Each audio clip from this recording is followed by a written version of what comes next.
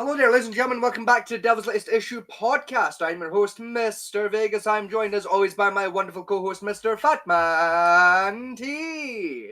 Good evening and salutations and hello. We are also joined by our regular recurring furry-based co-host. It's the one, the only, the wolf among us. It's Echo.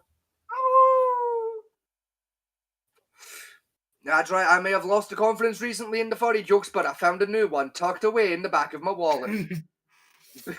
It's a base reference about a video game that I bet no one watching remembers. I'm actually gonna piss real quick. I'll be right back. Oh, for the love of God. I'm sorry. You have had 8 hours to sort your shit out.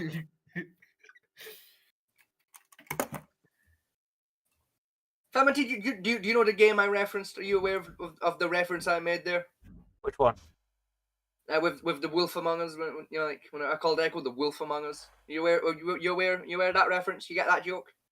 You get that one? It's been in a few games. I don't know which specifically one you're about.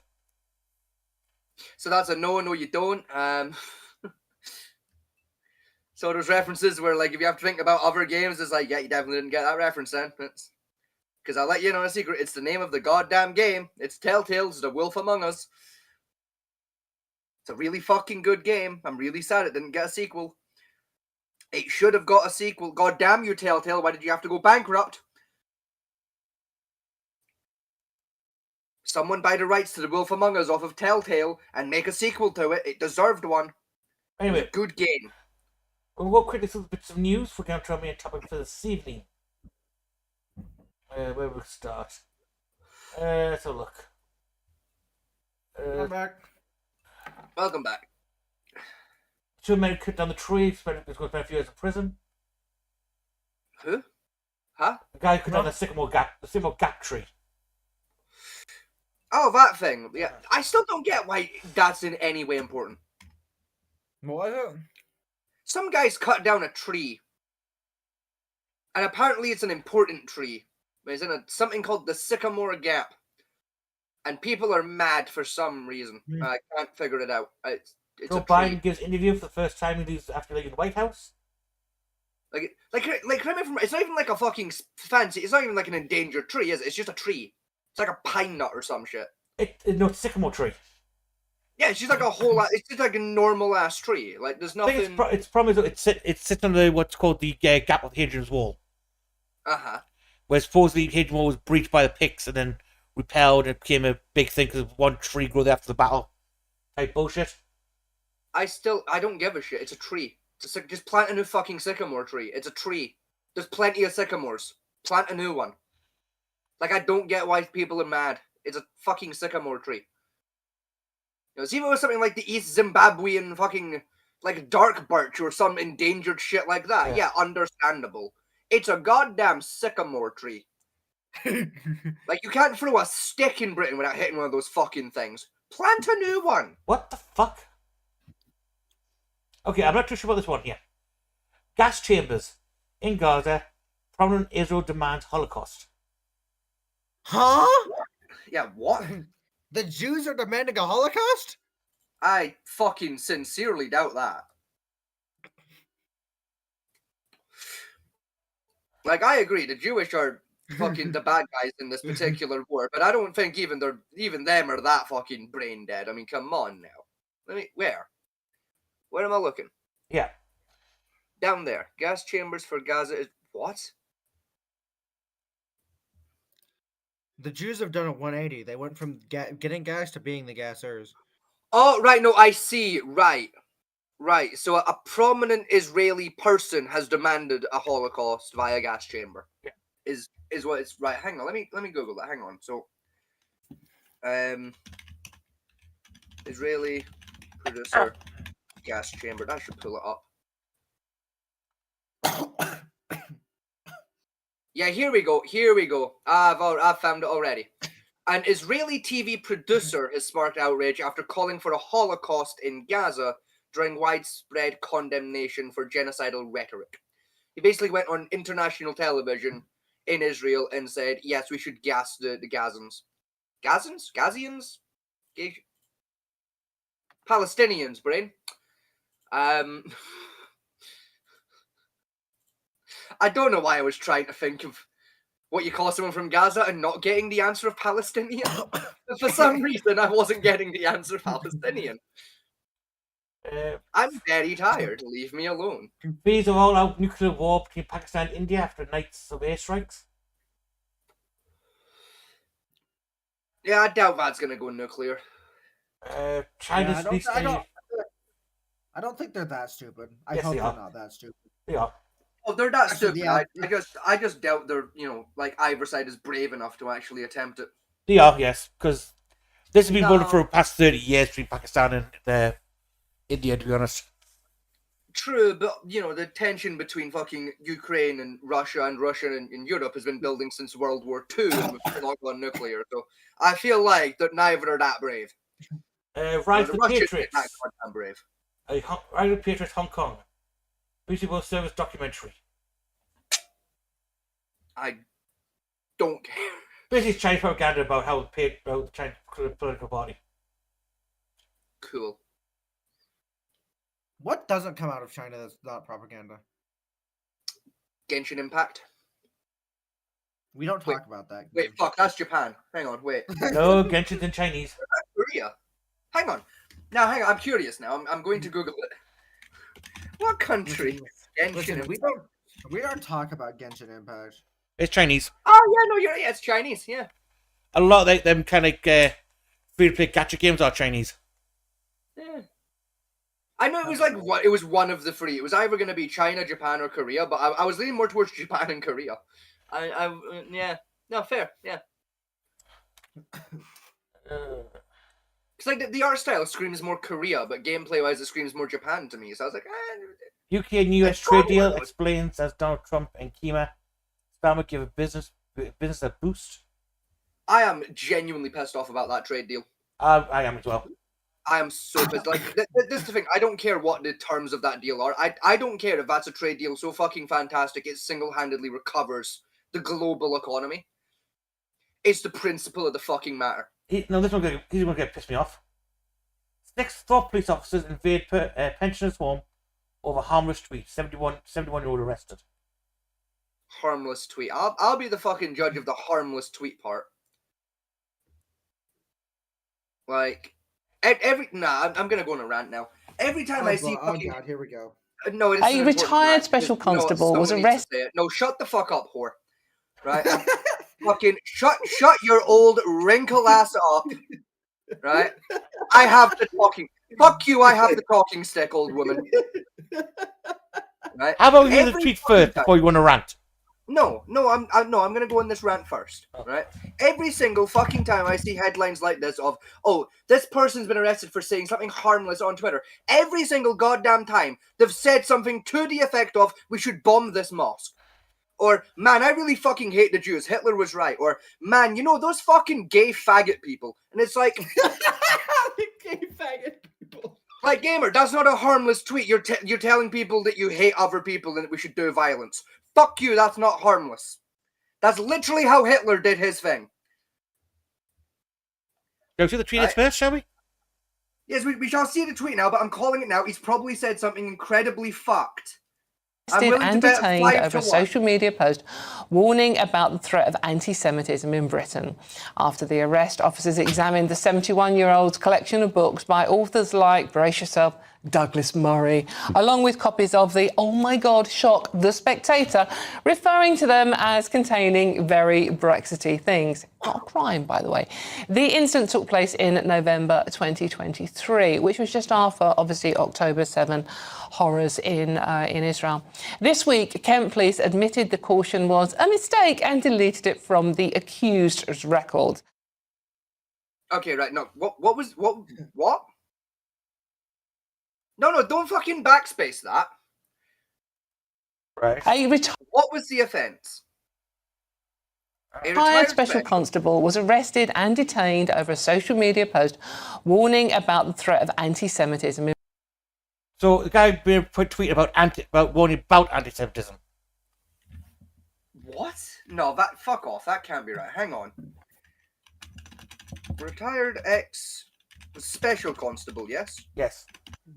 So he was the constable for the retards?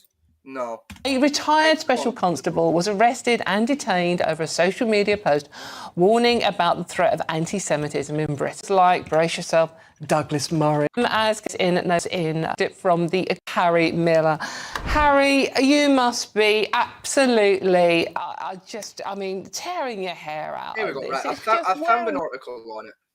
Let me have a look. Fucking. No, I don't know. Never mind. Alright, we're not using that one then because it's the fucking Times and they want $10 billion. Right. Yes, I accept your cookies. Now fuck off. Right. And anti-Semitism. Kent Police.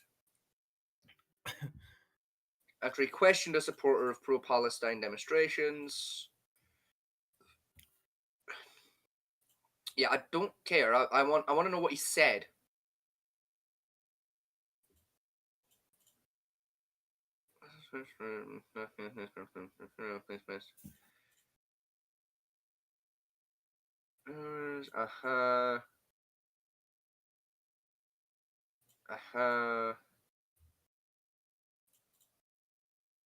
Yeah, but what did he actually fucking say?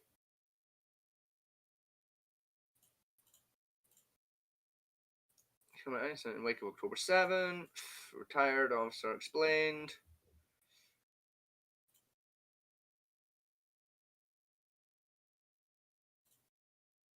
Okay, here we go. Right. Got it now.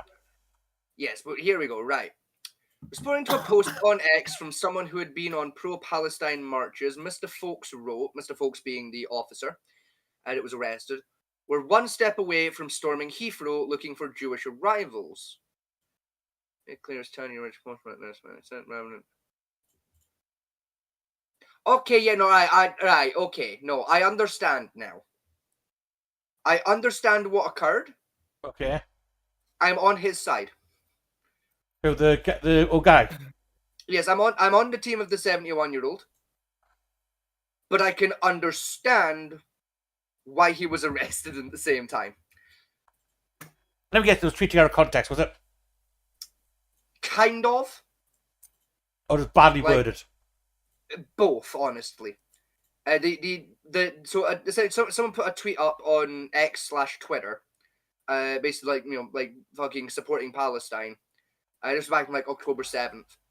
And he had responded with a message saying, we're one step away from storming Heathrow looking for Jewish arrivals. All right.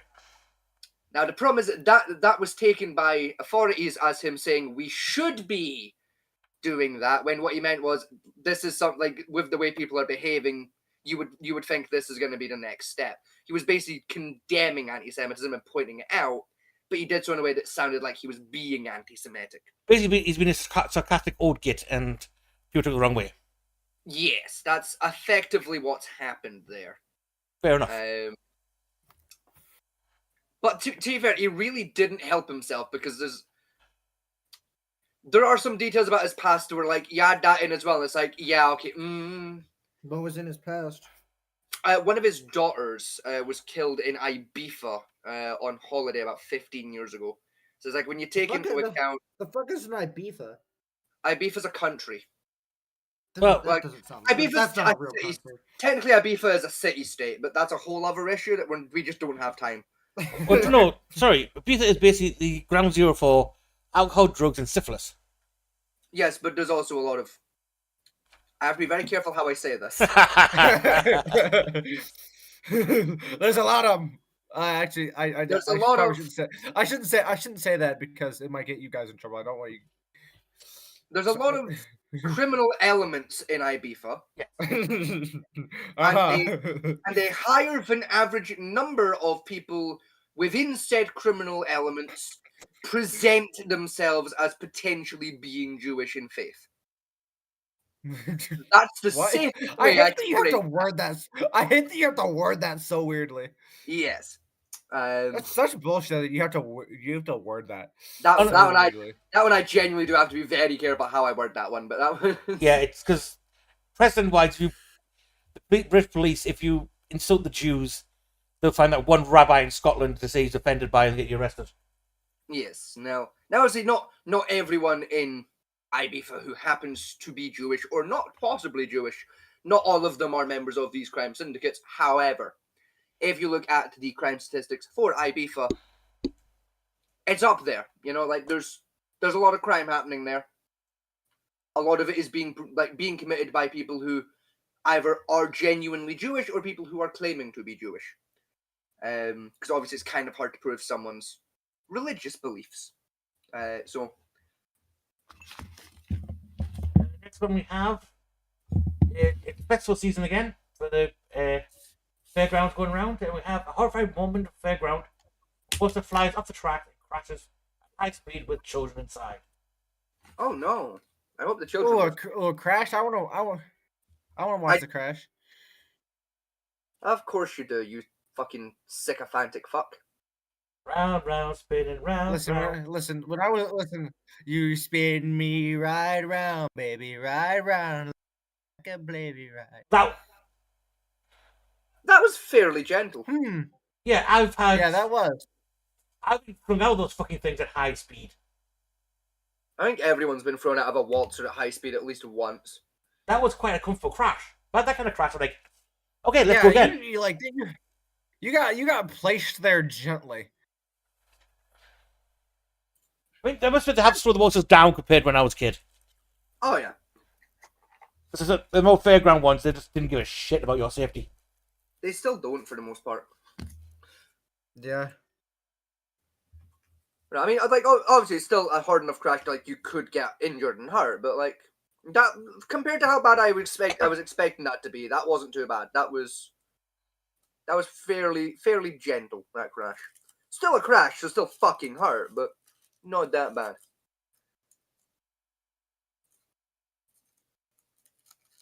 Oh dear, that's gonna be bad. What's that? I can't read the small print. Cooper, our currently Home Secretary. Uh-huh. Government closed care worker visa for overseas recruitment. Yeah, that's gonna cause problems. Yeah. Elaborate. I'm a bit stupid when it comes to that stuff. Okay, so anyone that would be immigrating to Britain from another country on a work visa because they're a carer will those applications will no longer be processed for the foreseeable future. It's even worse than that. You think about, because like a lot of students who go to university, like nursing degrees and stuff, do that like home care stuff on the side to make extra money and boost up their credits. They can't do that anymore. Yes. Well, they can't apply for new ones anymore. You know, so that whole thing, the home care sector, which is badly needing of staff, is going to get absolutely ripped. Yep. You know, that sector is already on the bones of its arse because it's not got enough people. And we've basically cut off its last line of supply for staff. Because you say your mother was the sector my older sister did. Yeah, my mother still does work as a home carer. Yeah. A majority of her co-workers are not from this country. I mean, it's the same, like a lot of hers were basically, I think it was like Nigerian and Guam was a lot of hers. Nigeria, Guam, Sudan. There's another one. It'll come to me in a minute. It's one of the African ones. It's the nice African one. Kenya? No, the other nice one. Zimbabwe? No. That's not a nice one. It's on the southern coast. It's just before you start hitting the Ivory Coast. Fucking Botswana? No, the other one. It's next to Botswana. Bolivia? Bolivia, thank you. That's the one. Yeah, so that's going to hit our care nurses hard as hell. Oh yeah. Like even the NHS is going to feel that one. Yeah. Like yeah, that's real. That was a bad idea there, their government, but it's our government. Yeah. Anyway, moving on to our main topic of this evening. To be fair though, actually, right? Thinking about it. Economically, it's a bad idea, right? Politically, that's actually fucking genius. It's like think about it. Think about it.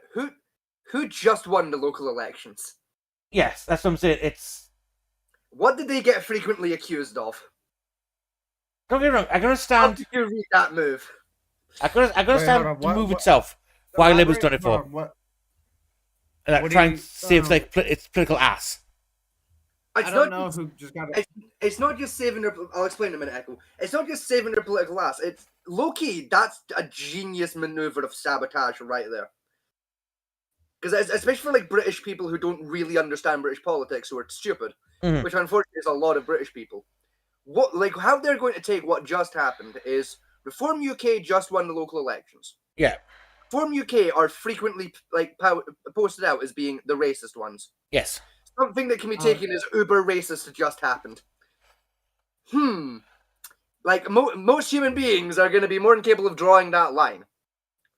Not a lot of British human beings are going to be able to draw that line and go, I see what happened here, and it's genius. Most of them are going to take it at face value, like idiots. But it's that though. That's genuinely, that is evil. That is underhanded, and I'm actually kind of impressed. It is because they say but although technically the Home Secretary is still Labour, she says she's put under pressure by the local elections to make this move. Exactly. Realistically, she doesn't have to say shit. People are just going to make that assumption anyway and blame Reform. Yeah. Like, that's I love seeing a video just called Manchester is a shithole. It is. I mean, it's not wrong, yeah. Manchester's an absolute fucking shithole. But wait, Manchester's a bit like Detroit. Unfortunately, there's more people in it, and they're all on smack. Well, no, it's not quite as bad as Detroit, because at least in Manchester, you're allowed to have a staircase. Fair, yeah, true. But given the choice between living in Detroit or Manchester, I'll pick Detroit. I'm picking Manchester. So to watch somebody's porch get stolen when she used to live in Detroit. Yeah, exactly. Like, somebody's whole ass can't have shit in Detroit. Like, somebody's whole ass porch was stolen. Like, Manchester's bad, but it ain't steal your goddamn porch bad. It's steal the shoelace out of your boots bad, but it ain't steal your porch bad. Man, I can't have shit in Detroit. Anyway, Manchester is just Kelty on a bigger scale. Like, you leave your shoes outside, you're not getting shoelaces in the morning. Anyway, other I've been taught tonight. This video I picked was because of a Piers Morgan interview that happened yesterday, I believe. Hello? Of all the times. Yeah. It's fun professional, isn't it? It is reminding me I've not turned my phone off in the background. I'm going to do that now before the exact same thing happens to me. But... Love you. Instantly, can I point out something that's genuinely kind of funny? Just about today's show and like the topic we're going to be covering as our main. Mm-hmm. You know what today is? Call from the penis inspector. Don't worry. Yeah, we fucking noticed. You know what today is? What's that? It's fucking Mother's Day. It's Mother's Day, and instead of talking to our mothers and grandmothers, we're going to talk about slurs. Probably I have neither of those things, so. Even still, like you have a sister who's a mother, so like that's still wrong. Like, yes, but you I was going to do something nice for my sisters for Mother's Day, and you wouldn't let me. Yeah, because you were going to buy them bags of flour and tell them you were sending flowers. Yes. That's amazing. I'm doing that next year. Thank you, Fat Man, too. I'm doing that next year. I'm doing that next year. Real secret is you gotta make sure there are different types of flours. You got like one bag of self-raising, one bag of plain, one bag of brown flour, a bag of white flour. You know, also, Scotty, for pasta. Johnny, do you want to know the gift our foster dog gave my mother for Mother's Day?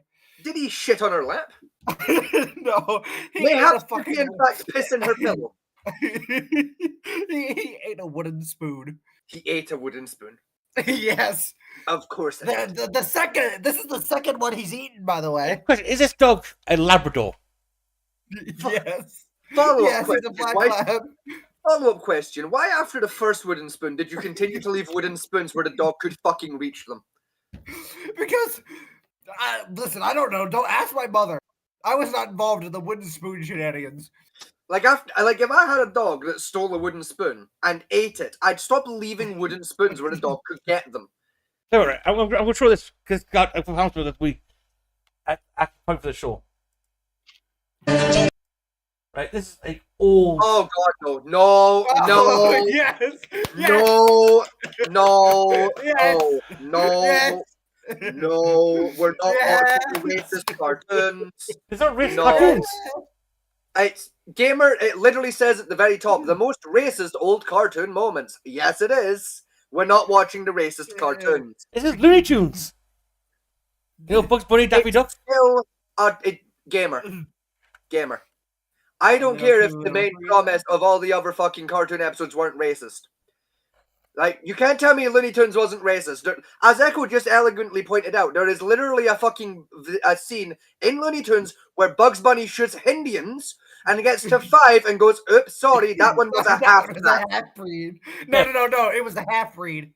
Yeah, unfortunately, I'm not a half-caste, so I can't say that particular phrase. I have to use the white-approved version. Wait. Yes, you idiot. Half-caste is still a little racist, but it's slightly more polite. Anyway,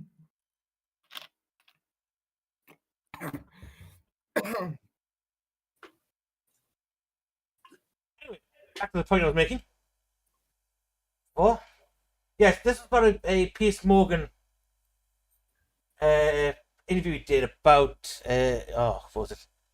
He had a black news reporter on, and it was talking about racism at the time. Hey, wait a minute. Wait a minute. Run that back a second, because I heard like the audio of that interview that you're talking about, because I was upstairs when you were watching it. Yes. That woman was black? No, she was white. I was gonna say, like, why was there even a conversation about it if she was black? But no, I see I've jumped the gun a little bit is the issue. Like, I understand now. Where the fuck was it? You know what's probably quicker? What's that? See if you go into history and just type in Morgan. Morgan. Arthur Morgan. No, under history. So go click on the history bit. It was Piers Morgan. I watched it on. Yeah, it'll still probably bring it up though. Watch history, and then see over in the right, you've got search history. Or you can just ignore me entirely. That also works. Yeah. You read a lot of you listen to a lot of Reddit stories. Yes, he does. I do. You're a sad little man. It's background noise.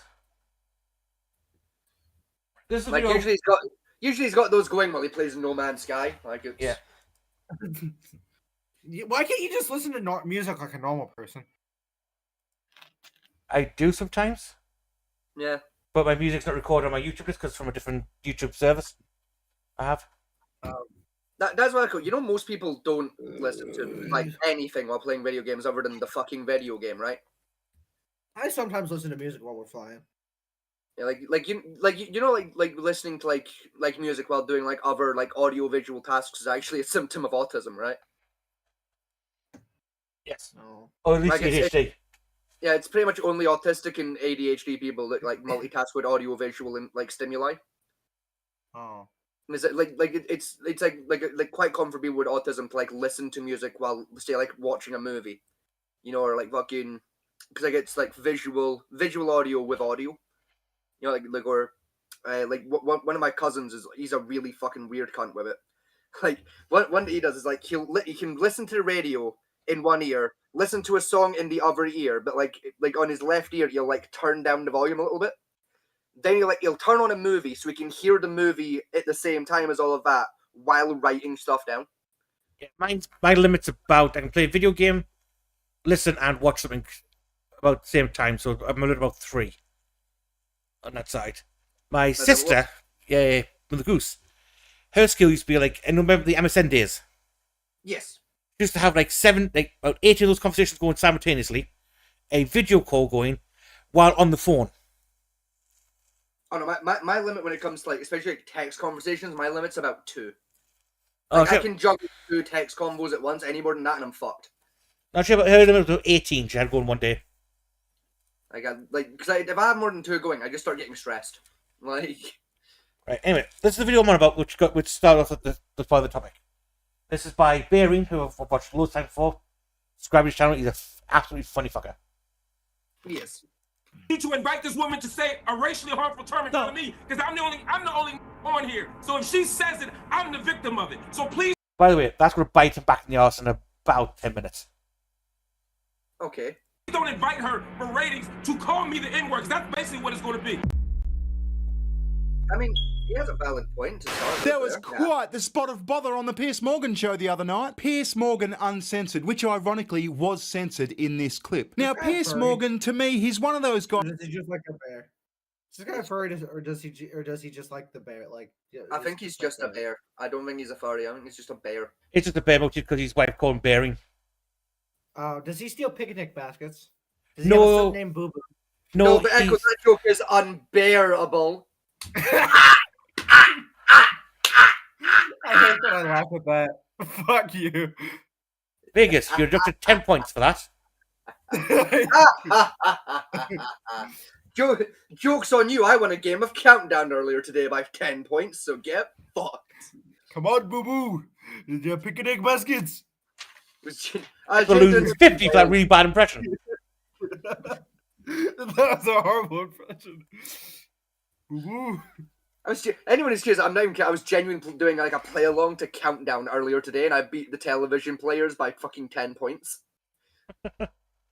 They got the winning team on the episode got 48. I got 50. I got 58 points. They got 48. I won by a score of 10. Right. Okay, we'll play the video. Ready?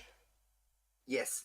That sometimes makes complete sense. Sometimes, however, he's an absolute bitch. So he had a bunch of people on his show to talk about the Shiloh Hendrix thing. You know, the Shiloh Hendrix thing versus the Carmelo Anthony thing, the fundraisers. Tits and I did a video about it the other day. But one bloke he had on the panel, Mark Lamont Hill. Welcome back to Black News Tonight. Absolutely loses it towards the end. Back to It's performative outrage. Welcome back to Black News. I didn't know the blacks had a different kind of news. They don't know. How do you think they keep up with who's winning with the Bloods and the Crips? I assumed they looked out the window and counted the bodies. Usually, yeah. I mean, that's how we used to do it back in the day. You know, if it was a car 4 going, you poke your head out of the window in the morning, you're going, 1, 2, okay, 7's gone from Danny O'Donnell's crew, and okay, Mickey O'Flanagan's only lost 5, so the Irish are winning this week. You know, and you had your breakfast and a coffee, and then you went and did crime. That's then he counted how many bullet holes run like actually at the target that was attended to. I mean, you didn't count the civilian casualties. That was their fault for being around in a gunfight. Like that's. By the way, Bearing's Australian. Just so you know. They don't have bears in Australia. Koalas. Yeah, because technically koala's a bear. Right, But no, you know what? No, I disagree. Koalas are not bears. Koalas are fucking marsupials. You can all get fucked. No, they're type of bear. No, they're marsupials. They are pouchless marsupials. They raise their young by having the young cling to their stomach, and they press them against trees to keep them warm, just like a pouch would. They use trees as pouches. That makes them marsupials. I am the most correct there's ever been. I'm not getting into this debate with you at the moment. You're just mad because I proved that the Earth fucking curves upward. I guess the common theme is that both of them say that as a result of all the publicity, they've been doxxed and had all their personal details put everywhere on social media, which is, of course, the modern scourge which gets involved. And as a result, they've had death threats and they have security issues and they have to move home and so on. Okay, fair enough. I think people were pissed off at the Carmelo Anthony thing because it was kind of maybe assumed that the fundraiser was for his legal defence. Now, when that judge reduced his bond and he went and moved into a plush house and bought a couple of cars, it was kind of on the nose. Now, people might say the same thing about Shiloh Hendrix. There's no way he can plead self-defense for that. I wouldn't lie. I don't know who the fuck you're talking about. Right, essentially, Okay. I'll give Essentially, Essentially, do you want to? It was at a high school football game. A black kid was sitting under a. No, it wasn't a football game. It was a track meet. It was a track meet, and Was it a track meet after a football game? Yeah, it was a track meet, and Carmelo Anthony went and sat under. Like, Carmelo Anthony came from a different school. Like, he wasn't even supposed to be there at that track meet in the first place, right? Mm-hmm. He came there and he sat under this school's like there's other schools like tent, right, that they had, and somebody told him like, hey, you can't be here, like, and that this was not a race thing. It was because he was not part of that school. He couldn't be under he couldn't be there, right? It's fair enough. And he said, touch me, see what happens. And the other kid, I forget what his name was. What was his name? I can't remember his name, but basically the kid grabs him, and then Carmelo Anthony trying to move him. Carmelo pulls out a knife, stabs him in the chest, and kills him. And yeah, kills him. Fair enough. He's trying to claim self-defense and racism. Yeah, that's the reason why he did it. Even though there's video evidence of it that the kid never said one word of racism to him. Actually, Angry Cops did a really good breakdown of it. Yeah. I don't know if we can watch. I might get to it like another day, but at the moment it's. It's not like that important right now. That's only a backdrop to what the actual main point of the topic is at the moment. It's kind of on the nose that she used the N-word and raised all this money. Now, I'm sure you've got your own opinion on that, but I mean, both of these people surely have the right to raise funds. If people want to give them money, then they should be able to give them money, right? Anyway, here's Mark Lamont Anthony's response to that. My quick response to that would just be, let's assume everybody's telling the truth. Let's assume she's telling the truth, and let's assume he's telling the truth. If he's telling the truth and he was doing self-defense... Okay, fix your fucking audio. And I'm sorry, but no one believes he was doing self-defense. The guy brought a knife to a track meet. He admits that he killed Austin Metcalf because Austin Metcalf grabbed him and tried to remove him from a tent. I mean, look, he deserves his day in court, but let's not beat around the fucking bush. The Shiloh Hendricks case is very clear on face value. I think you've got to really fucking stretch yourself to assume that Carmelo Anthony is telling the truth. I mean, about the self-defense part, he obviously is telling the truth about stabbing him. Anyway. And he's getting harassed and doxxed, and of course we already know lies have been told about his GoFundMe campaign, saying they were spending it on mansions and cars, all the... Probably he did. They did, you stupid... I can't say that. I have a question. Yes.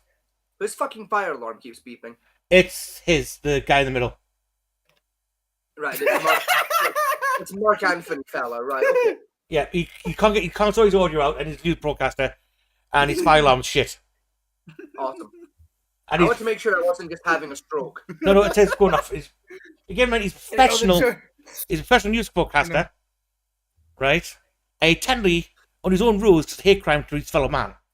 I mean, to be fair, we're professional newscasters, and we have shed audio and have done for 2 years straight. That's because I'm too poor to buy a decent mic. He's not. Yeah, good point. Yeah. I mean, if I had like 200 quid to buy a decent mic setup, I fucking would. Well, you've got closer to 200 quid than I fucking do. Like fuck you, gamer. You can't pull the poor card. You make more money than me. You don't get to pull the poor card. Don't play it yet. I've got to go. You can afford a card. You don't get to play the poor card. Give me a second. I gotta go check upstairs. I think Princeton's being a penis. Understandable. Hell, you can afford a car. You don't get to play the poor people card. I can play it and I will. You have a motorized vroom vroom. You're not allowed to claim poor. You have a rock we tricked into thinking with electricity that can move. What? You have a rock we tricked into thinking with electricity that can move. I don't have Elon Musk in my house. You have a magic moving rock. You're not allowed to say you're poor. When did we buy Elon Musk? No, Elon Musk is a lizard we tricked into thinking with electricity. No, that's Zuckerberg. No, Zuckerberg is a reptile we tricked into it. And as we all know, world famous racist rapper Kanye West is a gay fish. I know something about Zuckerberg though. As he gets older, he looks less and less human. Yes, he does. Yes. It's amazing. The thing is, I'll be honest, young Mark Zuckerberg didn't look fucking human. No, but he's looking less and less human though. Either way, he just didn't look human to me. Either way, like to me, even as young, right, he could pass as a bad human job. Now, He looks like really like one of those like early Men in Black like disguises. Now, I'll be honest, like, no matter what time period you pick for, like, Mark Zuckerberg, you show me a photo of that motherfucker, Android, every single time. I'd swear to God, like, I bet you any money, you could get baby pictures of fucking Mark Zuckerberg out, and, like, he'd have, like, fucking circuit boards showing. But I've never seen any baby pictures of Mark Zuckerberg. Neither have I. The guy just kind of came into existence one day. Yeah, age 20 pops up, like, hello. Yeah, hello, I'm at university now. What? From where?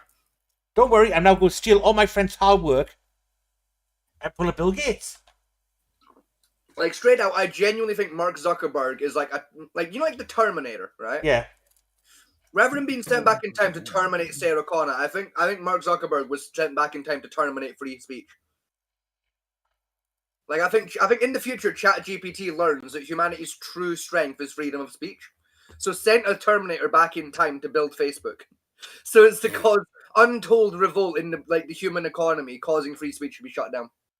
I must be right. Of all the social media platforms in existence, MySpace was probably the most freedom of speech out there. True, and like Facebook used to have a lot of freedom of speech, and it's now one of the most one of the worst platforms for cracking down on free speech. You know, it's like I genuinely think at this point Mark Zuckerberg is like a verbal Terminator sent back by Skynet. Well, my very famous though was when Congress was interviewing the guy from TikTok. Yes. I was like, so what's your ties to China? I'm from Singapore. So what's your ties to China? I am from Singapore. Yes, yeah, but Singapore's in China. No, Singapore's one fucking country. To be fair, I did for the longest time I thought Singapore was part of China. So a lot of people think Singapore is part of China. I blame Battlefield 4 because there was a mission where you were in Singapore and you got and you were fighting the Chinese army. So yeah, do you know why? Because China's tried to go over Singapore several times. No, I mean, like, you know why, you have to fight Chinese soldiers in Battlefield 4 in Singapore. I played that game when I was like 12. So, and that it's been like how old am I again? Hold on, that'd be. Would you like me to just give you the answer? 9 years. Yeah, yes, please, Because in the game, China invades Singapore first. You fucking idiot. Oh! The American education system, ladies and gentlemen. Oh, fuck off. Working its finest.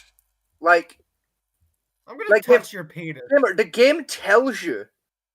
The game straight out tells you in, like, one of the opening cutscenes, Singapore has been invaded by China, and China is now threatening the West. That is literally the opening fucking cutscene to the game. It's been like 9 years since I played the game. Leave me alone. No. How long has it been since you played the first fucking Call of Duty Black Ops, and how much of that game do you remember? Your ass doesn't have an excuse in this department. I actually never played Black Ops. I played Black Ops 2. No, I didn't play the original Black Ops. Okay, how long has it been since you played Black Ops 2 then, and how much of that story do you remember? Oh. Because I'll be honest, I haven't played Black Ops 2 since it came out. I remember every detail of that fucking campaign and its story. That's when I played Black Ops 2 was... Listen, a lot has happened in those Xbox 360, so quite a while ago. Yeah, a lot has happened in those 8 years. Right? Yeah, same. I still remember that shit. Well, you can fuck off. You can suck my wiener. Like Echo, I don't remember shit that happened yesterday, but like you asked me to go back a decade, I got you. Like, what do you mean? What do you mean you don't remember a thing from when you were 12? I remember bits and pieces of like the campaign and shit. I just don't remember. You just come over the age 12. The thing is, I've never played Battlefield 4. I know the story of Battlefield 4. I didn't play it, and I know what happened. Battlefield 4 was probably the last great Battlefield game. Well, I disagree. I will forever argue that Battlefield 3 was the last good one, but like... I played a bit of Battlefield 3 as well. I could never get past the part with where you had to fight the guy next to the subway, and I kept failing that. How? I didn't even start the fucking campaign. I did not start the campaign of Battlefield 3. I spent my entire time in Battlefield 3 just playing the multiplayer with my mates. Oh. And I will forever argue it was the single greatest fucking multiplayer experience I ever had. Anyway, let's get back to our main topic in the video. Yes. Kind of racist tropes. Racist tropes? Lies? Wait, did he not rent a $900,000 house? Did he not buy cars? Are we saying that they're fabricated racist lies? Fucking give me a break. Racist tropes. If that's true, he's being mistreated, and I think that's a sort of very easy case to make. When it comes to her, however, let's assume she's also telling the truth. That she used the word. She thinks the kid was acting like one. She feels like she has the right to use that word against that small baby because of whatever small baby the kid did. If she's telling the truth and she's getting doxxed and harassed, I don't know if I want to reward her behavior with $500,000. I don't think she should be doxxed. I don't think she should be harassed. I think she has been mistreated to the extent. Yeah, we want the murderer. You have a right to be racist. You have a right to free speech in this country. But I'm not donating money for it, and I feel a lot worse about her GoFundMe than the one for the person who's been railroaded. Well, then don't donate money to it. You have a choice in the matter. But you know, controversial opinion. Neither of them should be fucking doxxed. Controversial opinion. No one should be doxxed. I don't care what actually, a lot of people kept swatting the victim, the kid who got stabbed. Like people kept swatting his parents. Yeah, that's also fucked. Yeah, so I feel like swatting should be like you should be like charged with attempted murder if you swat somebody. It technically is, yes. I'll be honest, it's a felony in most places. I think swatting's now it's a class 1 felony, or if guns are drawn, it can be classified as attempted murder via cop. Yes, and if guns are fired, whether they hit the target or not, it's guaranteed attempted murder on first degree. Yeah. And if the guy dies, it's premeditated murder. Yes, of the first degree. Yes. Which means you're kind of turbo fucked. Yeah, exactly. Means the electric chair. Yes. Or rather ironically, the firing squad, which...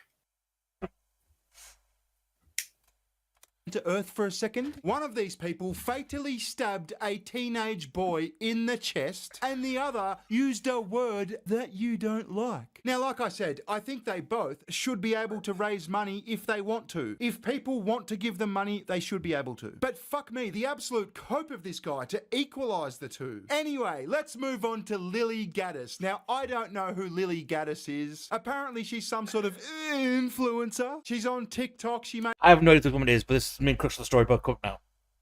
Okay. Made some post, it got millions of views, rah rah rah. But yeah, she's the big bad racist on this panel, and it gets really heated. Let's watch. White people have been under attack for years. It's been systematic racism. Oh, that's not a good start. Black people and people of color want to talk about systematic racism in the United States, it's quite the opposite. They get preferential treatment when it comes to getting a job, when it comes to getting into colleges. White people, on the other hand, have been getting attacked relentlessly. Look at 2016 and BLM and all the riots. We just had to sit back and watch people burn down our cities and do nothing about it.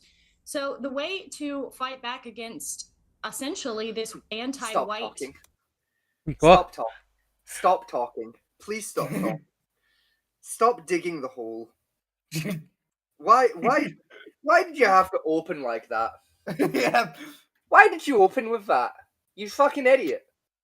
Hey, good. Don't worry. Don't worry. It gets worse. Why do racists have to be stupid? Can we just get one smart racist, please? Please, God, can we get a rando roll on a smart racist just once? Please. I mean, wasn't that Hitler? Like, no, because even he was a dipshit. Hey, I'm gonna keep playing.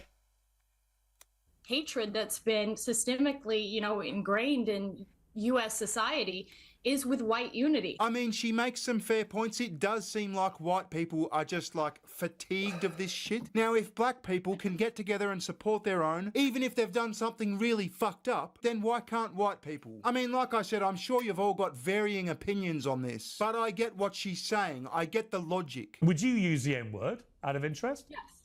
You would? Oh, God. No. Oh. Oh, no.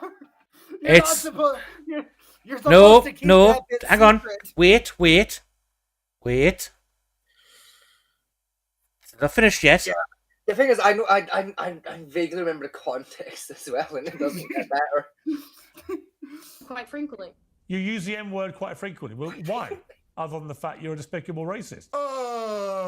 Fuck off, Pierce. Other than the fact you're No, he's right. racist. Shut the fuck up. Everyone uses the N-word at some point. I mean, fucking hell. I know there's some sanctimonious white saviors out there that say they don't, and maybe they don't. But white people make up, what, like 15% of the world, something like that? And it seems to me there's only one fucking word that one group of people can't use because it's the naughty, naughty, hurtful word. I mean, look at the Chinese. They're racist as all fuck. Look at black people themselves. They can't go 3 fucking seconds without saying the word. But for some reason, if this naughty, naughty sound escapes the mouth of a white person, they're a despicable racist. How about her actual opinion? Does she think that black people at their core are lesser than white correction, people? sir. Does she have... So, teacher, correction, teacher. I think you find it ain't a case of only one people can't say it. It's the opposite. It's only one people can say it. You fucking idiot. Same with any slur. Like, if a Chinese guy calls a black guy the N-word, the Chinese guy's still getting called racist and probably shot. Like... We don't have time to get into black Asian hate crimes at the moment. I mean, yeah, we don't have time to get into that topic. My point still stands of... It's not only wrong if a white dude says it. It's wrong if pretty much anyone says it under the right circumstance, you fucking fanny of a bear. Have any actual racist views? I mean, maybe she does. Like I said, I don't know her. But this idea that if a certain set of syllables escapes your mouth, then you are a despicable racist is really getting old. But I love the way she's just like, yeah, I say it, fuck you, what are you gonna do? It did make me chuckle. You might say it made me snigger. Now, she does end up like... But... Well, no, because that joke isn't even funny. That's not the correct word. It's cur, not gur. There's a CK there, you fucking idiot. All you've done is taking the racial slur and put an S before it, you fucking moron. Like, no. Why are you laughing? It's not even a clever joke. It's not even a clever joke. Like, the gamer literally just put S before the N-word. Like, there is no joke there. Anyway, playing on. Owning the word racist, but I think it's like out of a racist apathy sort of thing. Like, if you want to call me racist, sure, okay, whatever. Fuck you, I'm racist. You use the M word quite frequently. Well, why? Other than the fact you're a despicable racist. Are you? Some would say I am. I guess according to the ADL, I'm a white supremacist. I'm a neo-Nazi. Yeah, well, if you use the M word repeatedly, you are a racist. Sure, I'll embrace that. If that means forwarding, helping white people achieve freedom of speech, real freedom of speech, which, by the way, Shiloh Hendricks is being attacked on all fronts. They're trying to bring legal charges against her. They're trying to get her children taken away. So you were saying Carmelo Anthony, it doesn't matter. That's a different. Sorry, but just to be clear, you just said to me you use the. You what? I said, who the fuck just messaged me? Alfie, shut up. I didn't. Oh, fuck all the way off. Like, fuck off and shut up. Oh, I thought you found it funny. No. N-word regularly. In what context? Do you use it with black people? Yes, if it's appropriate. So Pierce just keeps going off his tits, flinging racism accusations at her, and she actually clarifies her position. Now, this is interesting. Just to be clear, I called you a racist because you openly, proudly admitted you're a racist. So it wasn't a question of exposing you or pointing my finger or trying to get this out of you. You proudly sat there, bold as brass, and said, yeah, I use the N-word all the time against black people. I'm a racist and I'm proud of it. That's what you did. Racism is just Wait a minute. Not to live. Wait a minute. Okay, I'm waiting. Didn't Piers Morgan get in trouble for literally saying the N-word like a couple of years ago? No, it's trans. Huh? It was trans. Oh, was it a trans slur he used? Yeah, it was, kept saying trans. He kept, I think it was saying either transsexual or transvestite, he kept saying. No, I'm gonna Google it, because I'm genuinely curious. Did Piers Morgan say the N-word?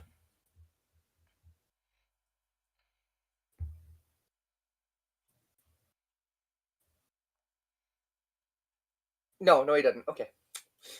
Okay, you was getting the thing with trans stuff. I did dream that the fuck up. I genuinely, for a minute there, it occurred to me. I was like, I'm sure he was in trouble for saying the N-word at one point, but no, that must have been a different guy. I know what you think about. I know you think about Good Morning Britain when he was on there. You almost did do that on Good Morning Britain, but it was the one he made got and hit hot water for. Where I think he kept saying calling someone a transvestite when they were transsexual. I distinctly remember like the headlines being like, "Oh, Piers Morgan in trouble for saying the N-word," but it must have been like a different news presenter that like it was in trouble for it, and I've gotten them confuzzled.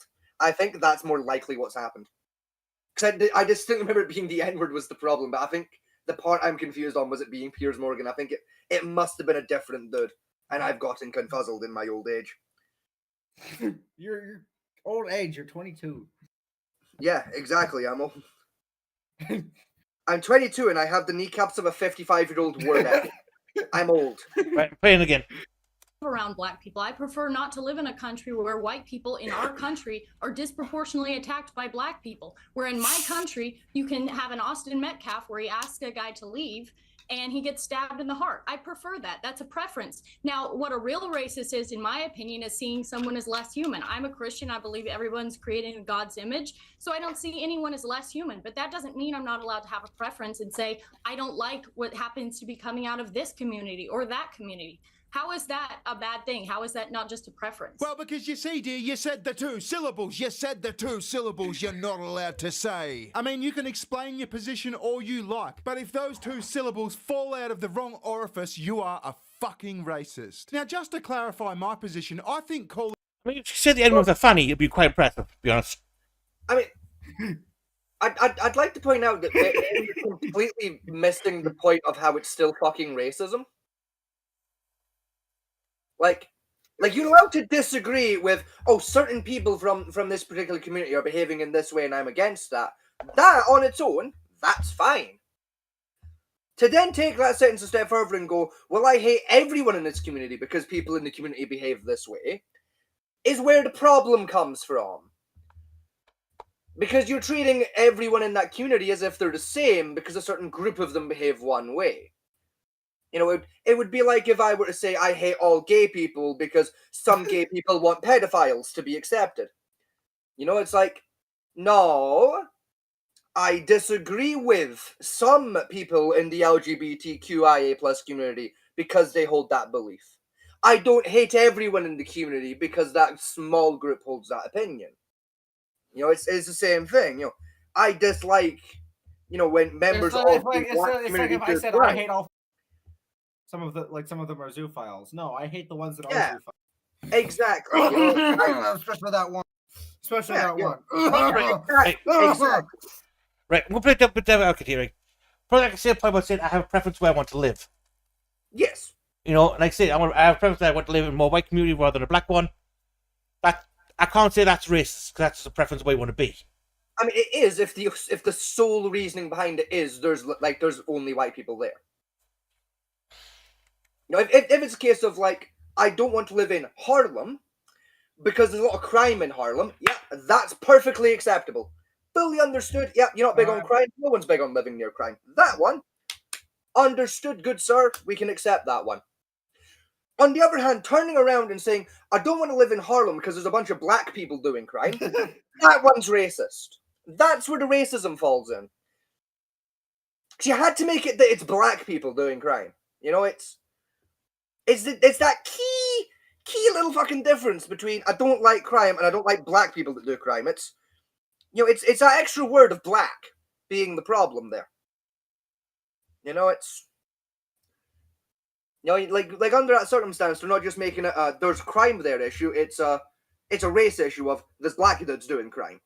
Right, premise is right. We got problem figures is, let's just say, right, I was saying I wanted to live more prevalent because, right, because statistically, blacks make up 50% of the crime statistics. Correct. Right, across the entire America, they make up 50% of all crimes committed in America. Yes. So my children more safer in a white neighborhood rather than a black neighborhood. No, not necessarily. For example, if you had a neighborhood, right? I don't know if a neighborhood like this exists, but we'll pretend for 5 seconds, right? let's say there's a neighborhood, right? Fairly wealthy, lovely houses, beautiful spot, right? Crime zero, fucking none. No crime gets committed in this region whatsoever. Everyone that lives there happens to be a black lawyer. By the very logic placed there is nothing wrong with this neighborhood. You wouldn't live there because there's black people and black people do crimes. Do you see how it's racist? Those black people aren't doing crimes. They're lawyers. You know, like a crime hasn't happened in that neighborhood since 1910. Yes, that neighborhood, yes.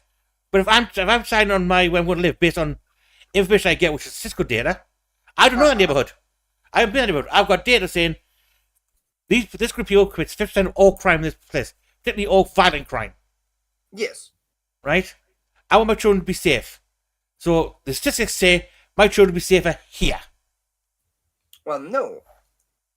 What the statistic you should be looking at isn't, oh, black people do half the crime.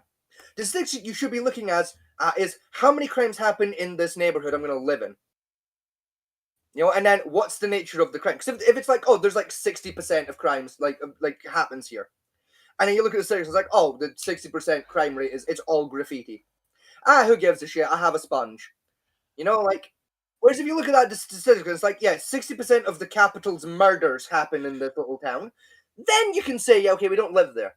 You shouldn't be doing the math based on, well, black people do crime, therefore less black people are good. Like, it's... One's like, sensible math. The other's just fucking racist. You know, it's justifiable racism, I'll grant you that far. Still racism. You know, like... So, I'll cheat on that point, right? I'll get that point, right? It can be sort of justifiable racism, right? But that still make it wrong. Yes. No, I don't think it does. Yes. Morally, it is wrong to, like, single people out based on artificial, well, not artificial, sorry, outside is the word I was looking for, outside data. You know, like... How is it outside data? Well, let me phrase it to you this way, right? Let me phrase it to you in a way that's a bit more personal, right? 100% of hate crime committed against gay people is done by straight people. Therefore, for me as a homosexual, I would be safer living in a gay-only community, right? And I don't feel safe living with you because you're heterosexual. Now, you see how that might be offensive in nature? Yeah. Like you, Fat Man T, you've never done a hate crime to me. You've never given me a reason not to feel safe around you. But other straight people have, therefore I shouldn't trust you because you're a straight person. Like, you see how, like, that's just kind of wrong?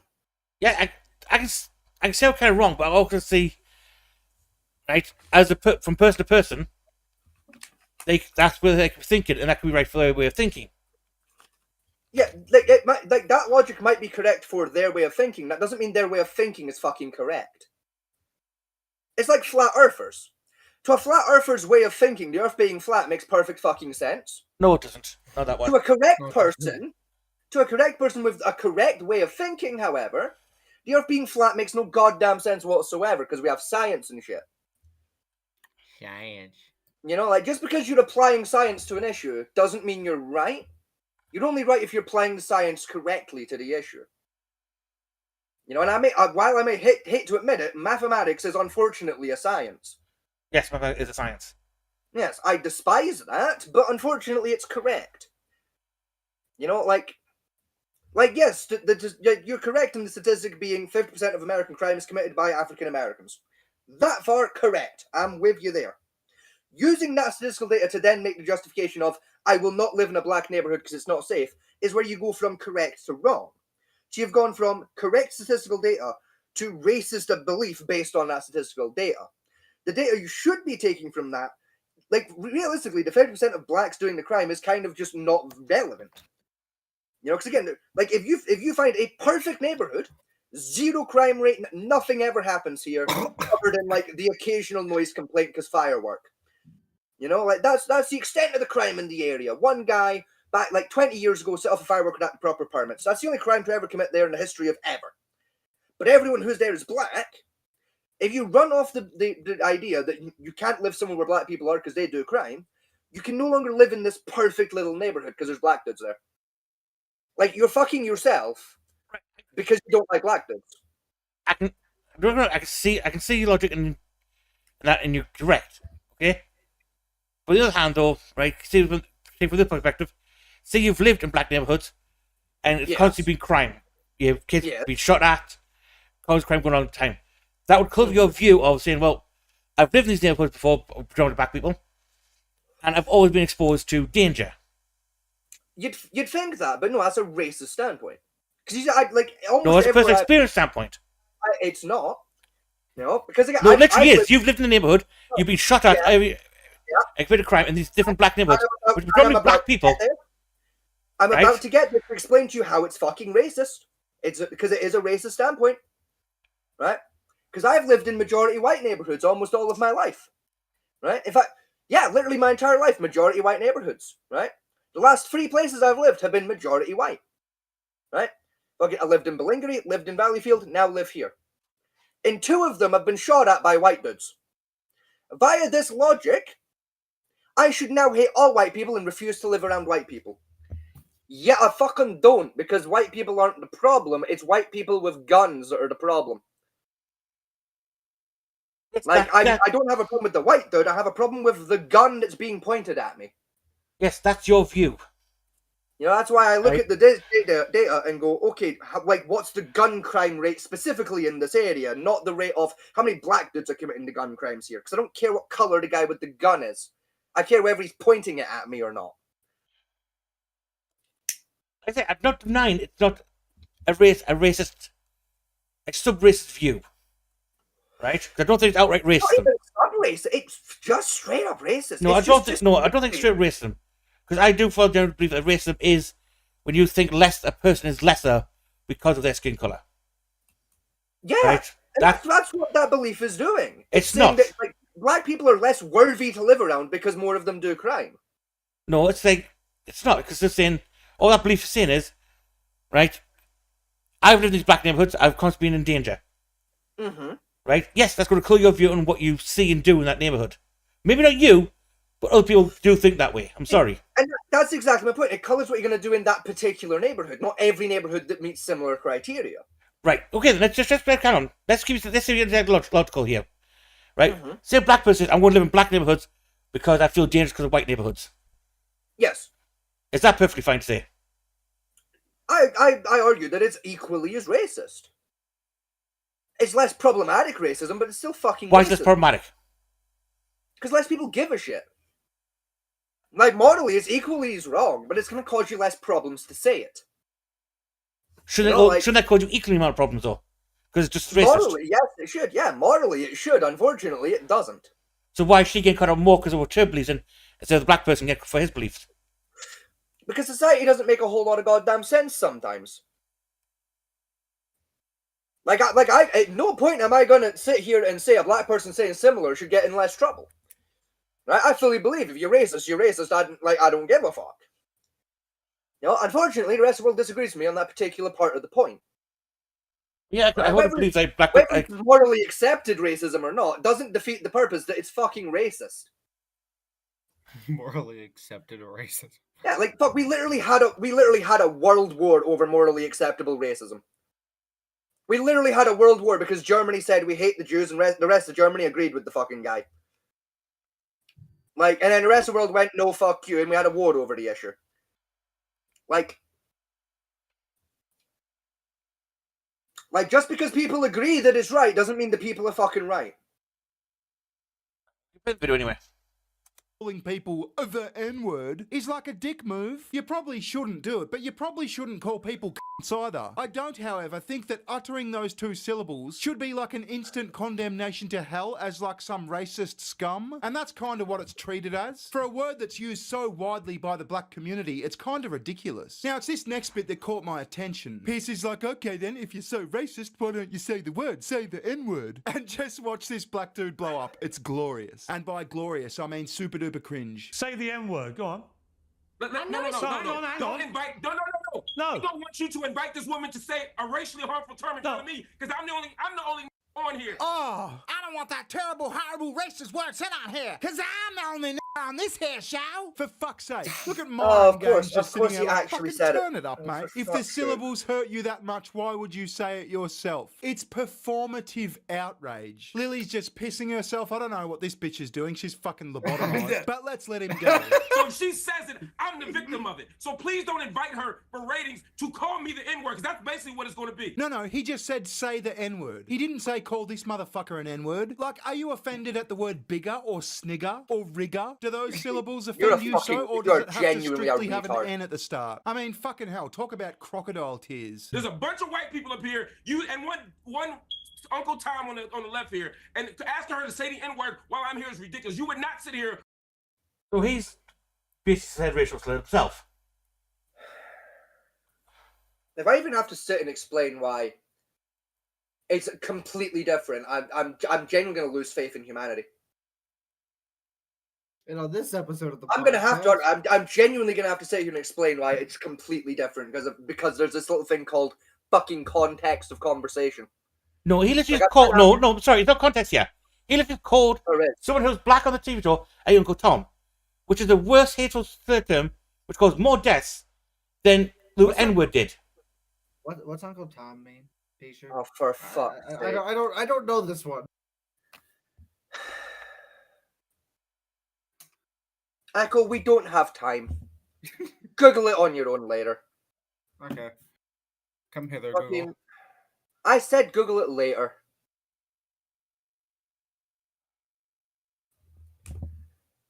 Right, fucking Jesus. Fucking Christ. Yes, it is still a conversational context, Fat Man T, because the context is a black dude calling another black dude the slur. You know, much like how as white dudes, I can call you a cracker because I'm also white and so are you. No, I'm sorry. The context of Tom, right, was to get black on black hatred anyway. So you think that, but if you actually check your history on who invented the fucking slur of, and I'm not going to say said slur because I'm not as fucking stupid as some people, it was the white dudes who invented it. It was not. It was one of the first white on black psyops. Excuse me? The word dates back to the 1800s. And it was one of the first white on black psyops. We literally invented said word and gave it to the blacks to use against each other. I'm sorry we didn't. We fucking did. Psyops didn't exist back in the 1800s. Or 1700s. No, the CIA didn't exist back then. Fucking psyops themselves absolutely did. Just because the CIA wasn't fucking doing it doesn't mean it wasn't a goddamn psyop. Propaganda is a form of psyop. Yes, propaganda is a form of psyop, which was never implemented because psychology, as a science, didn't exist until the 1800s. The word you're about has existed since the 1500s. Yeah, and it's like, look, gamer, just because they didn't understand they were doing a psyop doesn't mean it wasn't a fucking psyop. Like, it's not exactly hard to figure out, oh, if I say shit in the right way, I can convince people to do and believe shit. Just because they didn't call it a goddamn psyop doesn't mean it wasn't one. That's literally the point of a psyop, quite frankly, is to not call it a goddamn psyop. Modern psyops aren't called psyops until long after the fact.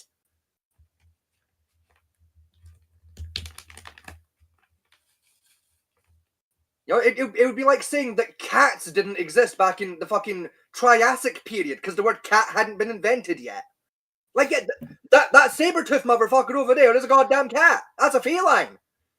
Just because we didn't call him a cat back then doesn't mean he's not a goddamn cat.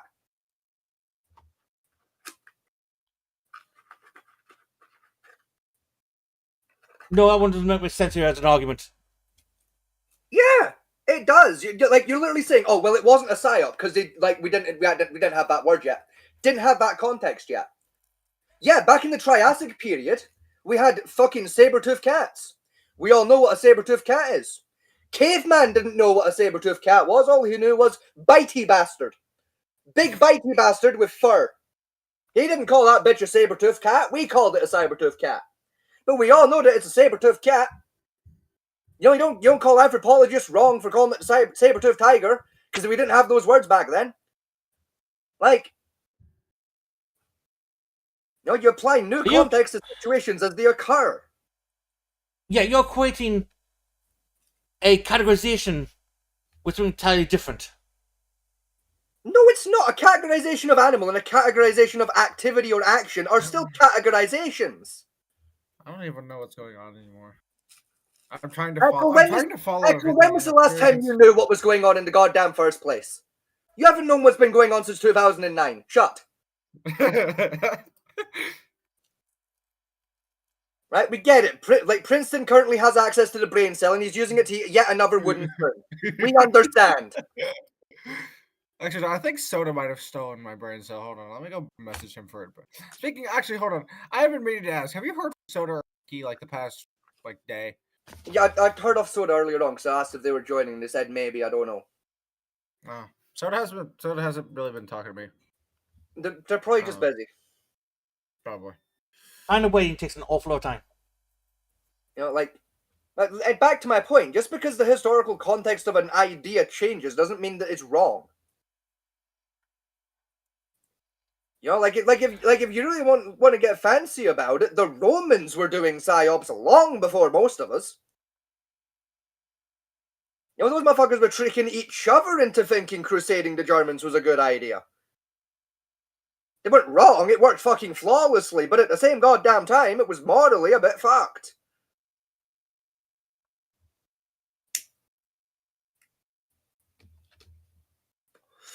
No, just because we didn't fucking figure out what propaganda really is and start calling it propaganda till way later, way after we invented the fucking stuff, doesn't mean that it wasn't previously propaganda. It just means we were stupid.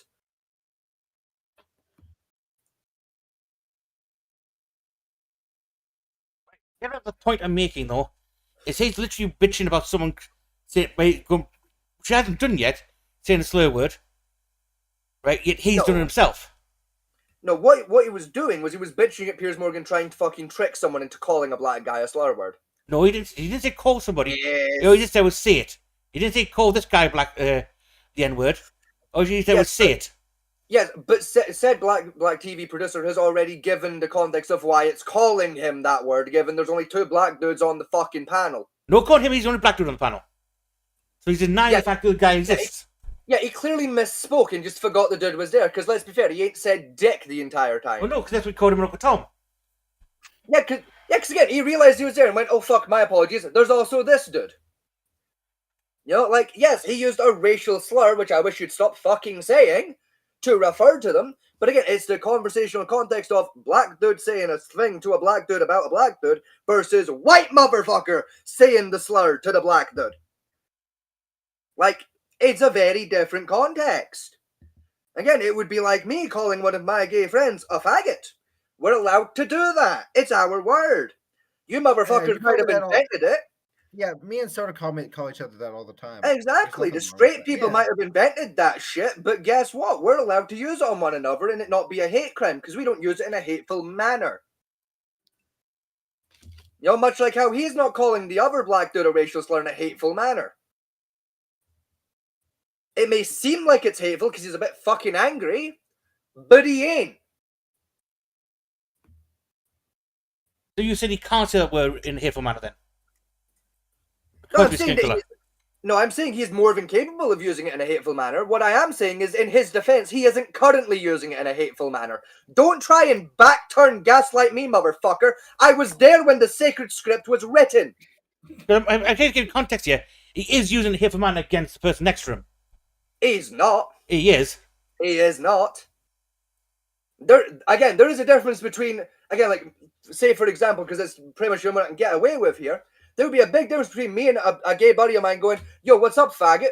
And me and a gay friend of mine going, see you fucking faggot. There's a big difference in context between those 2 fucking sentences. You don't say something in an aggressive tone to me in a hateful manner, I'm sorry. Like, it's not about the tone, it's the fucking context of the sentence. Yes. There is, what's up, my faggot, and see you fucking faggot. It's not about the tone, it's the context. One is a threatening fucking see you, and the other one is a, yo, what's up? Like, how you doing? One is friendly, the other is fucking kind of threatening. Right? Like, both sound a little threatening because I'm a little irritated. But there's a difference between the sentences.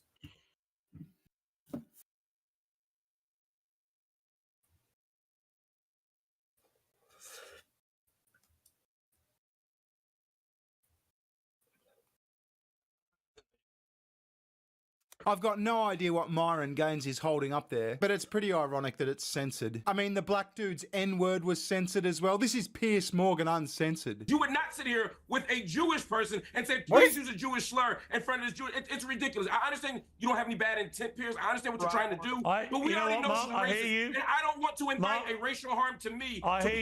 I hear you, and I accept that, and we'll leave it there. Oh, so Piers just caves. I mean, he could have said, hey, listen, shut the fuck up. Grow up, it's a fucking word. I mean, I don't know this guy, but I bet he's used the word cracker before. He uses the N-word himself. Performative outrage. The person on this panel that makes the most sense is, in fact, Myron Gaines. Here he is here. Everybody is racist to some degree. The reality is, it depends on, a lot of people want to be politically correct. A lot of people want to sit there and say, I'm not racist at all. We all have biases. We all have stereotypes. We all make jokes. We all are racist to some degree. Now, how racist you are is a whole other situation, but everyone is racist. That's number one. Next thing I want to say. What did you say?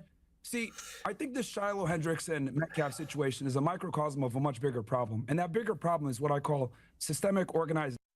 And what I mean by this is, for decades, we've had black people literally running around with black supremacy, committing crimes, not getting accountability for their actions, and then they blame the system for it. For example, George Floyd, criminal. Ferguson, criminals. Freddie Gray, criminal. A lot of these people are criminals, and what ends up happening is they challenge the police officer, they get into a physical altercation, things go left, they die, something happens. On the context that we're going to tonight is.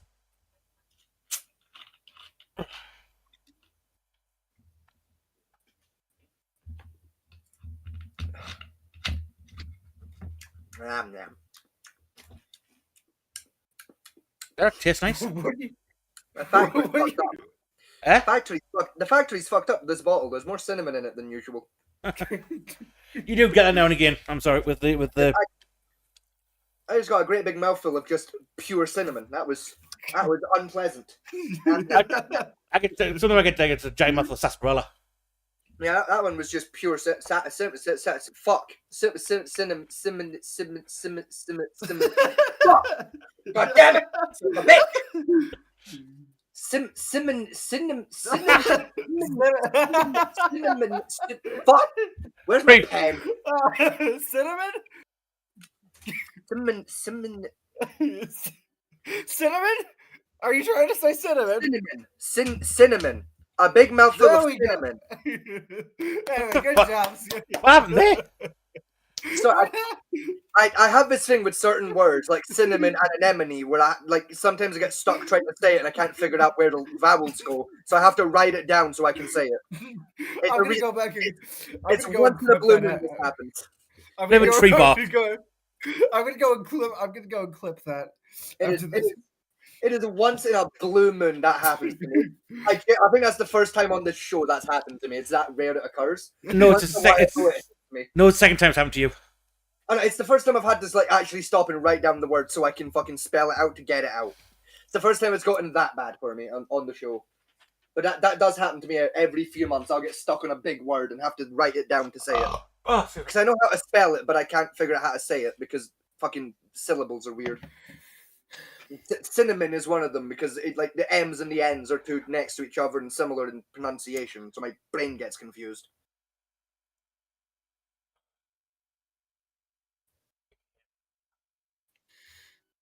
The gang goes to war with the Buffalo school system. Not right now. We're still on the main topic. Focus, motherfucker. Right. Listen, there are certain contexts where pretty much any slur can be said by pretty much anyone, but it's about the context of the situation. You know, if I was with one of my black buddies, and me and my black buddy was having a private conversation and a bit of a joke and a laugh, and me and that black buddy are kind of tight, yeah, I could probably get away with saying the N-word with that dude. That does not mean I'm gonna get away with saying the N-word live on tape with that same friend. Yeah. You know, like calling my black buddy and like as part of a joke, you know, like a cotton picker or something. Yeah, I could probably get away with that as like part of a joke in a conversation with a friend where we both know we're taking the piss out of each other, right? Coming onto live television and going, I really don't like those, and then the rest of that slur. That would be a problem. That one would be racist. You know, like, you know, it's why it's realistically not that racist when a black dude calls another black dude the N-word. Even if they are saying it in a fairly hateful manner, they ain't saying it because, oh, I hate you because you're black, you know, or that slur. 9 times out of 10, especially when you see it with black on black, you know, quote unquote racism. You know, it does come down to because they use that word much in the same way as white dudes would use like buddy, you know, like, you know, like, oh hey buddy, you know, like it's a very similar word for their community when they use it with each other. Much like how white people with the word buddy, we don't mind when we call each other buddy, but if a guy we don't fucking know calls us buddy, it's a little bit more aggressive in nature. You know, like if I'm down in a pub and a random dude approaches me and goes, hey buddy, I'm going to be on guard for that conversation. And I'm down at a local pub and my friend John comes up and says, hey buddy, I'm like, yo, what's up, dude? Like, no guard, because we're tight. Yeah. You know, it's a different context of conversation. You know, that's what people just can't seem to wrap their fucking head around. You know, like, no, you can't say the N-word because you ass ain't black. Now again, unless you're in like a very specific circumstance with a black friend who's very tight.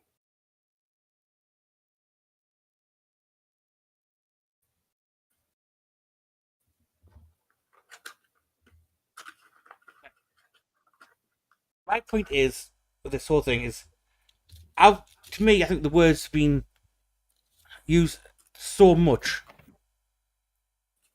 that the word itself doesn't have any meaning anymore, or any threatening meaning anymore by comparison.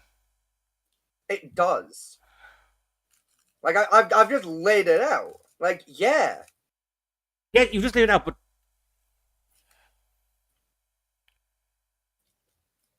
how can I best convey this?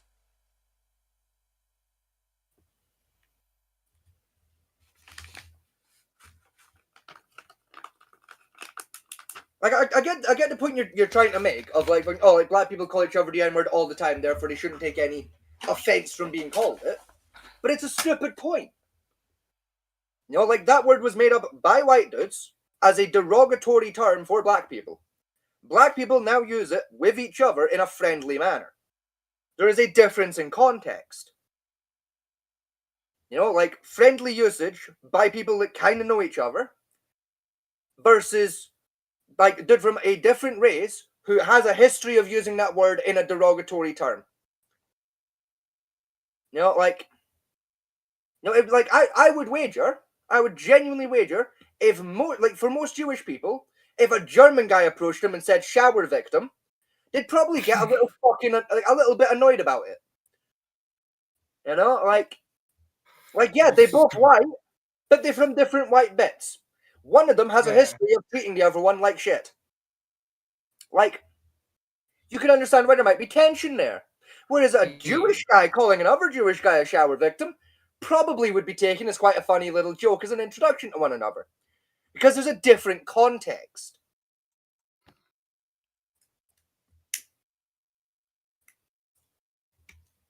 I'll go in the context of aggression tone and meaning. Right? Like you were saying before, depending on the context you say it, can depend whether it's hateful or not. Yes. Right? Now, black people still use the N-word in a hateful manner. Towards each other. I already explained that they don't. Because black people have never used the N-word in a case of, I hate you because you're a black guy. They use it in the same context they previously have been using the word. It's just the rest of the context for the conversation is more threatening. The context towards the word itself is not, but the context of the conversation is. You know, like, Now again, it would be like me saying, like two conversations here of, hey, Fat Man T, what time is it, buddy? Right? That's just I've used your word, right? Like I've used your nickname, right? And just a regular old normal ass conversation right there, right? Now on the flip side, hey, Fat Man T, you motherfucker, care to explain to me why the fuck? You see the difference there? Now the word itself didn't change. The meaning of the word didn't change, but the circumstance in which it was said did. Like I've the meaning of the N-word doesn't change unless the person saying it changes alongside the context. It requires both to shift for the word's own meaning to be shifted. However, only the context itself changing does not necessarily change the meaning of the word. It merely changes the circumstance of the conversation based on the actual context of the conversation. Whether they use the N-word or not in that threatening conversation doesn't change that conversation was a threatening one.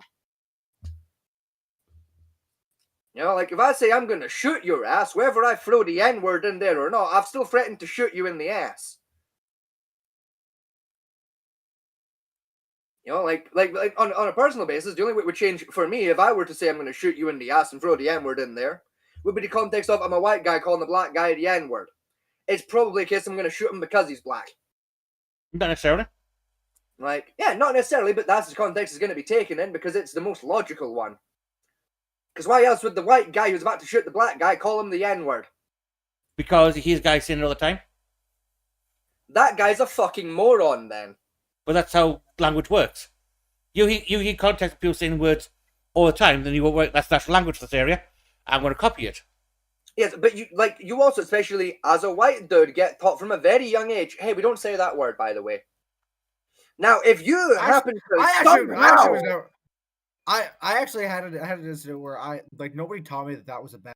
And I this is like a legit story when I accidentally called somebody the N-word. Like I was a little kid. Like I was like, actually no, I wasn't little. I was like 7th grade. That was it was 7th grade. How old was I? I don't remember. 12. Somewhere around that, yeah. But nobody had ever explained that word to me, why it was bad, right? See, that's still on you, because surely your ass watched television or something at that age. No, I had never heard. I'd heard, but I didn't know it was bad. I didn't know it was bad. Right, either you're just stupid or your parents are fucking shit at their jobs. I get the point, right? If you go purely off media, right? So you go music, TV, and all that type of stuff, right? The N-word is used so much in varying contexts. You have no hope of whether it's a bad word or not, unless someone tells you that. Well, no, you do, because you get the context of the media you're fucking interacting with. If you hear it in a song and okay, it's a black dude singing that song, then you listen to a bunch more black music, and it appears in all of those, and then you listen to a bunch of white music and it never fucking turns up. You can do the math, or maybe you're watching a TV show, right? Let's say you're watching a police procedural drama, right? 2 black cops call each other the N-word. You're like, okay, right, fair enough. Right, then a white dude a little later in the show calls one of them the N-word, and that guy gets fucking shot. You can do the math of white dudes don't get to say that one. I see. It makes sense now. No, because I'm sorry, because in that context, in my brain, man goes like a guy got shot by somebody else. I can quite put that two together, saying it has nothing to do with the word context. It's the fact that guy shot that guy. Didn't like him.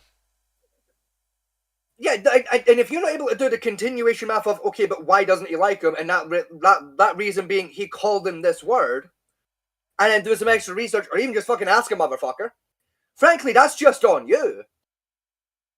Like that ain't. Why me, right? Is all the media I consume, right? Say you live in a certain area, and all the media on the TV you consume is either black dramas or all the time black music constantly being played around you. Right? Why would you assume the context of this word is bad? Because you're constantly hearing it in the same context of, like you're saying, it's used as the word buddy is. Mm-hmm. Right? You're the person who lives in that area, constantly exposed to it, and no one's told you that's a bad word, but you hear it all the time and wherever you go. Right? As a person grown up in those areas, you're not going to see it as a bad word. You want to see it as a word that's commonly used. Again, then you are just a fucking idiot. How are you just an idiot? Because you're either too stupid to do basic fucking, like, logical math, or you're too much of a fucking pussy to go ask somebody, hey, what the fuck is this word and why do I keep hearing it? Why? No, because, sorry, we learn language, right, as children from contextual cues of what we would look around us. You know, see a cup, see someone calling a cup, we learn, okay, that's a cup. Yeah. Right? Like the word mate means friend around here. Yeah. Right? So you grew up in that cultural context. So you're living in a predominantly black neighborhood, and your cultural context constantly is the N word means friend, because that's what people friends call each other. You're going to take that word as, okay, that's a word for friend. Yeah, and again, if you're like 12, 14, the response is probably going to be a little bit different, especially around your black buddies, who are going to go, hey, and explain that shit to you. You know, if you some ungodly manner manage to reach like the age of like fucking 25 and still not fucking know, frankly, you're just retarded. Not really, because again, all your friends, because all your friends are black, they're going to say it to you, and no one's giving the context of it's a bad word. Again, if you manage to reach the age of 25 and you can't figure that out by logging on to goddamn Google, frankly, that's just on you in this day and age. But why would log on to Google to see if it's a bad word or not? If, as far as context words where we grew up is, it's a commonly used word. Yeah, because you can do the logic. It is not hard logic. I only ever hear black dudes saying this word. I've never heard a white dude saying that word. There's probably a reason for it. I happen to be a white dude. Just to be safe, probably won't say it, because it's probably not a good thing. It's not exactly difficult logic to go from A to B to B to C.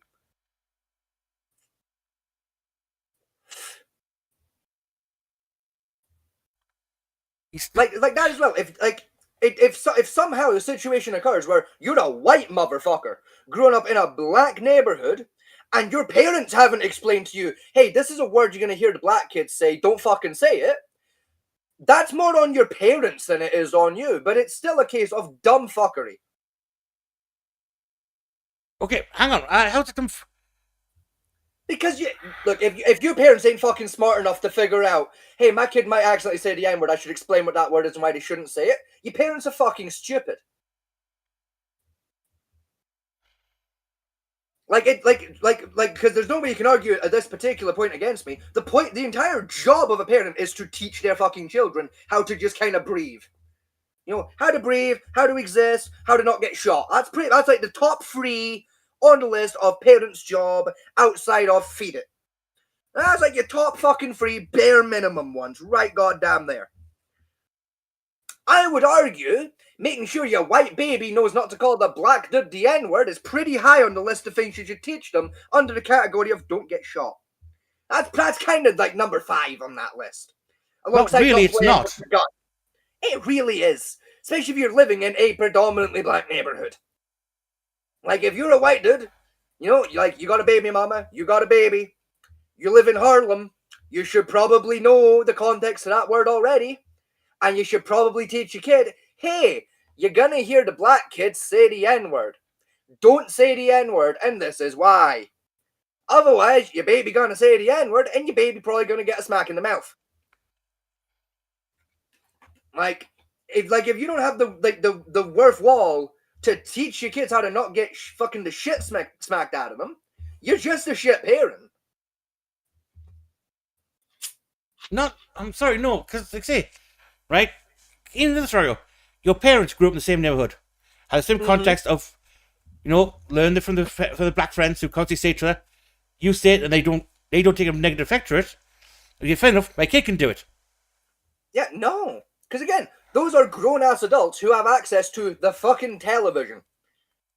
Like, you cannot tell me a 20-fucking-8-year-old with a kid has never watched the news ever in his goddamn life. Or has never watched a documentary, or read a paper, or read a book. Yes, right, okay. He fucking knows. He knows it's a bad word. No, because, right, no, sorry, no. Like I've just said. Yes! The parents have grew up in the same neighborhood. With same friends, yes. And they've been they've said the word and have been accepted by the people to say the word. So why then what am I assuming saying, well, I'm not gonna let my kids say it now because it's a bad word, even when I'm to say it to my friends and their friends are saying to my child. because again, they would have the fucking, or they should, I would argue, have the common sense to tell the fucking child the context of, hey, this is this word, this is what it means. Make sure you're tight if you're gonna say it, otherwise you're probably gonna get a smack in the goddamn mouth. It's called basic goddamn parenting. You know, it's like if you're dumb enough to not teach your fucking kid, hey, don't call the guy in a wheelchair a fucking spastic, and your kid calls the guy in a wheelchair a goddamn spastic, your kid's gonna get in trouble. And if you're too fucking stupid to figure that out, you shouldn't be allowed kids. You shouldn't be allowed to put your dick in anything. Like, if you can't figure that out, you're just not cut out to be a dad. Because it's not hard logic. It just ain't. It ain't hard goddamn logic that, hey, some words are bad and I understand that, but the motherfucker who's been breathing for 15 seconds doesn't. My job is to teach that child how to not get shot. I should give him that knowledge so he doesn't get shot. It's the bare minimum, goddammit. You know, yeah, you maybe wait till about maybe 8 or 9. We're like, no, it's a little more likely they're gonna fuck it up, but you still do it. You don't explain it to them like when they're still a fetus. Yeah, you don't like do it like fucking second one because they're not gonna remember by the time they're old enough to fuck this shit up. You wait till at the kind of age where, you know, maybe 7 or 8, we're gonna start forming actual fucking memory and go, all right, buddy, here's the deal. According to you, social context has nothing to do with language whatsoever. Social context, of course, does have fucking context when it comes to fucking language. And I would argue the color of your goddamn skin is a social context. Not if you grew up and all you have around you is this one group of people, whether you're white or not. Case in point, Eminem, for case in point of this. Yeah, even Eminem knows you don't really say the N-word. Yes, he says it all the time. No, he fucking doesn't. I can literally count on one hand the number of times he said the N-word. One of them was a song, and it was a straight-out diss track towards one of his buddies. I'm sorry, if you actually read his autobiography and listen to his own words, like he said, I grew up saying it all the time because that was the community I was in. Exactly, back when he was fucking gangbanging. Everyone knows by default if you're gangbanging, you kind of have the pass. No, it's again a difference in context. Like, you know, like I say, my contextual point here is the word has lost its meaning because it's used so often. It hasn't lost its meaning. It changes meaning based on context. Every word changes meaning under context. Like, think of literally the most unoffensive word in the English language. Think of one. Just throw me any old word that couldn't possibly be offensive. Go for it. Okay, me. Give me one. Me. The word me, right? See you fucking me motherfucker. No, it doesn't work. See how goddamn easily I can turn that into a fucking, like, an offensive term. No. Yeah, like, I don't think that doesn't quite work.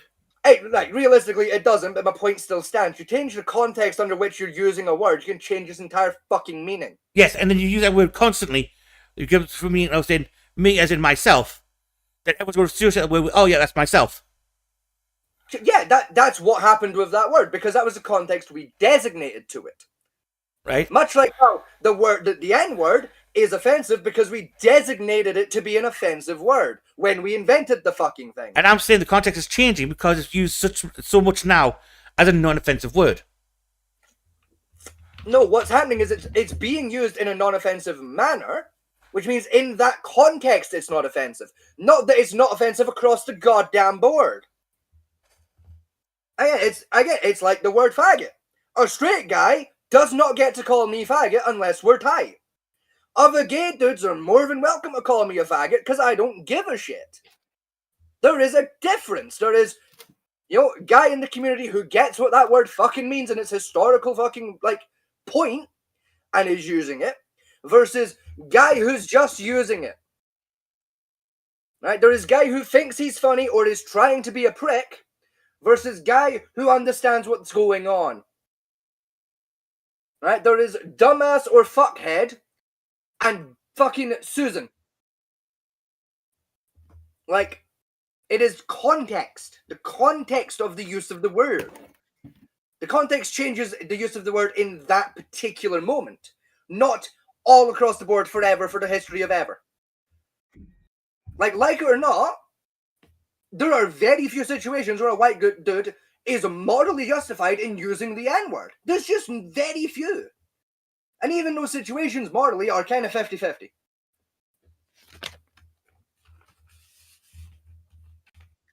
You know, like I understand the point you're trying to make, because it's a point I held when I was like a fucking teenager. Of I don't understand why people why I can't say the word fuck.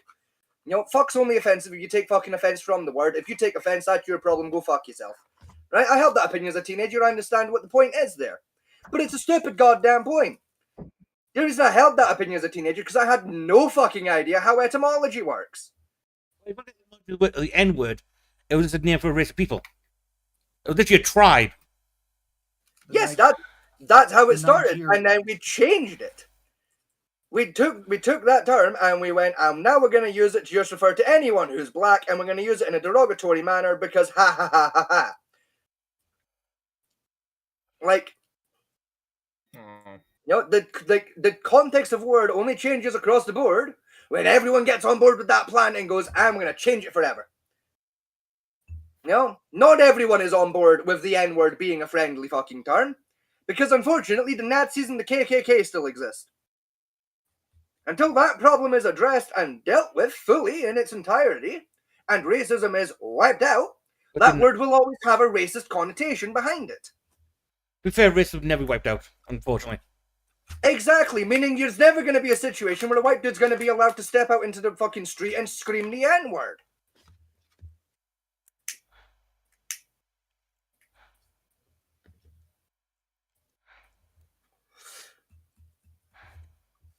Now, it doesn't matter what the slur is. There's going to be situations where anyone saying it is just in the wrong. What the fuck is going on? I have no idea. Why is Ego just struggling with life? What?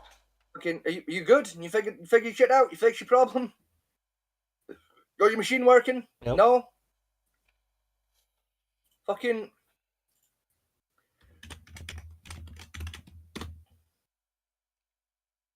Oh, I'm so glad that worked. Thanks, fucking Discord.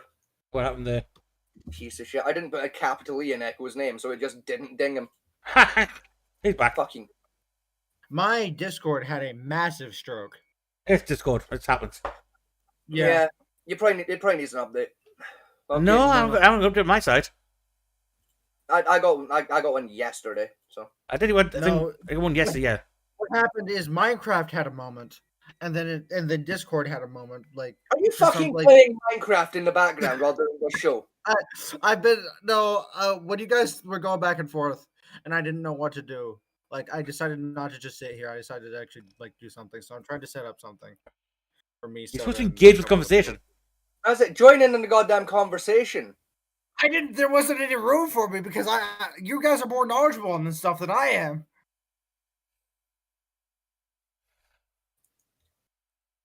But ask questions, learn. Yeah, that as well. We're more knowledgeable than you in pretty much every fucking category. The only thing you're probably more knowledgeable in is Mexican culture, and even then, that's a racist assumption. I know nothing about Mexican culture. All I know is that Mexicans like to party a lot. Exactly. Your Honor, I rest my case. Like, it was a racist assumption for me to make. You know, morally justified racism because it was kind of funny, but still fucking racist. You know, like. At least we can speak Spanish. I don't know how to speak. I know a couple words in Spanish. That's it. I'm not a proper Mexican. Jesus Christ. I'm a fraud. Like, legit rolled up to the border and took nothing but their skin tone, huh? Yeah.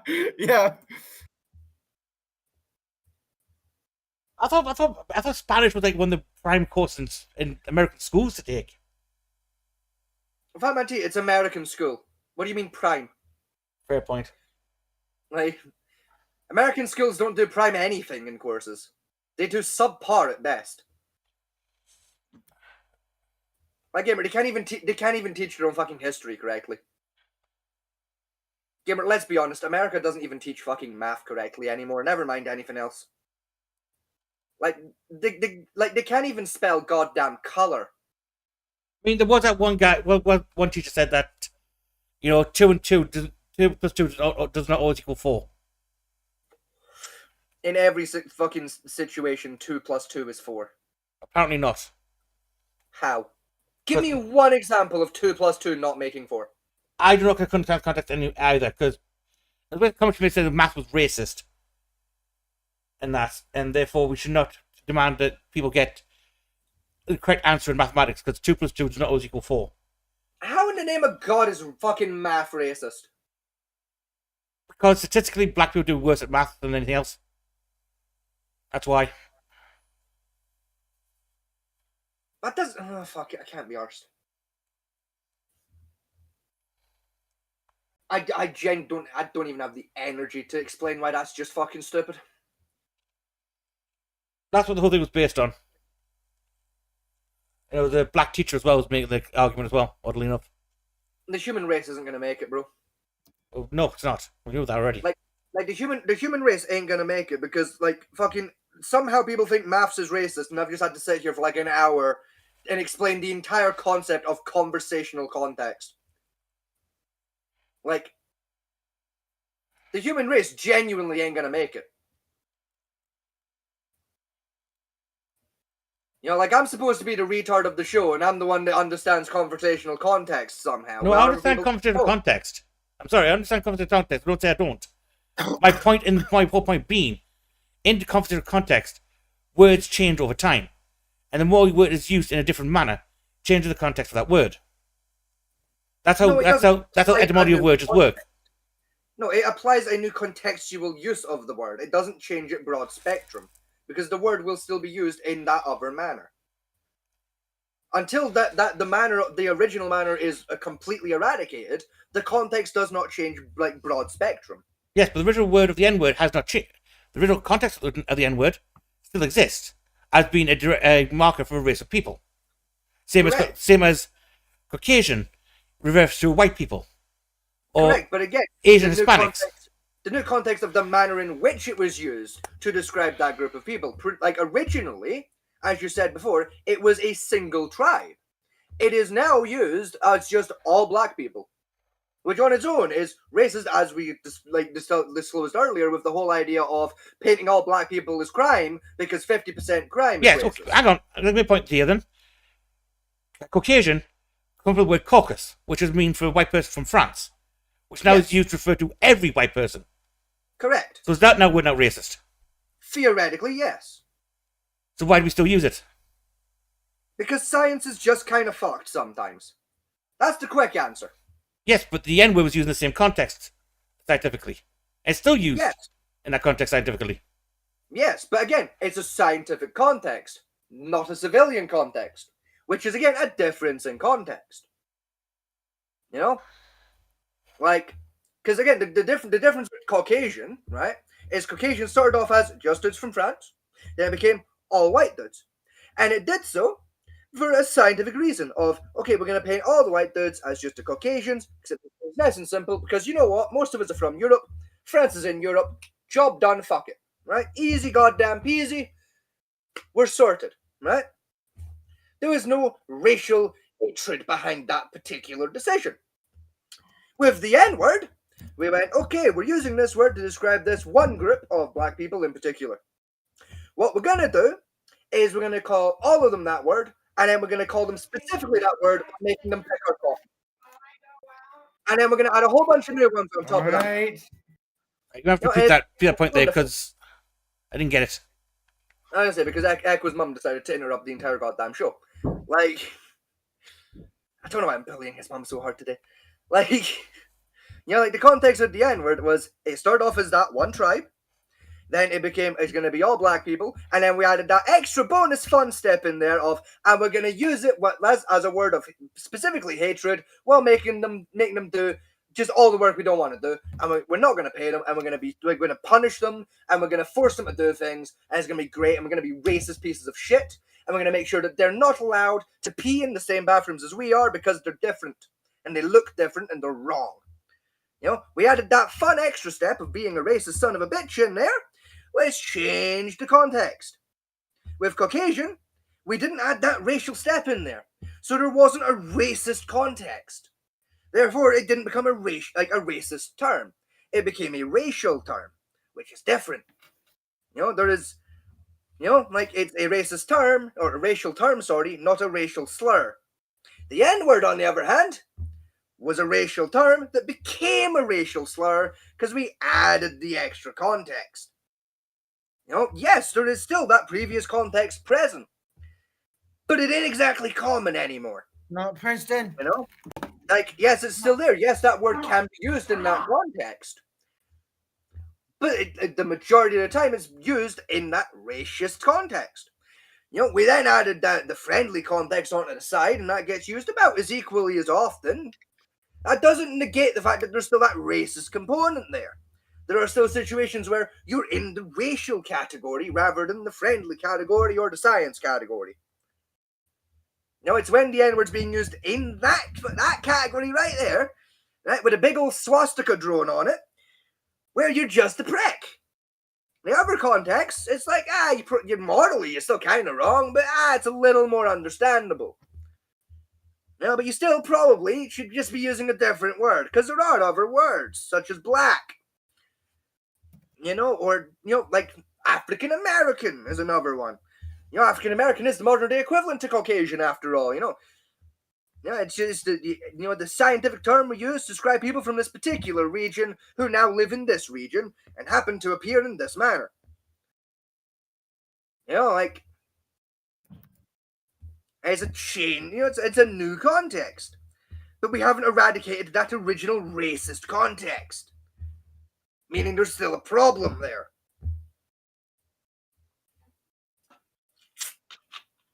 Yes. Again, it's like the word faggot. Right now, slur. Previously, bundle of sticks. You don't hear anyone calling a bundle of sticks a faggot of sticks anymore. Even if you did, there'd be that conversational change of, hey, look, it's a faggot of sticks. And you can go, yeah, he's on about a bundle of firewood. I understand now. He's not being homophobic. He's just Amish. It's fine. My point is, with the word being used so often, that context of record is being changed to more of the local use context of it. Yes, but it still has it at the moment. Yes, but I'm saying because of the constant use of the word, it's losing that racial edge to it. It really isn't. Like a fucking KKK member. I gotta go eat. Really hard. I gotta go eat. Like, I'll catch y'all later. I might be back. I'll probably be back. All right. As like a KKK member calling a black dude the N-word, whether or not that the N-word is gets used frequently as a polite term, a KKK member calling a black dude a fucking N-word, it's still racism.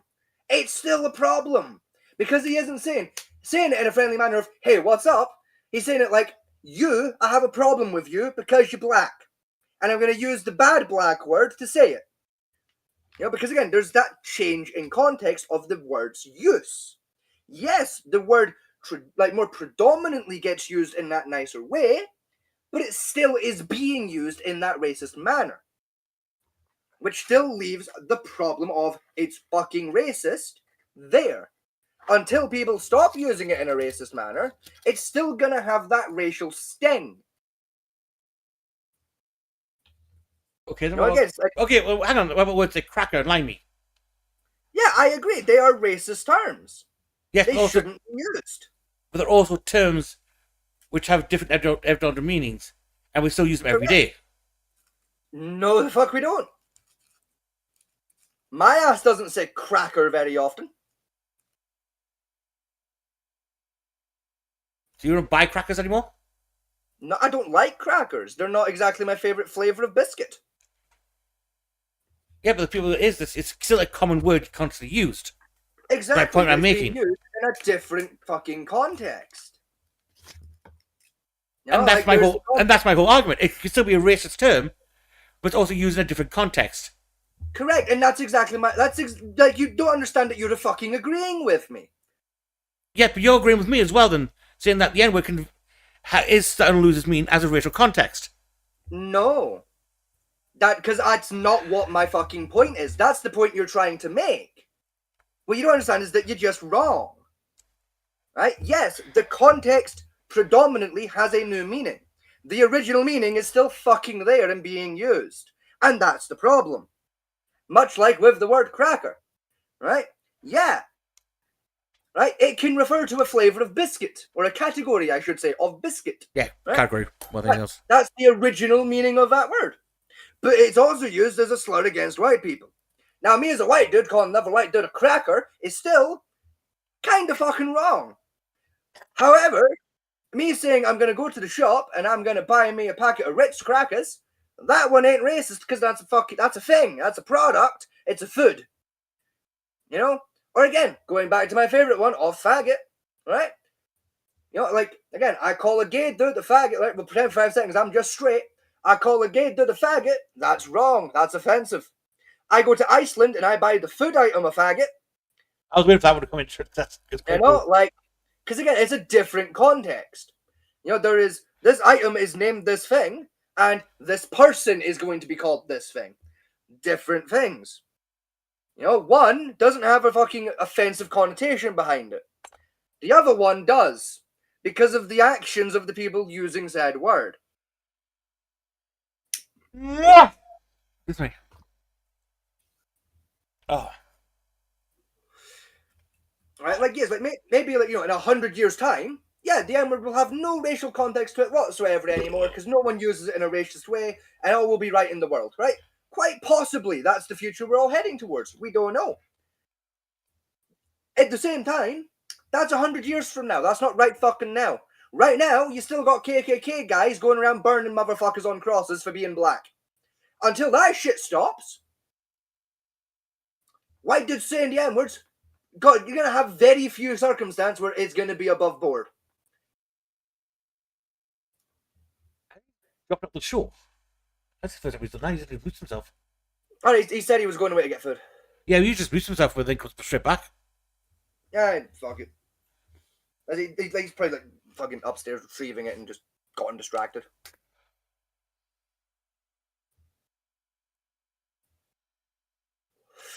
That's what Echo doesn't like it when his friends argue. Like, we're not arguing, we're discussing. I guess, I mean, like, it's a loud discussion, but because I'm not mad at you. I'm mad at the logic that you're defending. You know, because like believe it or not, I'm able to understand that you are a genuine, intelligent person and probably do fully understand what the fuck I'm saying. You're just playing devil's advocate, most likely. Partly, yes. You know, like it's, you know, I know that you're not a racist motherfucker in real life, so I'm not mad at you. I'm just mad at the fucking, you know, the logic itself. And, you know, like, end of the day, it's an entertainment show, so, you know, it's just more fun if I play up that I'm pissed off a little. Because I am a little bit pissed off, but again, I'm not pissed off at you. I'm pissed off because I know there are people out there that unironically fully agree with the logic you're using, and that upsets me greatly. I am playing devil's advocate for the purpose of the conversation, to be honest. Mm-hmm. Like I say, I can fully understand the whole point of it and everything else. And I can also see, like, I can also see on the other side of it, like, I can see the word. It hasn't yet, but is diminishing its racial context behind it. Yeah, that context is diminishing, but it's not gone. Meaning the problem is still there. I think the biggest one. I think the biggest one for me is, especially in music, we have people singing along to their favorite songs, and all that. You know, I think that's one of the ones. It's more of an awkward point of view there. Well, it's not, because you just skip that word. It ain't difficult. You know, I mean, like you know me, I love rap music, right? One of my all-time favorite rap songs is Alphabet Aerobics by Blackalicious, right? I adore that song. It has the N-word in there. Guess what fucking word I don't sing when I'm doing that song? It's a goddamn N-word. I just do a little pause jam, a little stop, because can't say that word. Move on. Yeah, like, it's because I'm painfully aware that I'm the color of milk. You know, like, I just can't say that goddamn word. You know, like, it's the same with any other rap song. Like, if there's a rap song that's got the N-word in it, I just think I'm just going to skip that word. You know, like, yeah, pretty much everyone does the same thing if they're white. You know, or at the very least they should be.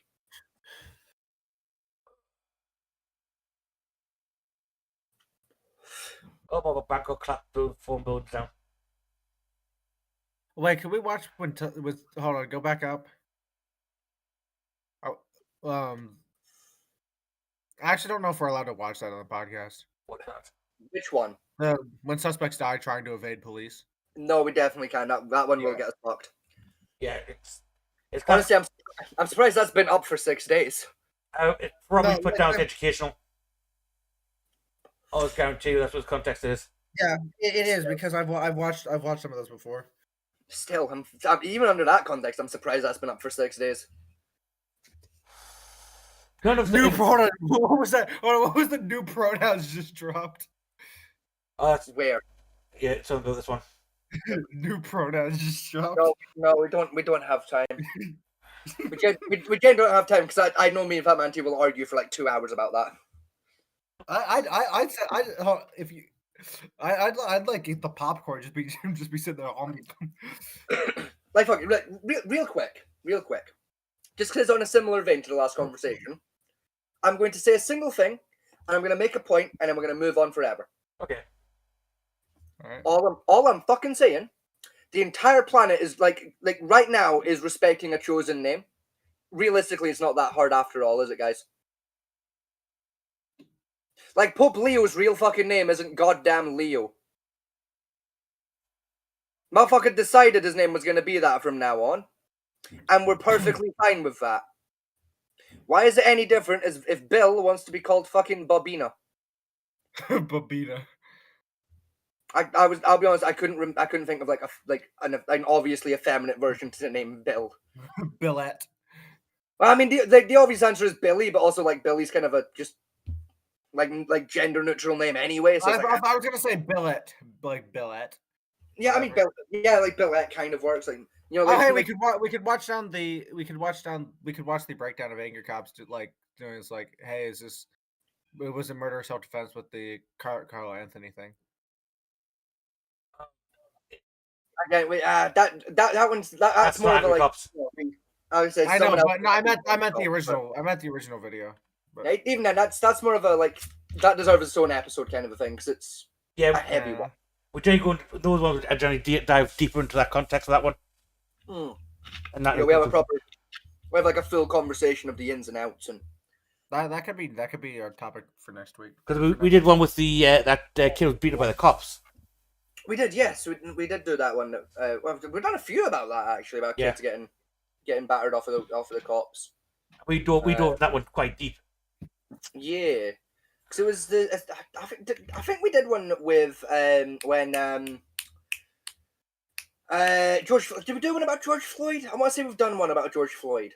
We half did George Floyd, but we left that one alone because of how hot it was. Yeah, and we went to the kid that the 5 cops beat up, and then the EMTs stood around walking around. You know, oh, he's just a bit drunk, isn't he?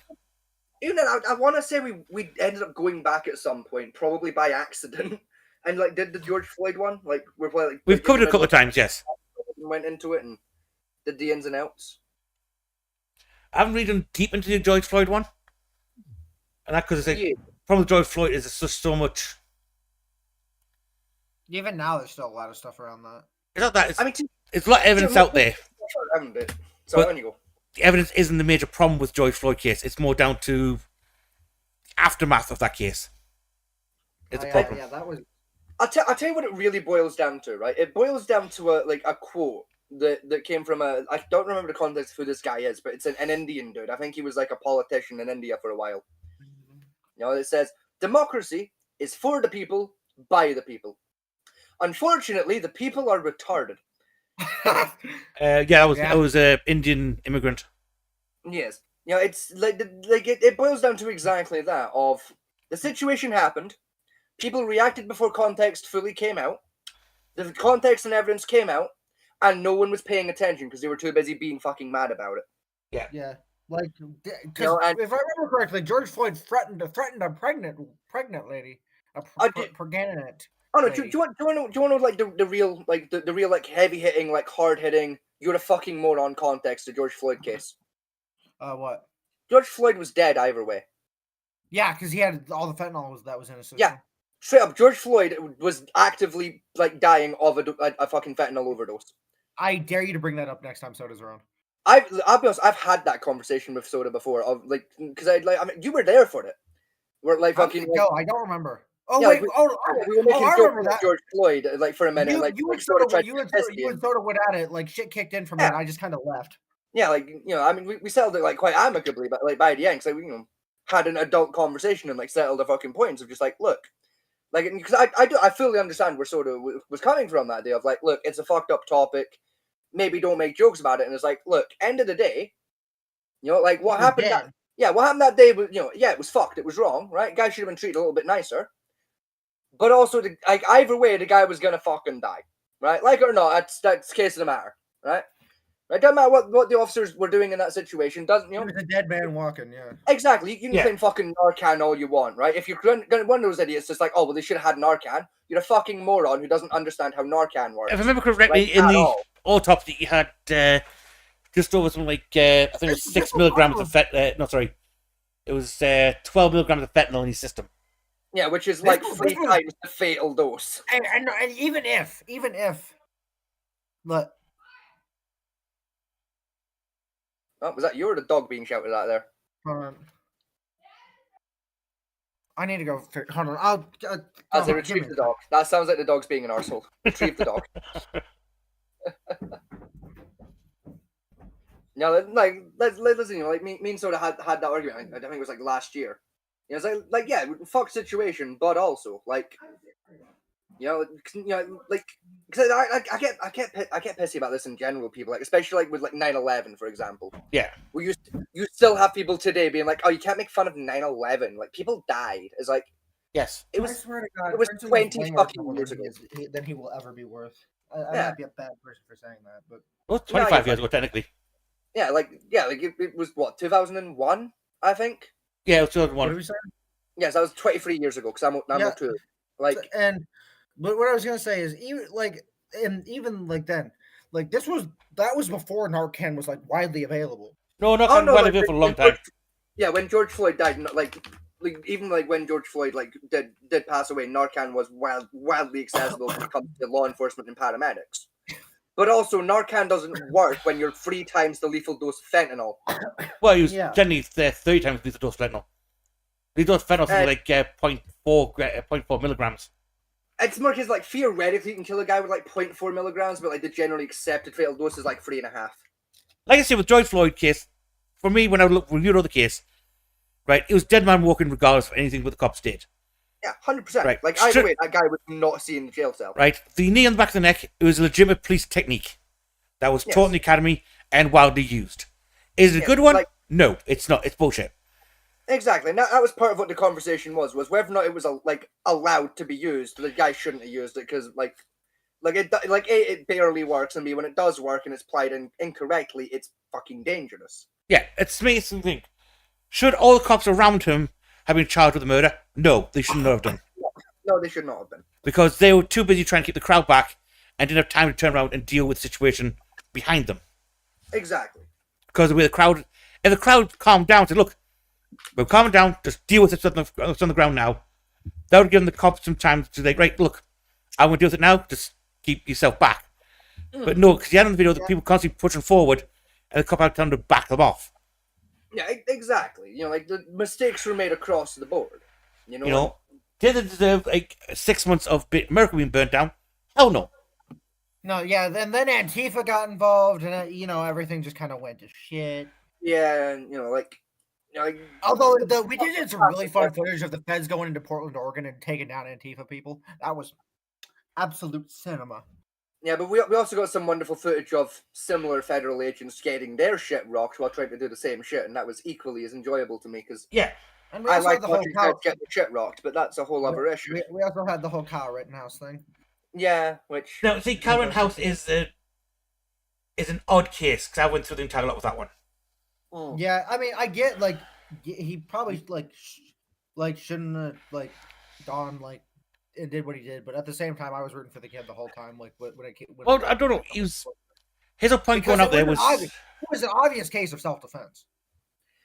True, but I make the argument the guy he literally went out looking for trouble. You don't go out carrying that many guns and a fucking plate vest without looking for trouble. No, I believe his reasoning was he came in to help make sure family friends He went out there to render emergency aid, medical aid. Yeah, basically walk around with.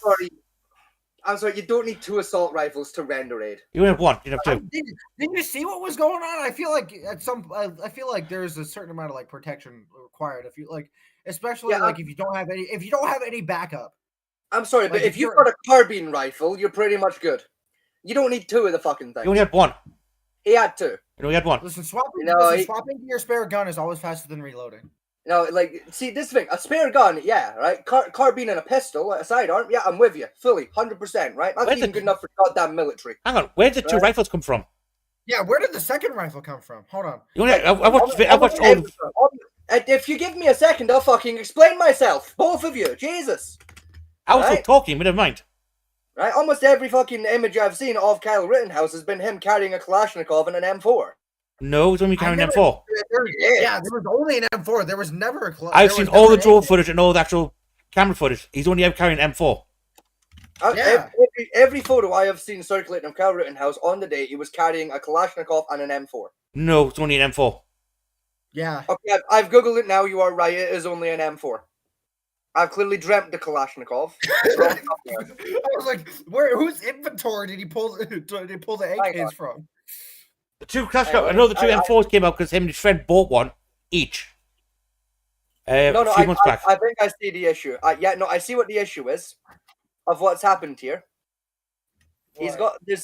He's got a thing like I found the very image I was talking about, where you can see like he's got the M4 right in his hand. He's got the sling and that.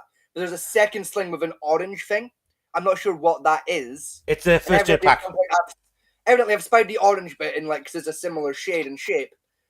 My brain's assumed that that's the butt to a Kalashnikov. I will admit I was wrong on that one. I'll give you that. That's the first aid pouch he was taking with him. Yeah, no, I found a better image where I can see that is in fact a medical kit. 100%. Yeah, that one's on me. Yeah. My point still stands, right? Fucking, right? Like, really, even an M4 was a little bit overkill. Like, you're a civilian, you're not fucking like John Spetnaz, right? Those crowds were vicious. I don't know that those crowds had gotten really, really vicious. Yeah, I'm sorry. Even that gamer, and a fucking a Glock 12 would have done you. I mean, I was under the impression that. Yep, I feel like that's up until you like have to reload because you'll get swarmed. Like, as much as I hate to admit it, the AR platform has a certain amount of like fear when it comes to it. So when people pretty much the point. So when people see it, like I believe that's what he was going for. It's like don't start none, won't be none. And then a couple people decided they wanted to have some. Well, no, again, I personally picked the AR platform because it's let's be honest, it's supposed to wield. Right for it is. It's a very it's a very balanced platform. Compared to handguns and that type of stuff, you get more better use of AR-15 than you would a general handgun for self-defense purposes because how easy it is to use. My thing with the Colin House, I know he's going out there to do render first aid. That was his primary objective. Should he be in the mix of all that crap anyway at 17? No, he shouldn't have. Yeah, especially not at 17. Definitely not. Like, but I can understand the willingness because he's a emergency first aid trainer. You want to go out there and render aid to people who get injured because a lot of people getting beat the shit out of throughout the entire thing. Right. I remember a story during that where somebody in the Chad, whatever the fuck they called it, zone, right, got shot, right? Yeah. And then the EMT they called the EMTs.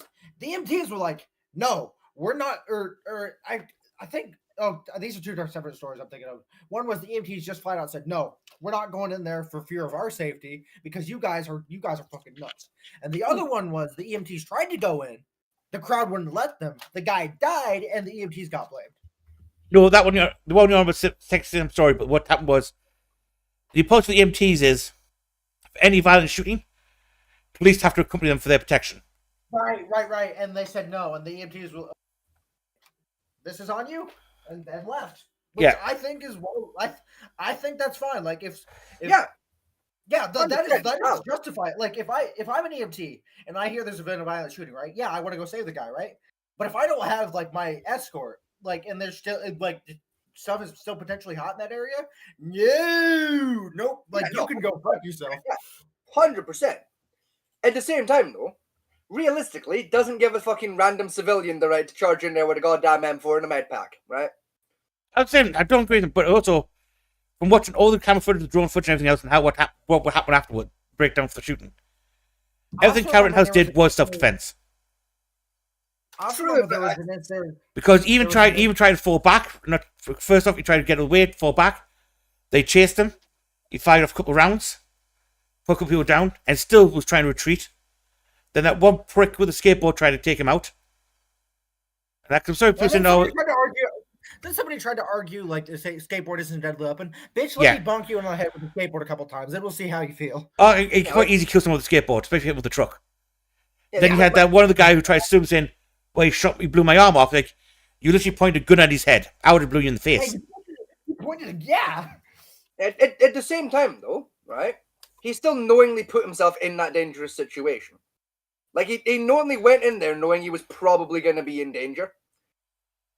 Like, I was like if you're, like, willingly and knowingly, as a civilian, putting yourself in a dangerous situation like that, you can't really claim self-defense there. You're basically just being a fucking vigilante with extra steps. Well, technically, it fell under the, if I remember correctly, the argument from being there, that the defense used, which is still a legal thing, was under the defense militia rules. Yeah, like, technically he's good under, defensive militia, but also technically he can't use that because he's not a militia, he's one dude. I also remember... militia only refers to as a civilian with a gun doing a good deed. Still, like, to really safely pull off militia, like, if it had been like a squad of 4 of them went in, right? Yeah, okay, sure, right? Civilian militia rendering aid, we can let that one happen.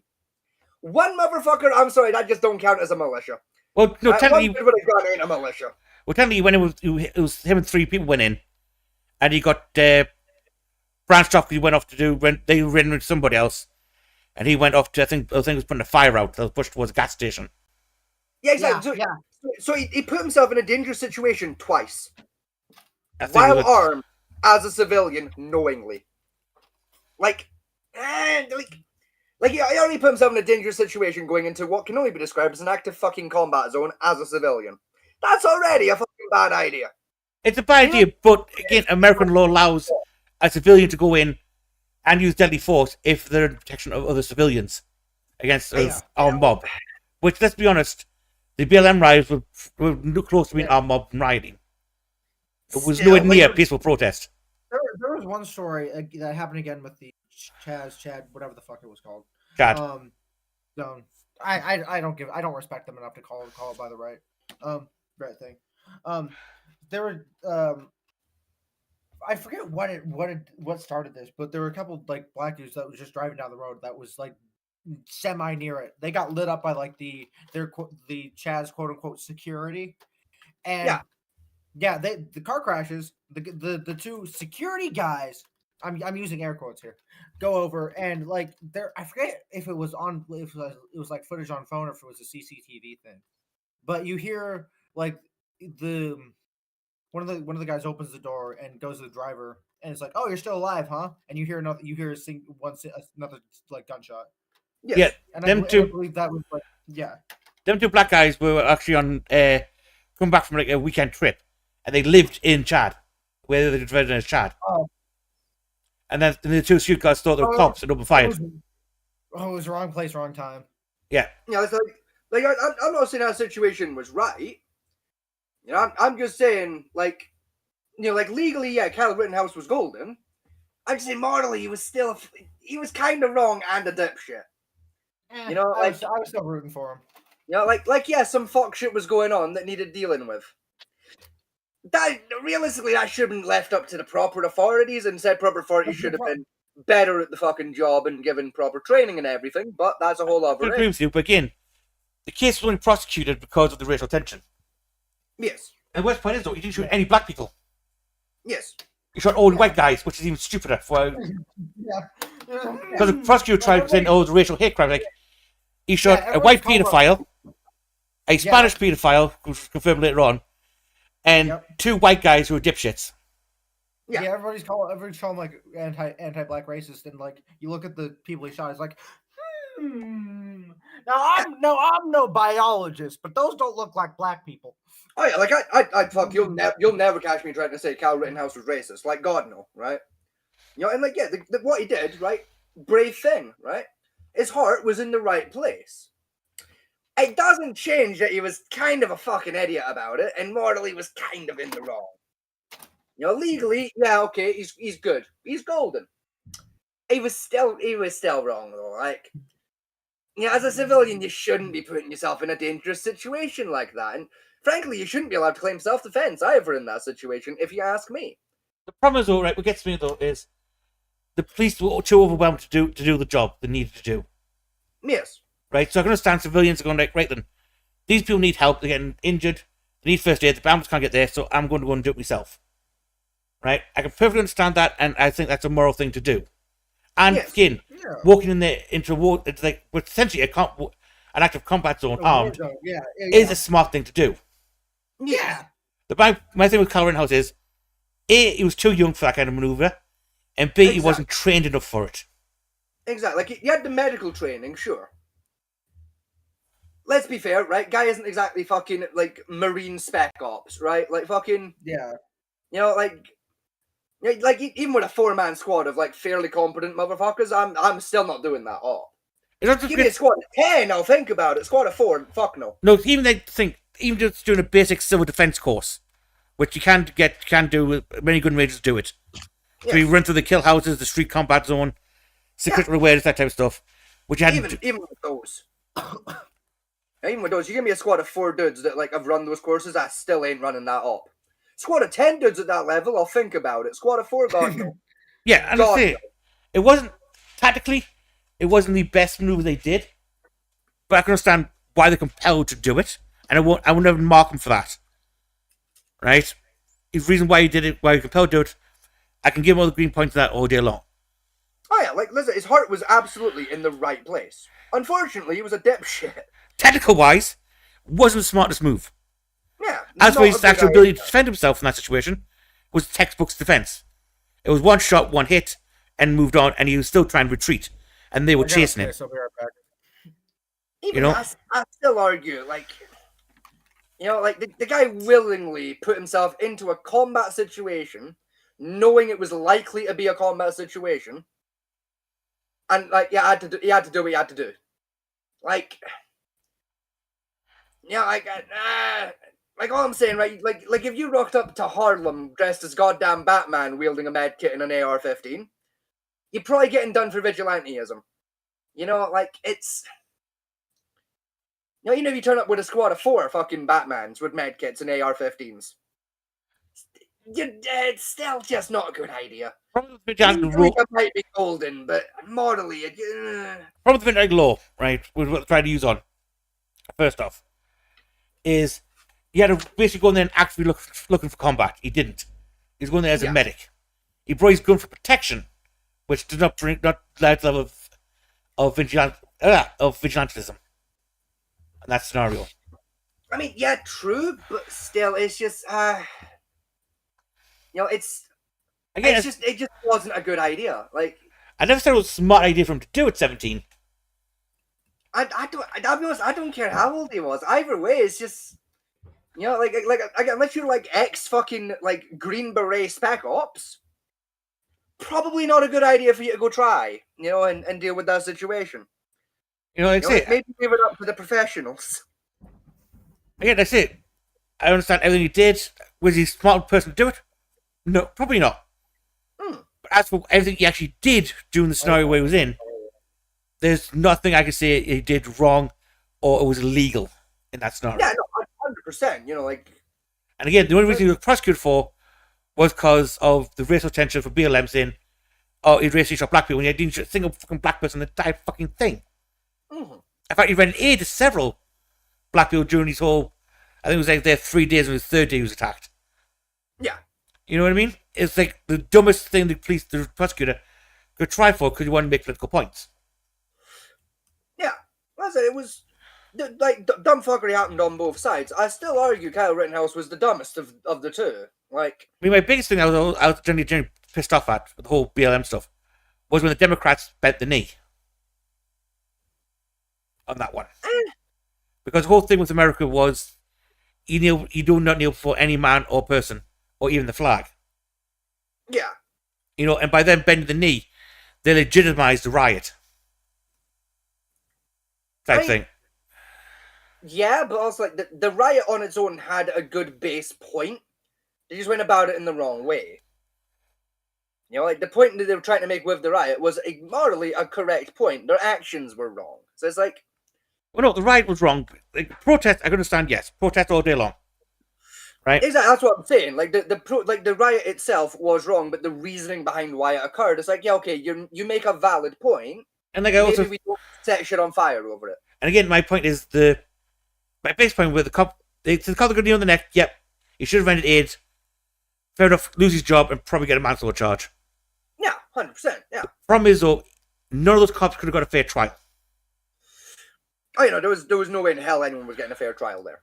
Which again is unconstitutional and wrong, and immediately should have been a mistrial straight away. But then, to be fair, you can make the argument about pretty much every court trial today. Because of the internet exists and the nature of the internet, pretty much any case that goes to court, realistically, has that potential to just not be a fair case. Information-wise, yes, but the problem with the jury in them cases was the jury was so scared because of the way the riot was going on, and people could listen. If these cops found acquitted, I'm going to find the jury and kill them. Yeah. The jury themselves could never have made a fair determination on the crime. 100%. Like, that shit should have been postponed until, things had died down, but... And that's my biggest problem with it. They rushed the trial through, hoping, we'll throw them this bone, saying the cops being arrested in jail now, to try and calm the riots down. It didn't... That didn't work. Yeah. I also don't agree with that George Floyd and a couple of the other ones that have been venerated as fucking saints at this point. Oh, yeah. No, they were criminals of record so long, it fell down a 3 city blocks. Yeah. Find some better heroes, people, for fuck's sake. Yeah, but again, it's like what I was saying earlier about the George Floyd incident itself. Of, it happened, then people reacted before getting the proper context, and then when the proper context had come out, they were too busy being mad to actually fucking hear it. Yeah. It's because then with fentanyl thing came out, he died because of fentanyl overdose, not because of something on his neck. Oh, you're fucking lying, you're lying. Even George Floyd's family paid for a separate autopsy, saying the coroner's lying. Again, no, he died of fentanyl overdose. I think it was 4 autopsies done on George Floyd. All of them came back saying, yeah, fentanyl overdose killed him. Yeah. There was no bruise on his neck, no marking, no damage to the esophagus, or anywhere from the knee on the neck. It was the thing it was the fentanyl got him. And even if he got to the hospital, he was dead anyway, regardless of any fact. Exactly, saying not even Narcan's going to save your ass from that much fucking fentanyl going through your system. Yeah, there's nothing the cop could really done to save the ass. The problem he got is he still should have tried to render aid. Yes, he should have done. Now his problem there is, again, as defense, I would have said he couldn't have rendered aid properly because of where the crowd was acting. Yes. And technically, yes, but it'd be a hard swing. Cause all I had to do was fucking throw the guy in the car and deal with it. But the problem, the guy was in the car originally, and he said I couldn't breathe, so he brought him out the car. Yeah. And then you getting a bit leery on the body cam, so the cop put him to the ground. Yeah. And that's where the crowd formed. Even then, the guy was in cuffs on the ground. It's fucking hard to get up off the ground for most people when they're in cuffs. Realistically. The threat was kind of handled. He could have begun rendering it. From George Floyd, he's looked at his rap sheet on the list, was that he was on the ground previously and still attacked the police officer quite badly. Oh yeah, I'm not saying it's impossible, but what I am saying is, it's unlikely that cop fucking knew that context, and it doesn't negate the fact that.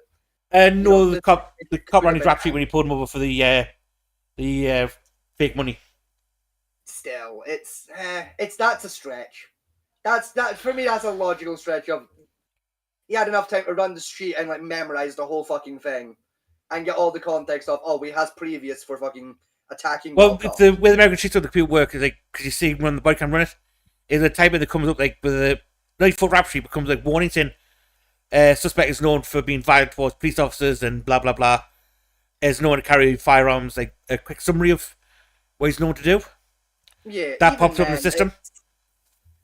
It's still like to me, it's a stretch that you had all of that memorized. You know, it's a stretch to be like, oh yeah, you knew full well. And it's like, be doable, but I don't know. You know, maybe, but I doubt. I really doubt. You know, like. No, it's like you said, it still doesn't negate the fact that the officer definitely could have handled the entire situation better than kneeling on a motherfucker's head. Oh yeah, that's it. I've always said to me, with police in general, even in England, as part of your training, you should do at least 1 year in some form of martial arts. Oh yeah, 100%. Right? I know the police do teach basic close quarters combat techniques. Yeah, you're basically CQC, but it ain't deck, realistically. Because they try to say, it's military-style CQC. I've done military-style CQC. What they taught the police force is nothing. It's about the same what they taught for bouncers, essentially what it is. Yeah, it's similar shit. Work, and even then, it skips a lot. You know, it's not a comprehensive combat technique. And again, I think, personally, every 2 years they should do another 3-month course of running back through their close combat techniques. 100%, yeah. You know, that's my personal belief on it, and I think that should be done as part of the cop reform. Not just like defund the police and take them away. Like, no. Give them better training. Give them a training facility. Because the Atlanta one was like what they call Cop City, which is a massive training facility. People kicked off like, no. You want that because that gives you a place where all the cops can go and get fucking trained properly. Yeah, and actually be useful to the community. You know, proper firearms training, proper specialization training. You know, that's what you want. Because they say most cops reach for the gun. Right? Because A, you don't have tasers because, let's be honest, the budget's so crap that tasers don't work half the time. Yeah. And I mean, B, even if you've got like a decent budget, tasers are still like a 50-50. Yeah, they're not exactly guaranteed stop weapon. Because to some people, I think it's like a good third of the population it has no effect on. Yeah, like I think it's like 1 in 6 now.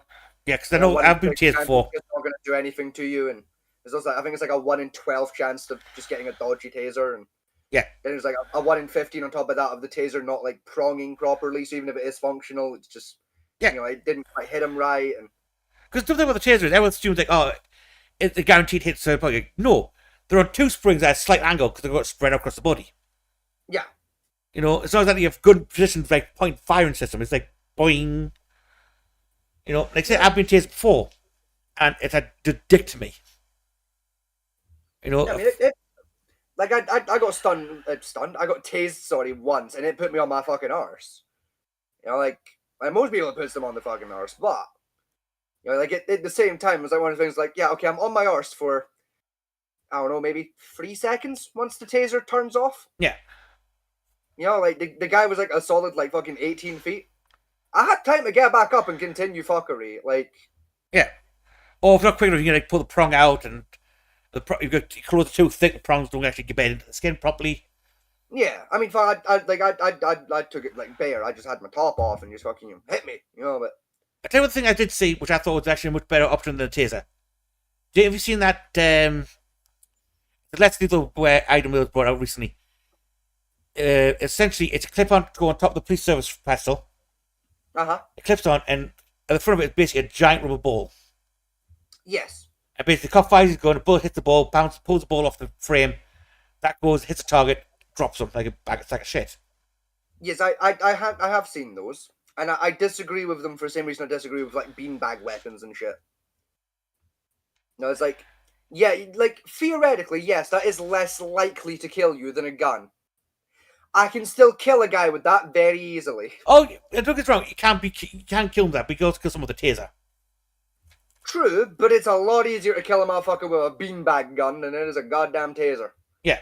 And again, like I said, most tasers have auto switches in them that like kill it after a minute.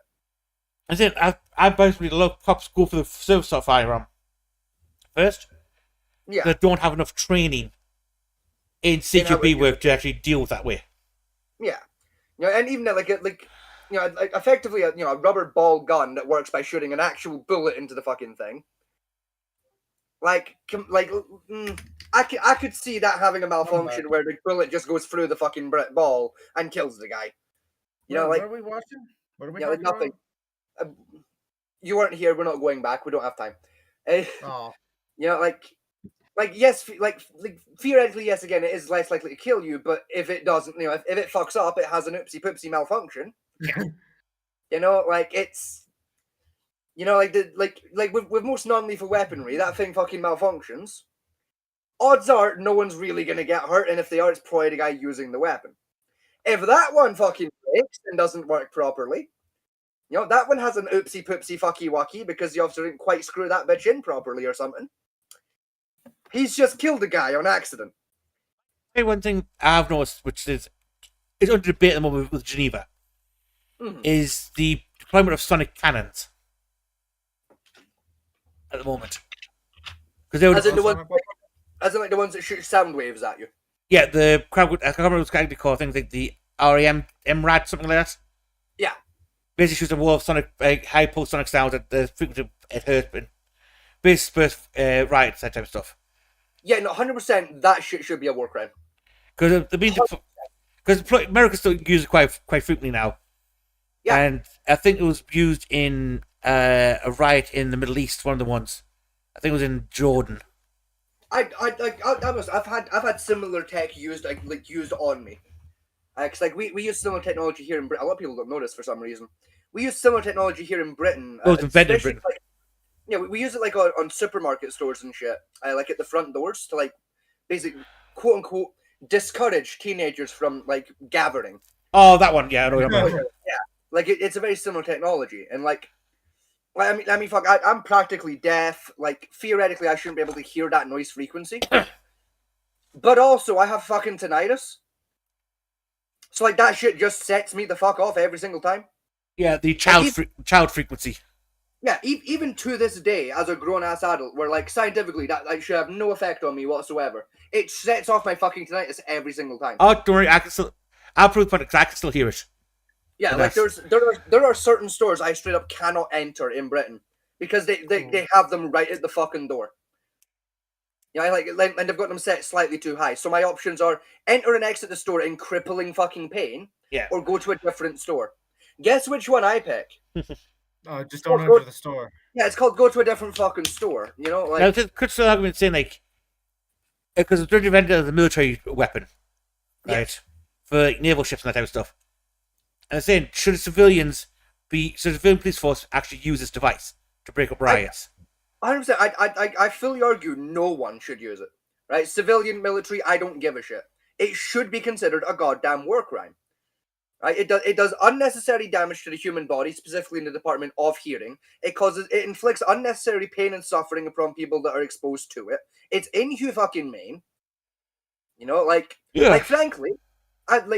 Frankly, I would rather you shot me with just an RPG straight to the fucking left eyeball than hit me with that fucking sound wave bullshit. Well, that's the comparison. Well, it's less damaging than the water cannons we use. Correct. And that. But it also does more permanent damage to me. One, might scar up my body a little bit. Might put a bit of a hole in me if it hits me wrong. The other one damages my hearing for the rest of my fucking life and causes me to hear a constant buzz forever. I know which one I'm picking. It's the hole. I would rather have a hole in my torso than lose more hearing. I think that Scotty, how did you get so deaf? What did you do to yourself? Oh, several things have piled up over the years. One of the key ones, it's most of the reason why I have tinnitus in my left ear, is I was a little bit too close to an explosion when it happened. Why? Don't ask. All right. Oh no! I'm gonna ask. It's one of the few explosion-based stories I have where I can tell it because everything was kind of above board. So what happened? So I was having a bonfire in my back garden with my dad. We were clearing out the shed. We're just burning old fucking bits of wood that just weren't usable anymore, that kind of thing. And we'd sort out a big box of shit we just we didn't need. Tin cans and that kind of thing. Just burnable tat we didn't need. So my dad was like, okay, I'll toss these in the bonfire. Anything that doesn't burn, we'll take to the tip later. Fuck it, right? So I was like, yeah, batch on, right? So I'm stood I'm basically stood at the bonfire, right? So it's imagine there's a big 12 12 foot by 12 foot by 12 foot hole, right? I'm still like right on the edge of the hole. I got fire like right behind me, essentially, right? I was sat there. I was fixing a bit of fence. My dad empties the box in. Little to our knowledge, did we know that there was like a half-empty can of spray paint in said box? Oh no. Yeah, we knew the can existed, but like we didn't know it was in that box. We thought we'd put it in a different box. So my dad empties the box in, and then the can explodes like fucking 3 feet from me. Oh, ouch. Yeah, I haven't been able to hear properly since. I've like that caused permanent ringing in my ears. I already had a little bit of like coming and going tinnitus like before that. Just from like obviously growing up around guns and not having like ear pro whatsoever. So I already had like a dull like Tulsit one pretty much forever, and then once in a while it get really loud. Now I just have like settled kind of loud tinnitus forever. It's great, and like the really really loud one comes and goes a lot. Like, especially like if I go to like one of those supermarkets with those sound devices, you know, it's unbearably loud to me. You know, like I get gluier as well quite a lot. So just like my ears get gluier. Is that exactly what it sounds like? Essentially, yeah, it's like an overproduction of earwax. Earwax builds up and basically seals your ears shut with like the earwax acting as glue. I don't like that. Yeah, it's not pleasant whatsoever. It's really like it's quite painful sometimes, and like that's, you know, like 9 times out of 10, like if you go back and watch older episodes where I'm deaf, like you'll see it happen sometimes where I'll be like deaf for a few months. We got to put the subtitles on for me. That's what's happening in those episodes. It's like, yeah, I'm like my glue ear is playing up and just I can't clear it. Yeah, and then like times like this, like the last few weeks, is like we've not had to do that because the glue ear's cleared up, and like I'm okay for a little while, but I still have like that tinnitus issue going on. Like it's, you know, like add on as well, like when I was a kid, you know, like I'd listen to music on full fucking blast through headphones. You know, didn't we all do that as kids though? Yeah, but still, like when you add that on top of all the other issues, it doesn't help. And you know, because I am like kind of turbo deaf, I have to still do that, so I'm still damaging my hearing more. And it's, you know, it's just problem after problem after problem. It's just kind of built up. And yeah, I was like loud music, lots of explosions because I played about fireworks when I was younger. Airsoft hasn't helped with that. And anyway, the last half hour, watch this video we have. Just found. Luckiest people versus okay. And death messed again. What is it with this show and like the end of every episode just being a snuff film, for God's sake? Well, basically, I'll go to the fish from like Frog and Nemesis.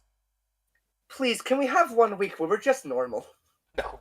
With the three of us? No way. Cruising on down Main Street. With the three of us, with the tism, unfucking likely. It's fair, right? We all call the devil's lettuce issue, so, you know, a bit of calm at the end. Still. So, shout out to Crash Case. Got this video from? First time I've seen those. Crash Cases. Whatever. Yeah, Crash. Sorry, I felt like being a penis. Cases. I felt like being a penis. Yeah, you're always a penis. I mean, I always see what's going wrong here. He's got his gun barrel resting on a fucking tree. Chief, I've done that. It's fairly comfy. Yeah, another tree in front of you. Bollocks. What? I've just fucking clicked on Teams trying to click on Google. Oh, joy. What are you on Google for? I was trying to fucking close Opera. Why close Opera? Because I'm not using Opera right now, and I'm trying to save a bit of fucking RAM, and I've accidentally clicked on Microsoft Teams. I'll wait. It's fine, I think. It's fine, I've solved the problem. I have eradicated Teams from existence. It's now dead. Thank God. Here we go. We're all ready. I also have a brick of weed. What? What? Go look at IRL pics in my server, Scotty. Soda has a brick of weed. Lucky bitch. Hang on, let me scroll. What the fuck was that? Oh, it's addressed. It's addressed as a nun. It's fine. Scrolly. Oh yeah, that's Jane dressed as a nun. That ain't even good weed. That's Keith. Ugh. That's straight up. That's just pixie dust. That ain't even good. It's great. I can't see any of this. Here, hold on. You're lucky because it ain't good weed. Like that straight up. That's just pixie dust, bro. There you go, Scotty. Or it's not Scotty. Fat Man T. Where have you put that? I sent it to him in DM. DM'd it? Okay, that's fine. I don't care. I'm not being implicated in that felony. I don't care then. Oh no, I invited him to my server. Oh. Pretty much anything goes on my server as long as you're not. Yeah, that's just shit ends. Yeah, that's literally just pixie dust. There's no buds or anything. That's just. Ew. It's literally just. So if you listen to this, get better weed. Either that or chill the fuck out with your grinder, bro. You don't gotta pixie dust that shit. Yeah. One pass through is enough on the grinder, bro. You don't gotta fucking triple grind that shit. It's weed, not goddamn flour. You don't need a whole ass mill. I mean, let's plan for a brownie or something. Then okay, maybe, but still. Even then, that's way too fine to be mixing them with a flour to make brownies. Again, if I'm making brownies, I'll probably use tack rather than fucking grass. Not that we would, given that that's turbo legal here. But I've never done that before. No, I'm good for it. Theoretically, if we were going to, I'd use something like the can of butter you get now. If we were going to in Minecraft. Yeah, if I was on holiday in America, where it's legal. I'd probably get one of I'd probably get one of my more intelligent buddies to make can of butter, and I'd use that in my brownies theoretically. If I'm going to a day trip to Amsterdam, for the coffee shop. Yeah, if I was working there as a weed baker, I'd be getting the can of butter, and doing it that way, and get a more mellow high out of it, and have it cook in better. You have to bought it. I went and told Soda that you're shitting on his weed bricks, so you might get an angry DM here in a second. Well, it's not my fault that Soda buys shit weed.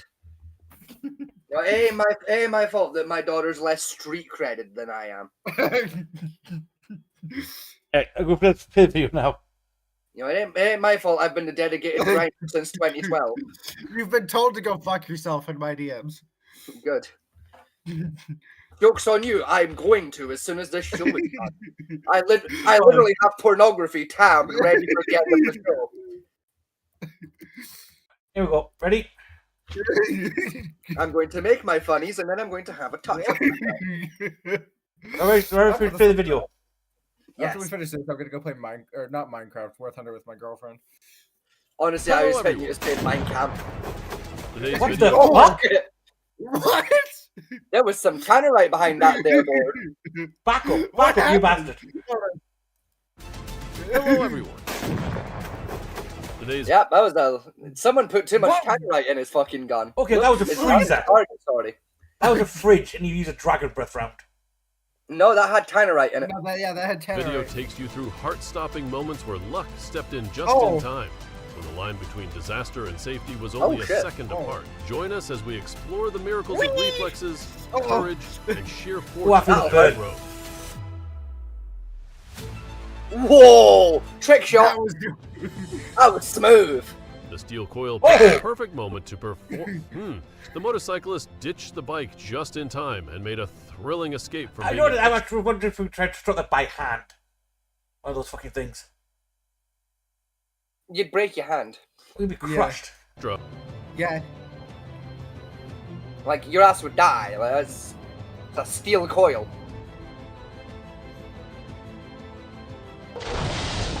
Oh! The man in the blue shirt was in a I missed. But luckily his quick step back he was aiming for that lady. I mean, I hate to agree with you, but that was a little tight to not be purposeful. It's all getting locked. Uh-oh. A close call, but safe in the end. One quick second can mean a lifetime of safety. I think were you aiming for that woman? Yeah, were they aiming? Did they slip? What the fuck happened? Listen, man, I don't like women as much as the next dude, but even that. Okay, that was his fault. Oh. Yeah. How are you? He fell asleep. Guy was napping while driving his forklift. That's all. How do you fall asleep driving a forklift? You'd be very surprised. It's very doable. Yeah, way too much Tannerite in that freezer. That was the door.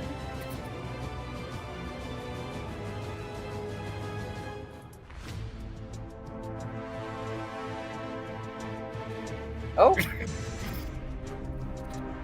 Good thing someone acted fast. Oh! When vehicles catch fire, Oh, save no. people first.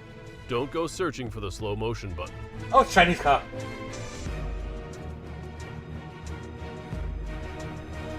That's not a that's electric car. I mean, yeah, that would explain why it caught so heavily, so quick. Oh. Wreckers here. That's a fucking lucky ass officer. God damn. Oh, you ain't seen like half. You ain't seen the half of that. Dude, I'd be buying a goddamn lottery ticket after that one. Fuck me. Oh. Ooh. Fucking right then, Keanu Reeves. Fucking.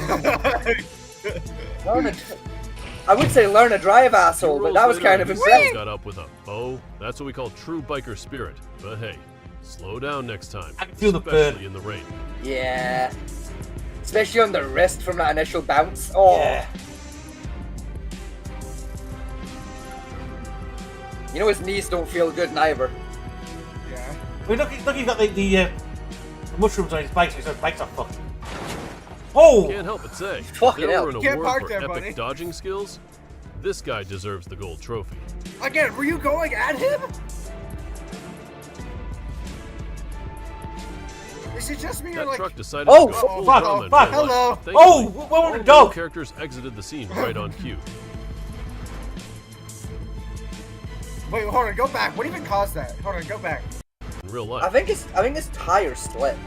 No, he Oh. he comes in Yeah, I think front he was too. coming. Oh, So- the guy. Yeah, this guy. This gentleman cut in front of him. He clips Yeah, his car yes, up correct. Yeah. See, Yeah. That truck then decided to go whee! full drama in real life, Up but the thankfully, barrier. all Yeah. main characters exited the scene right on cue. That's a child! Oh my god, I Oh, was it's- trying to I thought it was a dog. I thought that So was a did dog. I!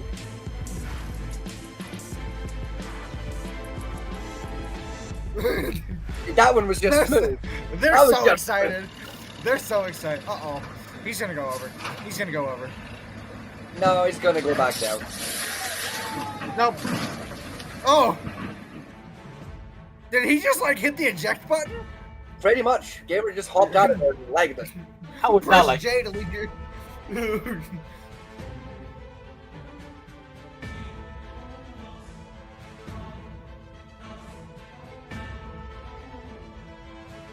A parking move full of emotional balance, right on the edge between Oh. the road and the abyss. How? Very How you messed up carefully. that badly? Very, very carefully. Oh, wait, no, he it's goes an to the car. He inch. goes to the car. That's one way to save the car. That's a creative solution. Uh-oh. Oh, no, it's wait! a Oh! quad bike. Oh, the stakes! The stakes! It's a child with a quad bike. That was never gonna end well. Hey, I didn't really go to my four-wheeler. Fuck off. Like, children on quads A is never a slightly good rough mix. landing, but luckily, the magic tree Oh. saved the day. Where did he come Where from? did Next you come time, from? steer clear of big trucks, sis. hold on. Where did he come roll from? That back. Save the Roll day. that back. Where did he come from? A slightly rough landing, but Oh, luckily, he was came standing from to sight.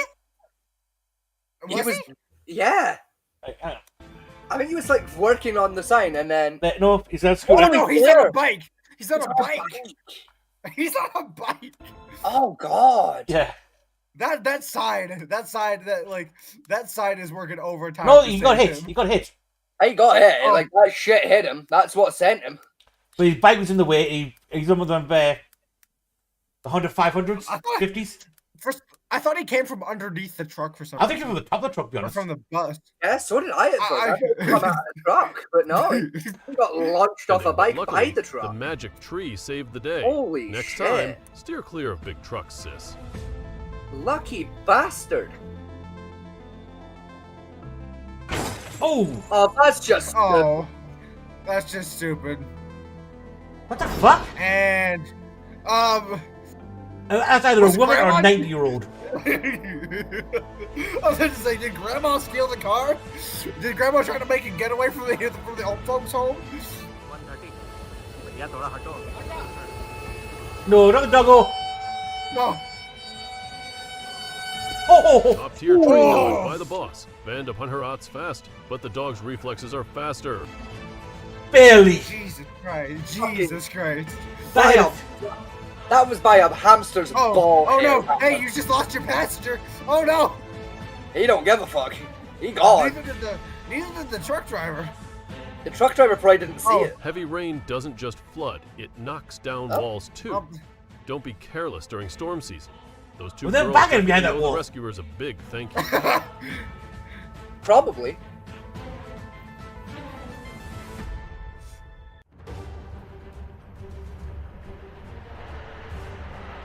Oh.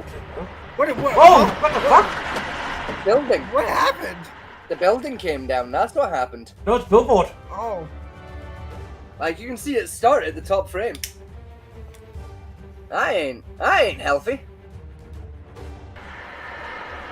That was clearly built by a moron. That's Yes, get in the car. This guy's. Yeah. Oh! That gate felt like it was doing a surprise That attack. nearly hurt.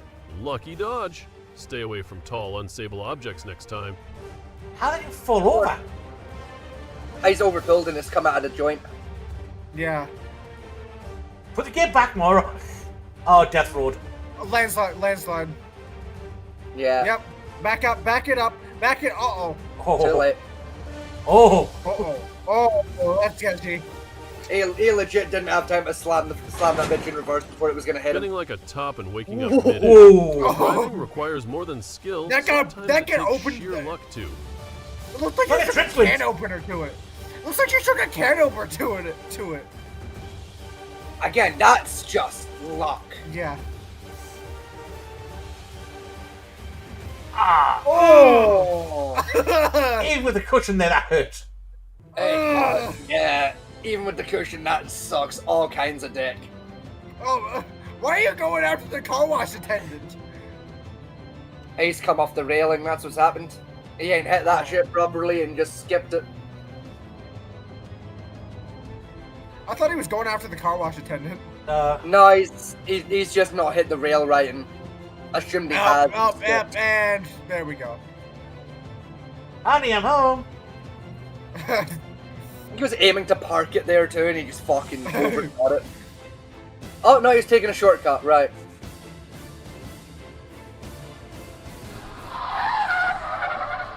Ooh! Almost a crash. But the guy Where stayed did you cool come like he was on a from? casual walk drop the tire. Just Over pick it there. up and keep going.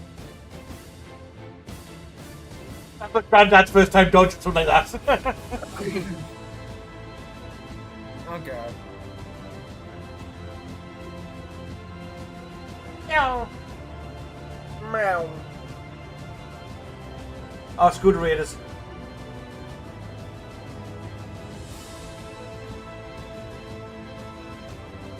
What the fuck is that in the front of their car? I have High-speed no chase idea. leads to arrest in Detroit. Shooting case Michigan State Police pursued a white Ford Escape linked to a park That's shooting Detroit. on Detroit's west side. Yes, it is. Parking in a disabled bay Protect the without a car with reason? a goddamn Get cushion. ready for a creative relocation combo. Actions have consequences.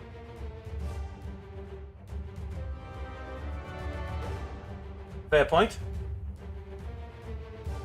Oh, they're stuck together now.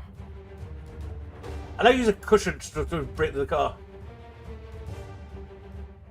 Well, that's just not gonna work. Why are you going? Again, that looks like he was going after the guy. No, I gotta do the accelerator pedal instead of brake. Yeah. That's just shit driver. That's what that is. Same as that one. Just Couldn't make shit the turn. driver. Ended up giving the car some battle scars. Driving sober is the only way to avoid the drama. Yeah, he's hard. He's passionate. Oh! Oh! Ah. Like, well done, dickhead. There goes your entire fucking exhaust. I know the carriage. Yeah, and there's the gearbox. Yeah, there's the alternator. Yep, and the oil pan's been hit too. Yeah, that ain't going far. Oh! Oh! This guy's just an idiot. He wants to die. I think the word you're looking for is suicidal.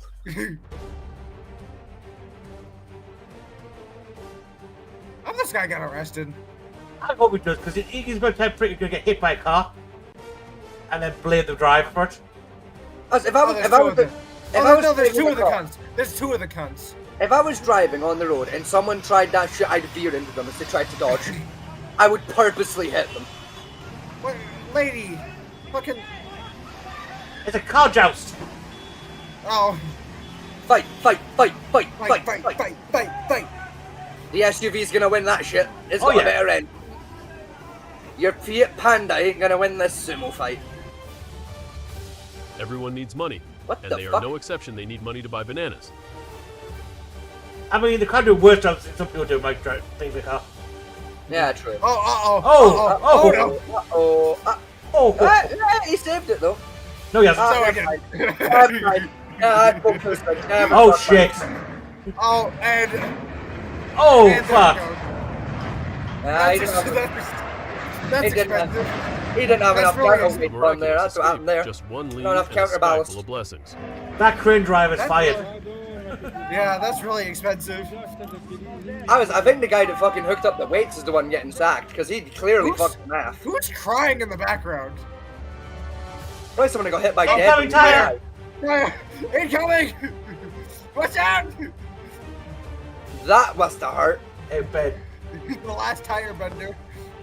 Very, very single, though. I'm not sure my car. Oh, whoa! Oh! You got some air there. It's the Dukes of Hazzard. This is more. I think this looks more of like rejection hazard. Open. Oh, puppy! One more inch would have been a meeting between a ninja and the afterlife. Luckily, both the man and the dog got divine reflex buffs.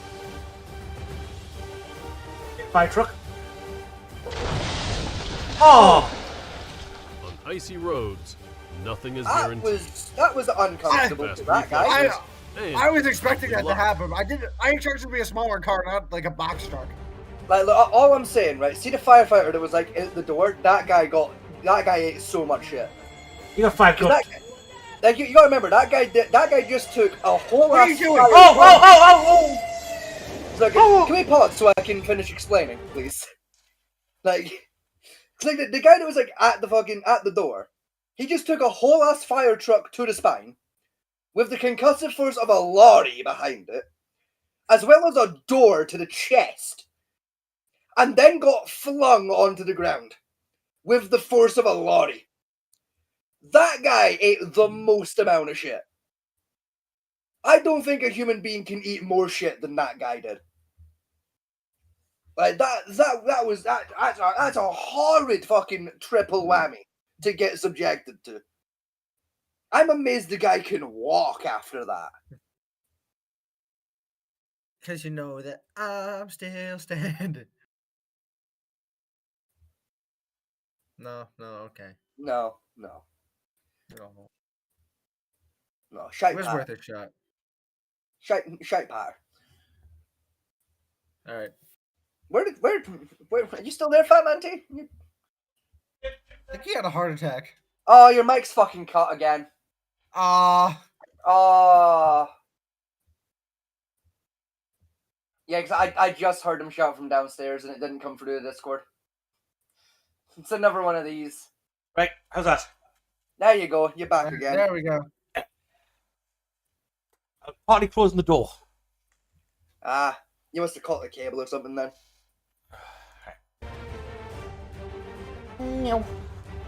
Driver zooms like a careless storm. Pedestrians gotta turn into ninjas to survive.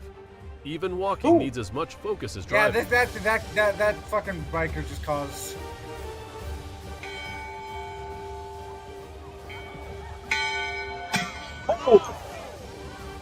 That was nearly a concussion. Yeah. Oh, death. That'd be a waste of ton. Nah, mild concussion. You'll be fine. What's gonna happen here? I thought we were trying to burst that bit. Yeah.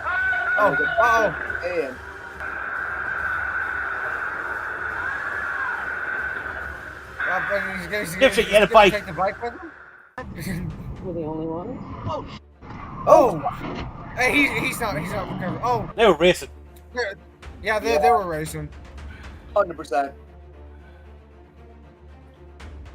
I play Need for Speed. I can do this. No, you can't. I played Forza Horizon once. This truck's journey was definitely unplanned. From sir. the bike lane to clearing everything in its path, only missing crashing into a house. Is that guy hot? I think he's drunk. He's a truck driver. Oh, he just took out a bus station. And several foliage.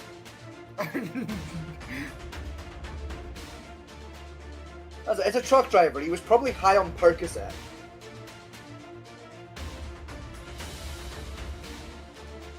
Uh-oh. What the fuck? Oh, what even happened? Overcorrection. Tried to keep it straight and just bend it.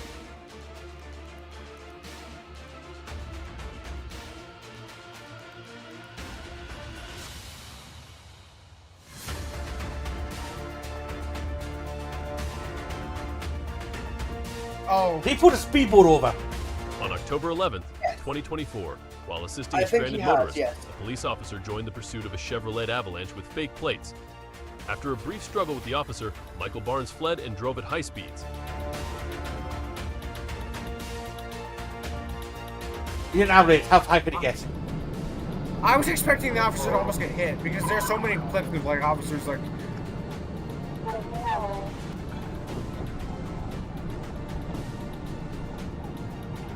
Oh, gonna go for the boop? Gonna go for the boop? Oh yeah! Oh, nice boop! Nice boop! Yeah, like soft target, nice clearing like environment. Yeah, go for it. The police successfully executed a TBI maneuver, causing Barnes' vehicle to skid into a ditch. Barnes was apprehended while running on foot, along with passenger Minnie Collins. Police discovered alcohol in the vehicle and detected the smell of alcohol on Barnes' breath. Both were transported to Forest City Medical Center.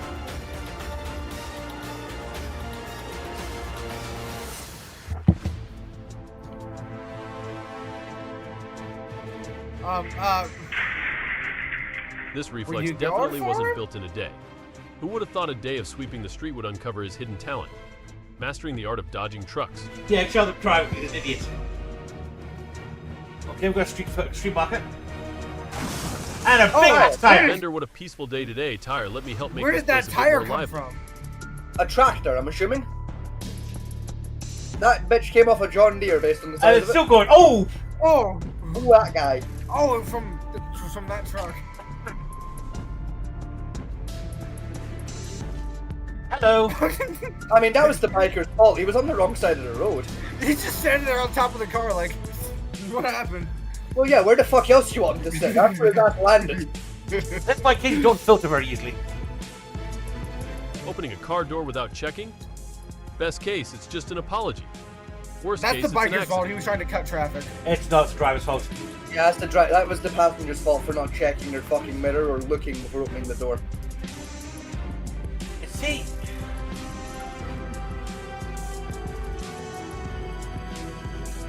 Oh, that's arson. Yeah. No. Setting a car on fire on purpose is arson? I would have never fucking known. Fuck up. Looks like the car and the motorcycle is the teamed up audio for a gone mobile all fireworks show, but the highway isn't I the have best no state. idea. Oh, did it do it for you I was too? doing it for me as well, yeah. I think it's the video itself had a stroke.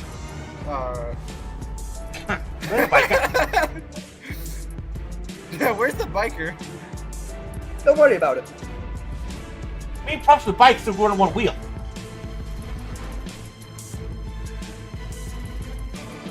Oh, no, Not on how, the bike, and that's the important thing. how high was the driver? No, officer, it's hi, how are you?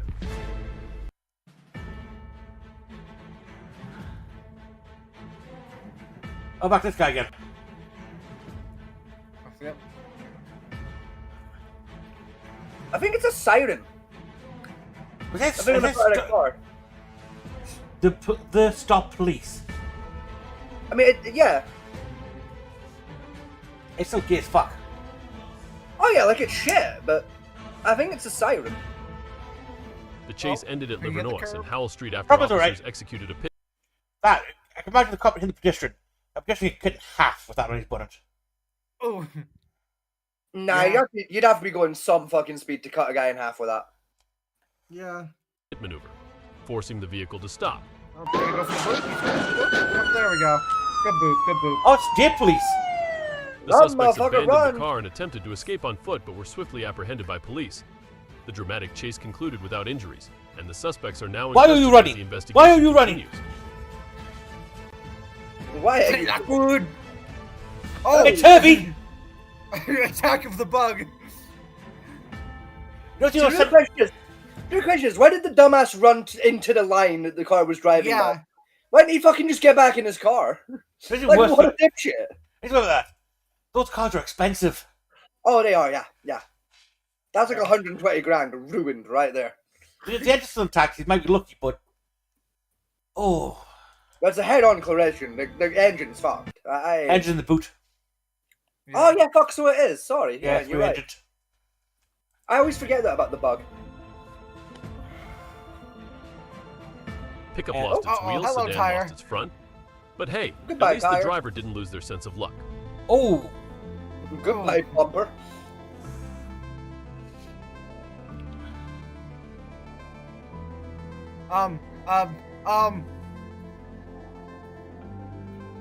Thread the needle. And then you took out an innocent fire hydrant.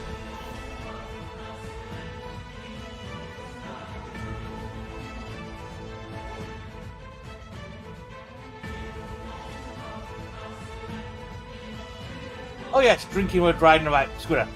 Very smart. No, Parked the car in arson. front of the Oh, house, no. and by midnight, it got enlightened. Arson while unexpectedly. driving a scooter. What a shocking Even safer. twist.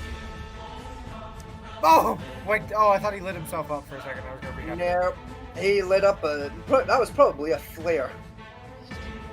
Goodbye. Yeah. The sheep made it. The sheep are why he crashed.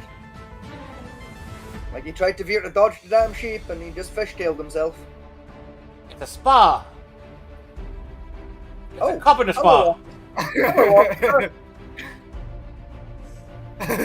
Now the car road was at fault there. Loaf of bread and a packet of milk there, officer. Just the usual IPT Pobberton. Oh! Oh! Spear! Oh, that was impressive.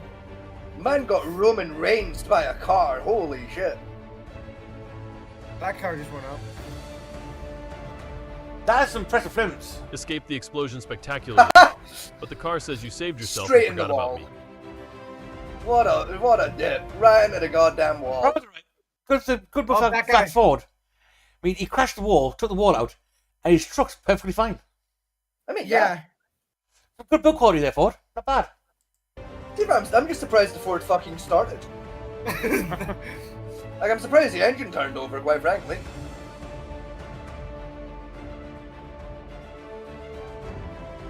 You lost 2 wheels? I think so. Somehow, yes. Oh! Oh! Ooh, tits. Fell in the middle of the tits. road, but dodged like a ninja. Even the cars must be amazed by this epic survival move. It's lucky as hell.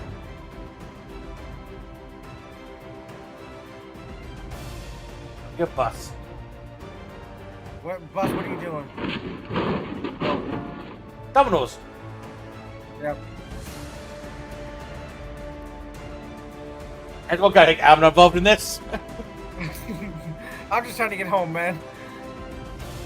What are we doing? Right to here? the lake.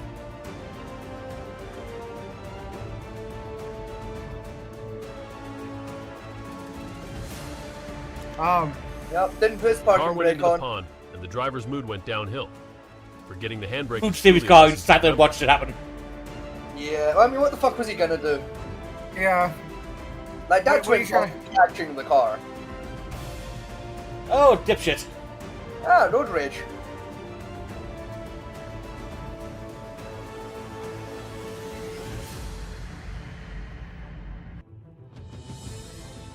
Oh. The car says, hey, I didn't do Trouble. anything. Must be Don't some black blame me. ice there. Whee! Like, they all slip in the same point. There must be, like, some ice there or something. I'm not dead! Still alive. Oh! Oh! That guy on the stairs almost bought it.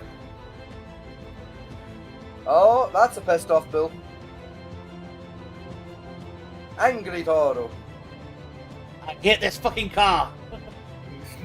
It's still my They girlfriend. ripped me off. They ripped me off. Yeah, I thought Bill's only hated the red ones. Yeah. Oh. Luckily, no one was injured. Another accident reminding us of the importance of driving carefully, whether on a bridge or on the road. Oh, remember to put your fucking boom arm down. Yeah, that helps, yeah. Oh, he's gonna save it? No. He's not gonna. He's in a death wobble. There's no saving that one, but... Oh, he did! Oh, nice! I shot my whore mouth, he pulled it off. Oh. Well, that definitely hurt. Oh, yeah. I'd be a fucking sore leg for a couple of weeks.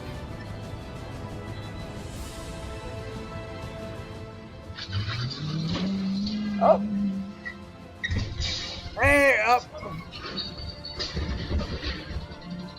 Well, he fucked that up. Can't you turn here, mate? Thank you all for watching the video until the very Other end. people can. If you found You this turning there content is helpful, perfectly legal. please hit the like button. Him you turning there, on the other hand. Because it's Dimitrex, this is AI generated, right? Oh, yeah, 100%. So, quick thing. You see the court case in America recently? Mm-hmm. Where they brought in the victim via AI to give a statement. What? What? A guy was murdered. Excuse me? A guy was murdered. Right. And the prosecutor made an AI rendering of the guy giving a statement about his own murder. How the fuck was that accepted as evidence? What? I don't think it was. I hope it wasn't. If that was actually accepted as valid evidence by the court, I honestly have been giving too much credit to America for too long. If that actually was admissed as evidence, like that better not have been admitted as evidence. I'm gonna fucking like that shit better have been shut the fuck down damn fast by that judge, or frankly, I just give up on America. I thought you already did. Oh, please no. Hello. Excuse me? Just to be clear for everyone seeing this, I am a version of Chris Pelkey recreated through AI that uses my picture and my voice profile. I was able to be digitally regenerated to share with you today. No. But here is insight into who I actually was in real life. Take a look. All right, I'm Chris Pelkey. I served with the United States Army. This is like for probably the sentencing. I thought back into the trial. Yeah, so like the decision pretty much already been made outside of how long the guy's gonna get, but. AI-generated version of Christopher Pike killed in 21 hours on a road rage incident appeared on May 1st via video shown at its killer sentencing. Yeah, it was a sentence report at the Superior Court. Still, it's... Okay, it's better than I thought it was gonna be, but it's still... Yeah, I was like, if that was like put it in as evidence, I was just gonna be like, excuse me? Yeah, it's better than I thought it would be, but... From upstate New York. And what else? Where'd you deploy? Where'd I deploy? I went to Baghdad in 2006, 2008, and then I went to Afghanistan in 09 to 10. So, as you can see from my video, I recorded in 2021. This here is a true representation of who I was. You know, not how the system portrayed me. I'm sorry. Yeah, it's still not. I would like to make my own impact statement. So, hello everybody. Thank you so much for being here today. I don't think that impact statement is part of the trial of the sentencing process. I can't tell you how humbled I am for those that spoke up for but me. It's the victim impact statement, but it's still those who are watching this remotely. It's still not the victim's impact statement because it's been written by someone or something else. 2 trials. I wish I could be with you all today. Like it's someone else's words being presented as the words of the victim, which is just. But see what they're doing with defending a lot of like his diary stuff and like they're using AI learning algorithm to like take through his videos, give us like what he would say and that type of stuff.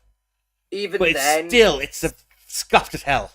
Yeah, even then, it's no different to like a lawyer doing the same thing of like going through like your diary and shit to figure out how you would like put things and then writing your impact statement on your behalf. It's like if you ain't alive to sign off on that shit, that's just perjury.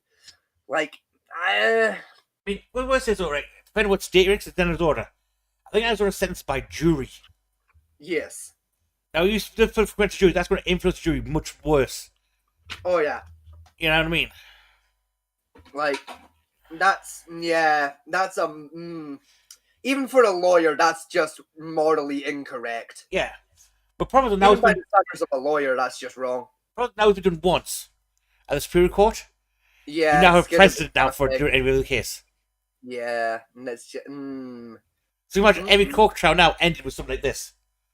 On murder trials. Yeah, no, that is a bad idea. Yeah. That is a very, very slippery downward slope into degeneracy right there. Thank you for making yourself available to see this case to the end, especially when the rescheduled trial conflicted with your daughter's spring break. Thank you for listening to everyone today. Thank you for reading the flood of impact statements that came in before today that so many people wrote on my behalf. Every single one of them is meaningful. First time it's been done, but it's now set precedent for it now. With each of them. Yeah, and it's a good one. The man who shot me. Like, it ain't even a good example of how this could have been done. In another life, we probably could have been friends. I believe in forgiveness and in God who forgives. I always have, and I still do. To my family. No, you don't. You're dead. You don't believe death. It was a lot of fun. You know, I always. You're a dead motherfucker. What the fuck you mean you still believe in forgiveness? Your ass dead. It doesn't matter, all right. Remember that bit in Mass Effect where they say in the hospital league, you just keep this guy alive by a cheap VI, which is not really him. Yeah. It's such a this. Like, what are you mean? Like, you still believe in forgiveness? Like, is it just me, or like, does anyone else find this weird? Like, what the fuck do you mean you still believe in forgiveness? You're a ghost. Your ass dead. You don't believe dead. It's worse than a ghost, right? It's a facsimile of the ghost based off like some random bits of information that they're about to shove into an AI learning algorithm. I mean, yeah. I mean, fuck, like, if you were to try and build an AI based on shit I've written down and shit I've said, right, you wouldn't get an accurate AI of me? Fuck no. Yeah. Imagine they made an AI version of us two from this show. Yeah, like, jeez. Oh, God. You'd have Hitler 3 and 4, quite frankly. And 5. You got Hitler, you got Hitler, Stalin, and Mao all in the same room. Exactly. Yeah, even if you I called them a big Hitler. You can have Hitler. Even if you took examples from my real life, like my day to day, like you took my diary entries and or, like things like that. They're like a bit closer to real me. You're still not gonna get an accurate version of me.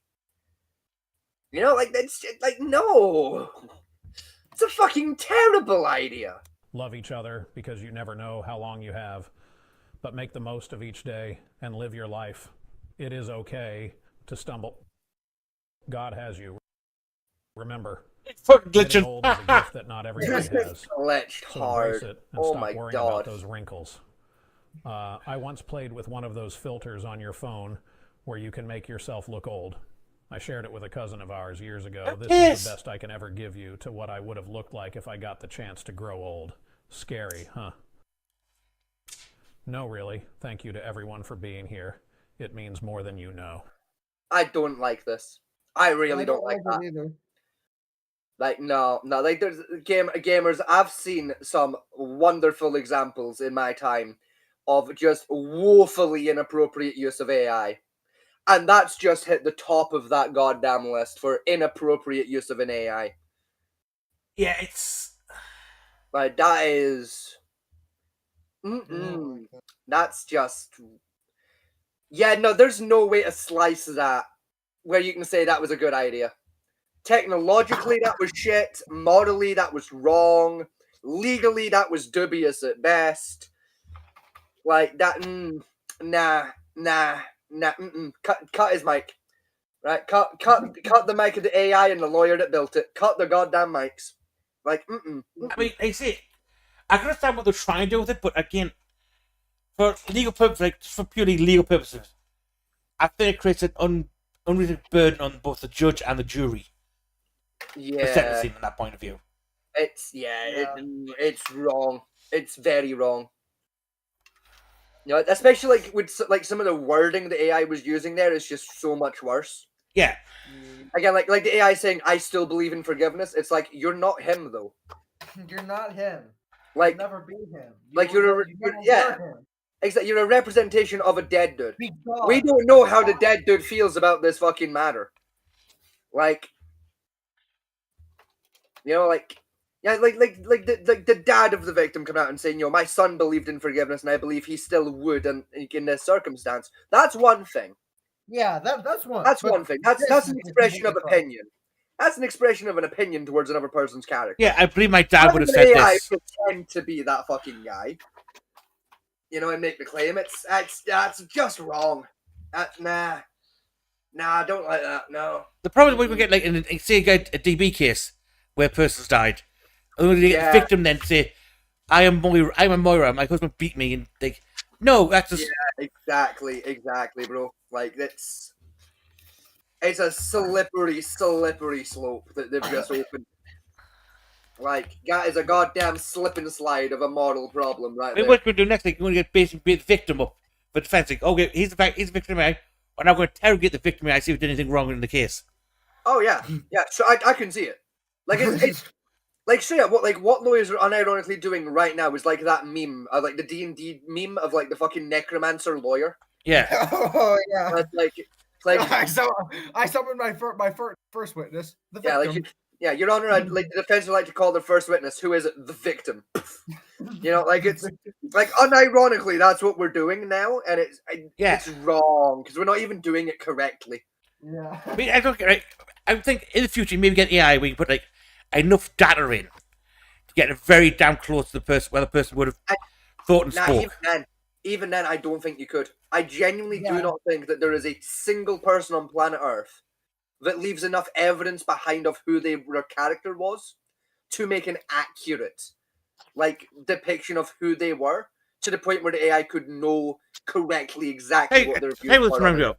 Remember TNG, where the Forge falls in love with the fucking holographic version of this doctor? Yes. Then he meets you in life, just a total bitch.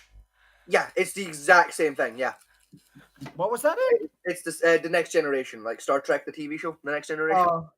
The Forge makes a holographic version of this the woman who built the engine for this Enterprise. Did he help fixing it? Falls in love with this in great personality. I think it was like 20 episodes later, meets her in real life, and she's a total cow. Yeah, obviously it's a different situational context, but it's still the same moral problem. Mm-hmm. You're taking the account of a recreation of a person that realistically has been built by people that didn't know that person in real life. Yeah.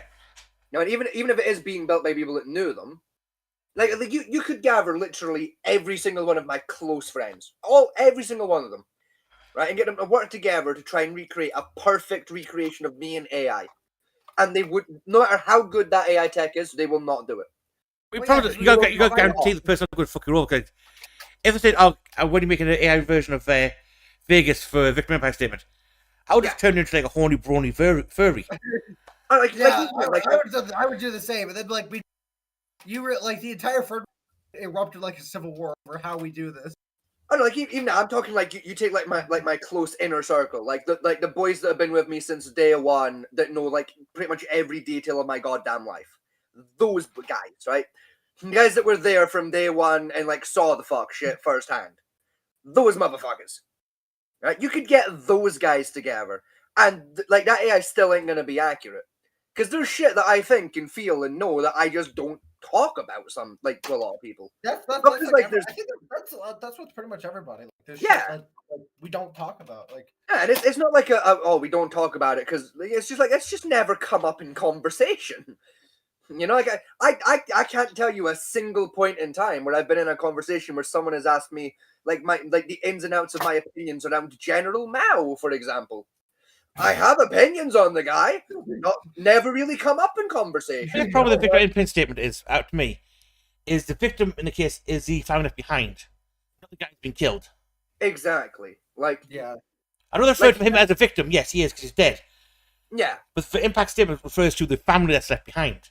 Exactly. Like the long-lasting, like actually like recordable impact. Yeah. You know, like it gets. Yeah. It's. You know, the fact that the guy is dead is kind of part of the crime itself. Yeah. Point. You know, like so it's there's literally no way morally to justify doing that with an AI. It's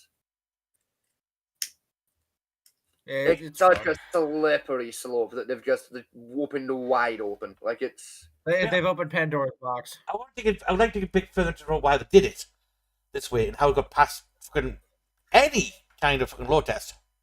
Oh yeah, I'm genuinely surprised that was permitted into the court. Yeah, who signed off on that? They let that slide. Obviously, the judge. The judge needs to. I don't know. I don't think there's a constitutional violation going on. It's not a constitutional violation. Like legally, it's technically like sure, but it's still. I don't know if it's legally. I don't know legally. Well, okay, maybe by the word of law, letter of the law, but not by the spirit of it to do this. Exactly. And a judge should shut it down on that basis. Yeah. You know, not let it slide and thus make it legal by setting a precedent standard. Yeah. You know, it's problematic. It's very problematic. Again, I can imagine it be used like, the civil rights cases where someone gets killed. Oh yeah, yeah, and again, I can see that causing a lot of problems. Yeah. You know, like realistically, it makes it genuinely easier to like just commit fraud and perjury in the court. Yeah. Yep. And I said that it's like I think it was like Stacey someone via story time. Yeah. And that's that they used to make it. Even if a different person impact statement and saying through the guy's face and voice. That still gives it that extra twist where a jury will say, well, fair enough, I'm going to give you 15 years. Then they see that video goes, oh, the guy talked to me, you're getting 25 years now. Yeah, like the only way I could like that could have happened where I'd go, okay, maybe, would have been if like court case is done, right? Sentencing is done, right? We've decided he's guilty and he's going down for this long. Yeah. Right? No details surrounding the outcome can be affected now. Then yeah, sure. In that situation and only that situation, could I say maybe it's okay? And even then, it's still morally grey.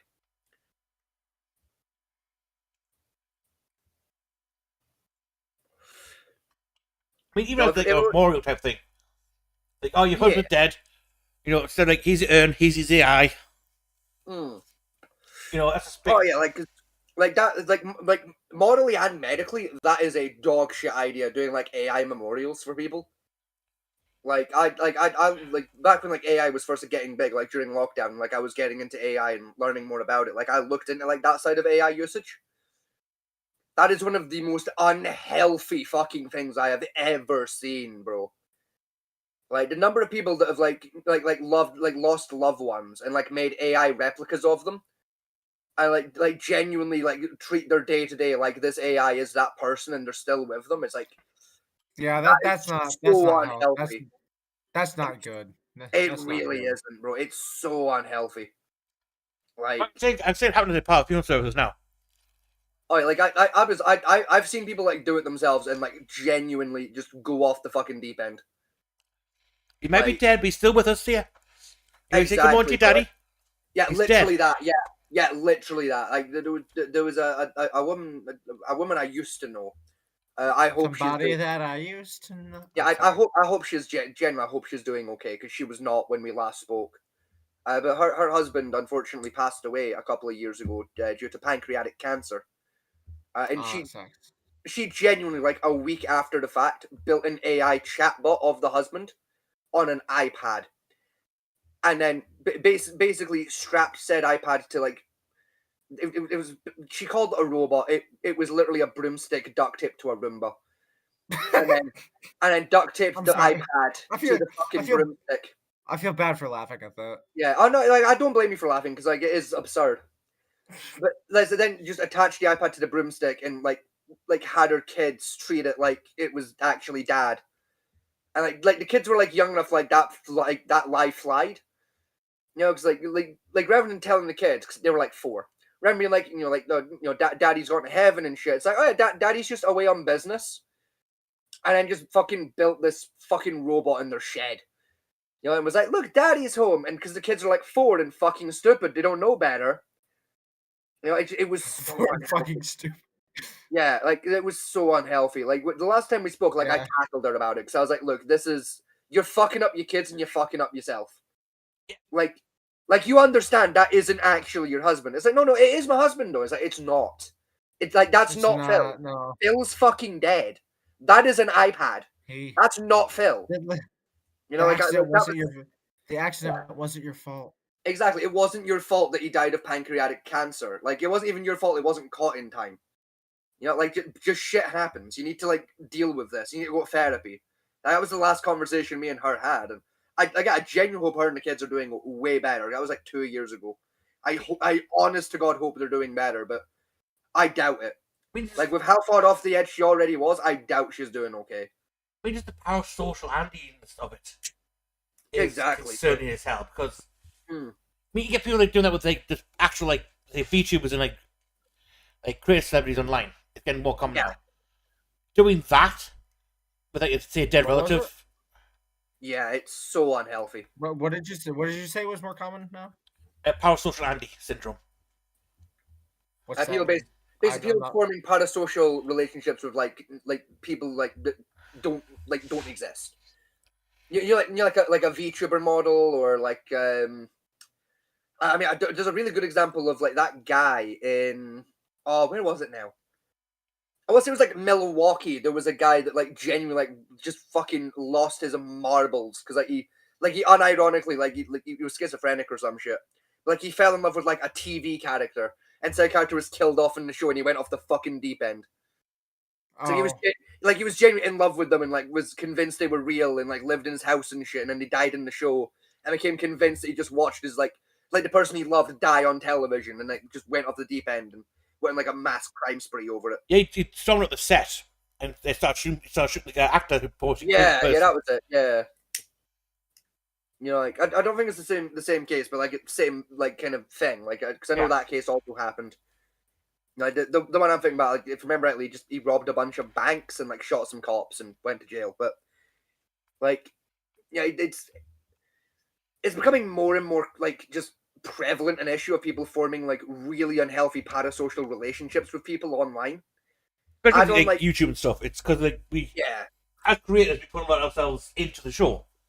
Yeah, our personality and stuff, and it makes that bond easier.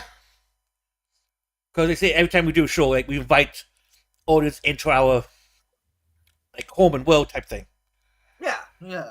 It's why I always make it very clear, like, you know, whenever I can when we're doing this show, of like, look, like the way I am on this show and the way I'm in real life are very similar, but I'm a different person in real life to how I am on this show. Yeah. All I do for this show is I take my base personality and I dial that bitch up to 11.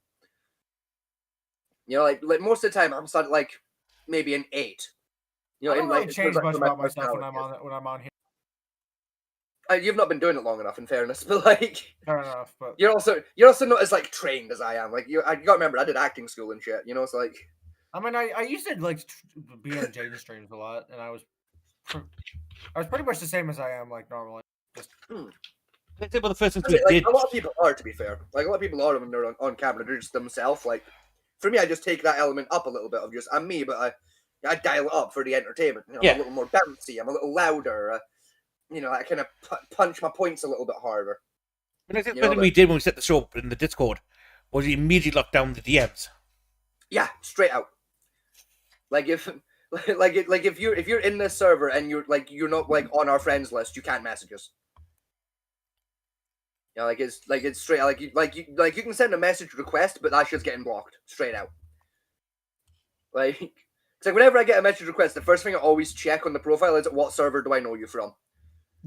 Fair enough. Yeah. That is the first thing I always check. And like if I get a message request from someone from Echo's server, it's like, okay, they're probably tight, they know Echo, fair. You know, whereas if it's like a server like I'm in like a pagan server, I don't really hang out in. If I get a message from someone that's like I only know them from that server, it's like, yeah, I'm fucking probably gonna ignore that shit because like I don't know your ass, you don't know my ass. Why are you messaging me? You know, like why you messaging me, fool? Yeah, you know, I mean, once the blue moon, I respond to it because like fuck it, you know, let's go down the rabbit hole. Come on, then, what do you want? You know, every single time it's like it's just a scam bot trying to sell me art, and it's like, yeah, come on. You did that? You dragged me into that conversation. Huh? That guy was about Tanya. And yeah, shit. There was that whole guy like. That was the same kind of. There was a guy messaged me a couple of years ago from like one of the pagan servers that I'm in. It was just fucking off his nut. You know, and like he was talking about shit like I'm like in terms of paganism, I'm not that clued up on. So I was like, that man T is more into like the pagan like elements than I am in terms of like knowing shit. I'll drag his ass in this conversation. He just sat and bullied him for like an hour. It was fucking great. But like, yeah, like that's what I mean. Like sometimes I respond to it and just like, okay, let's go down the rabbit hole. Fuck it. Like you're probably a dipshit, you know. And like I've got the hard set rule of like if you're from this server. And I don't already know your ass. That message request is getting deleted. Yeah. Like, hell no. Hell to the goddamn no. If you're on my direct friend list already, stuff, the bullshit that you get in my DM. Hey, Scotty. Yeah. What's up? Inky just said they replaced the weed because it tasted bad. Yeah, I'm not surprised. But no, like fucking. I mean, like you see it. Sorry, 2 seconds. Sorry, I had to take a drink and my voice was hurting. Like you see it all the time where like fucking like YouTube drama will happen where like a YouTuber gets fucked because like you know he started talking to a fan that it turned out they were underage and shit and it's like yeah I ain't risking that one. Hell goddamn no. Yeah, no. Like I ain't risking someone hopping in here who just has a vendetta and it's like, oh yeah, and like I'm 14, I'm gonna get you done. And it's like, yeah, no, not risking that one. No, thank you. No, thank you. You know, like no, not putting myself at risk of that one. No. Yeah, I'm talking to the server, but I'm not talking to DMs. Like shit hell. Oh yeah, I'll talk here in public where there's witnesses, but like.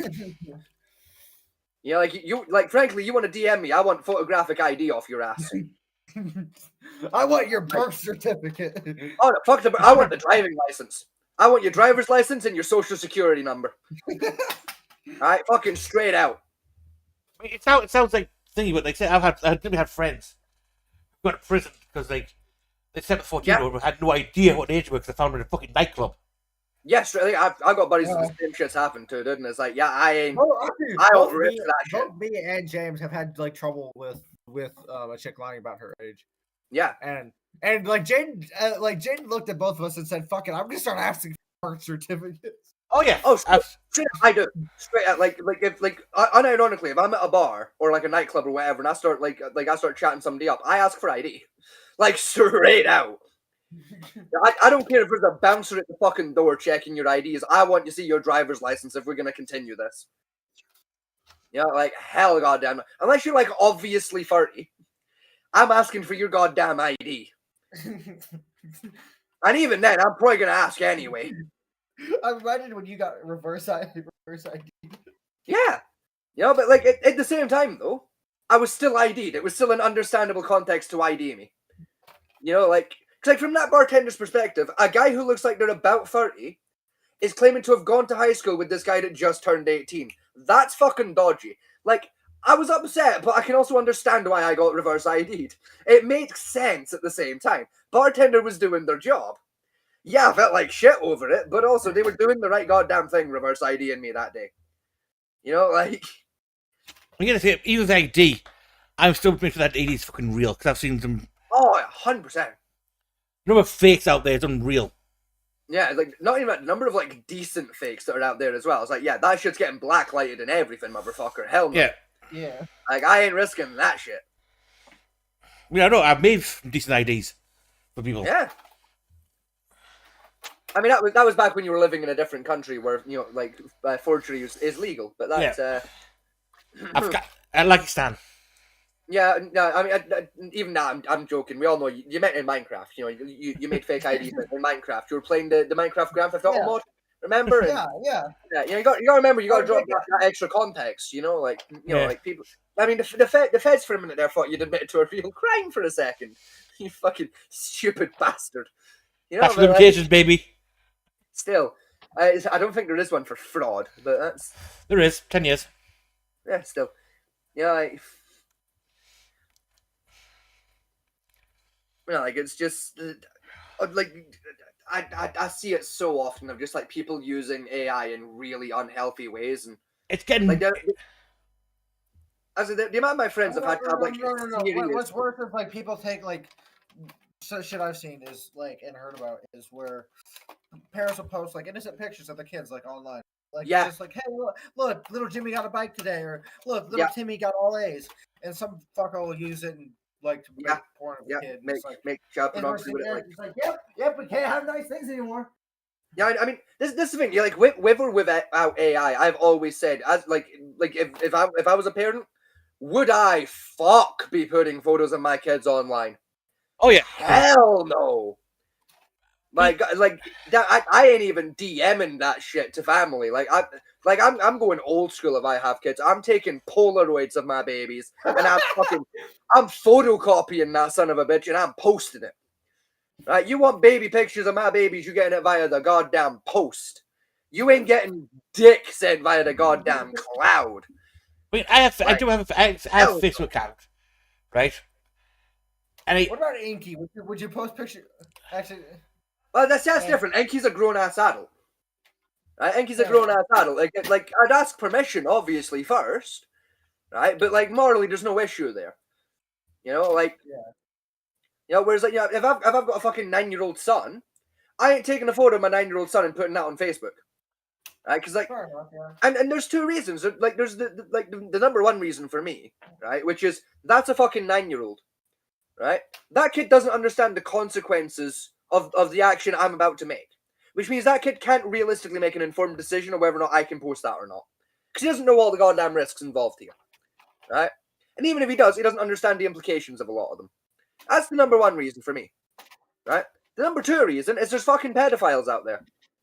Right? Yeah. With or without AI, a pedophile can have a wank to a photo of your kids. Right? Don't matter if your kid's a stark bollock or not in the photo, a good pedophile can have a wank to that. I remember correctly, when we did the rest of the map stuff, there's a category thing that came up with them called the Safe Picture Protocol. Mm-hmm. That they were doing now. I don't like where this is going. It's a bad place, trust me. Yeah, you don't want to know, quite frankly, but it's like shit like that is like those are the two number one reasons for me because they're tied. Whereas like if I ever have kids, I ain't putting their photos online.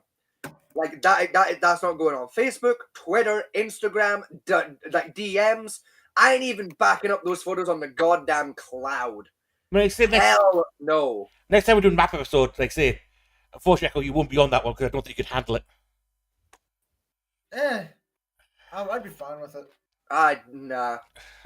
like gamer, like both of us like worked in that territory for a while, and we struggle with those episodes. Yeah, I've been touched before. That's still honestly, if anything, that's more reason for you not to join in with that one. Like we tell why. I mean, it doesn't. I mean, from a psychological point of view, it still kind of bothers me sometimes, but it's more of like it wasn't like what was done for me. It's more of like abandonment issues. And Starla, bless her heart, has been like really patient with me when it comes to those abandonment issues. So I'm extremely grateful for. Even then, like it's like in terms of, as a psychology nerd, I would be irresponsible of me to allow you to be exposed on this show to that content in the manner in which we expose ourselves to it for this show once per moon. What do you mean by that? Like, how do you guys do it on the show? we go into it. We talk details. We break down like step by step the new issues coming up in the community. Sometimes that means we got to talk about real dark fuck shit. Yeah, I'm not saying you in particular should, but if people were to go back to like the last 2 map episodes we did, we had to say some fuck shit. Right, there was some fuck shit we had to talk about there. And again, as a guy that like has seen some fuck shit in this category, I was struggling with those goddamn episodes. Yeah, it's like those episodes still bother me a little bit of just I can't believe I had to fucking do an episode on that topic twice. And like the second one was darker than the first. Yeah, because it was in between. You know, like probably we still dig into it now because it's the way the thing with maps goes on. It changes so much in a year. Exactly. That causes it's like our biggest one last time was the it was the gender protection bill. Yes. You know, like I mean, my main point is like I don't know about you, Fat Man T, but like for me, like when I was doing work in the sector, you know, I was trained to mentally shield myself from the potential psychological damage working. Oh yeah. You know, working against pedophiles can do to you, and I've got that skill set. That's in my toolbox of, you know, defense, and that shit still did some damage. I mean, for the group I was part of, the guys who had to do like the image review stuff, I mean, most of them didn't last a year. I didn't know you did it too, Fat Man. I knew Scotty had done it. I didn't know. Yeah, both of us did it. Not just I don't like. I think we might have been doing it around the same kind of time, but not like together. I started long before you did on mine. How long did you do it for? I started doing it when I was 15. And when did you stop? When I was 21, I stopped. That's 6 years. About that. Yeah, and I was the longest one that survived it. In my group. Ooh.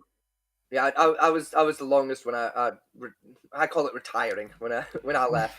Yeah. When I retired from the career. Like I think I would have been maybe 11, 12, 13 at a push when I started. For the sake of argument, I'll say I was maybe 13 when I started. For the sake of math, and I think I was about 16, 17 when I stopped. Because I just couldn't take it anymore.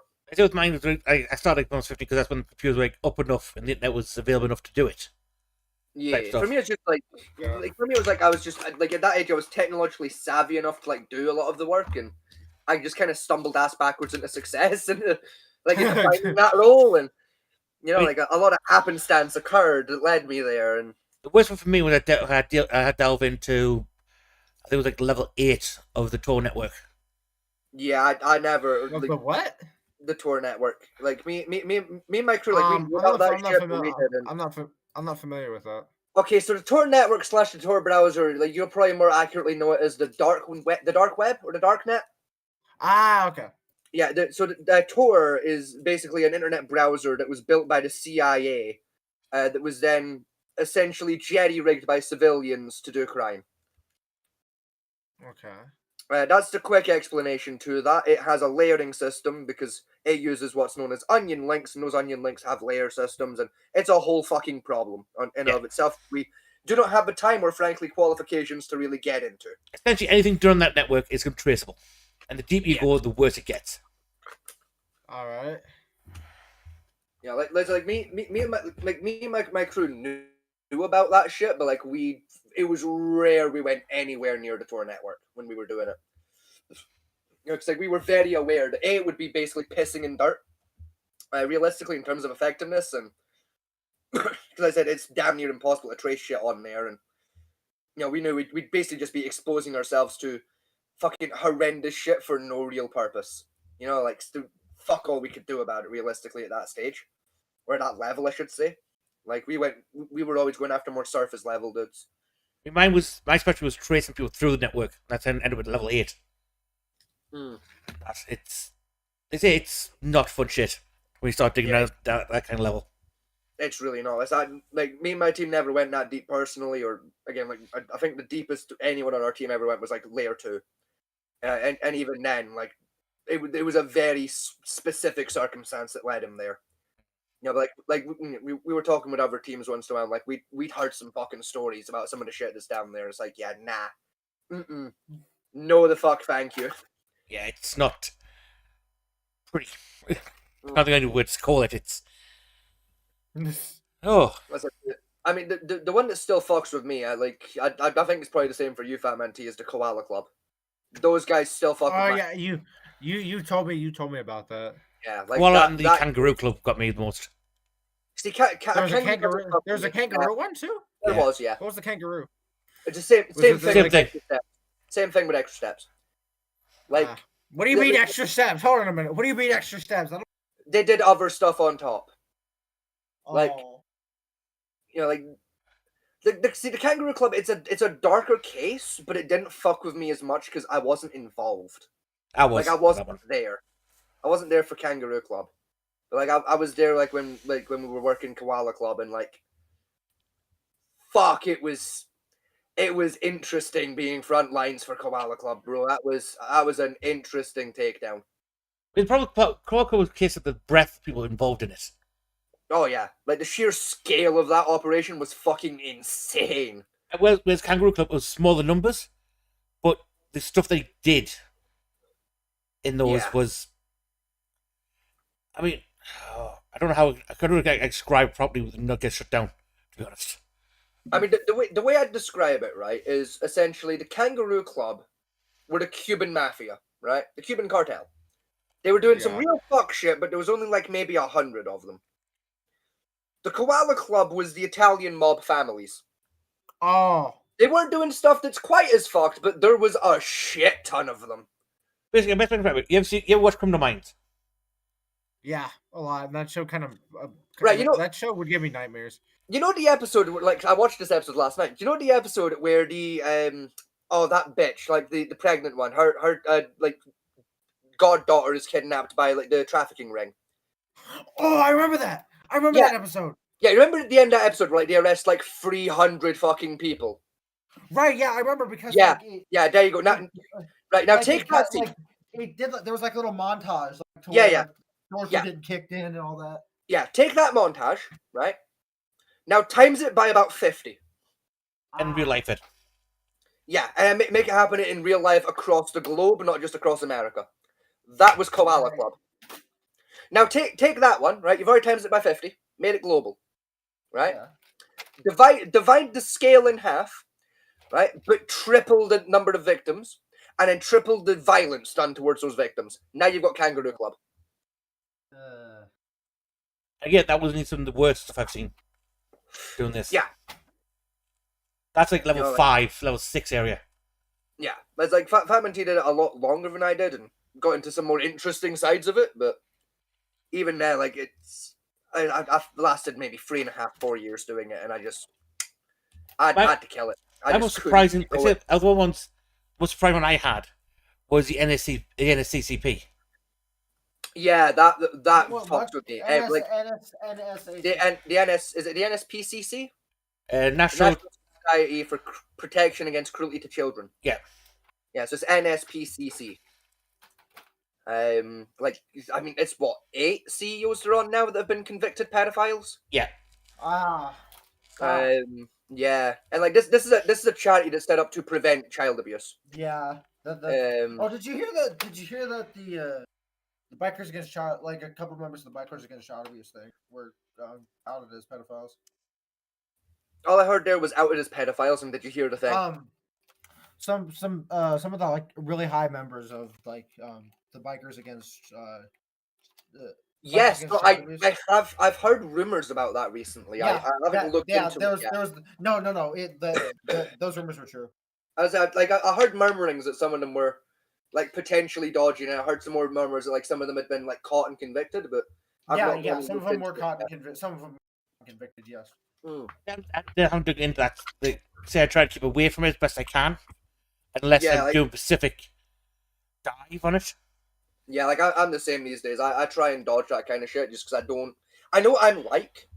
I very much know what I'm like. Of like if I start getting too much back into like researching these cases, I'm gonna I'm gonna get the itch, and it's like, I gotta get back into that fucking. I gotta get back in with the crew.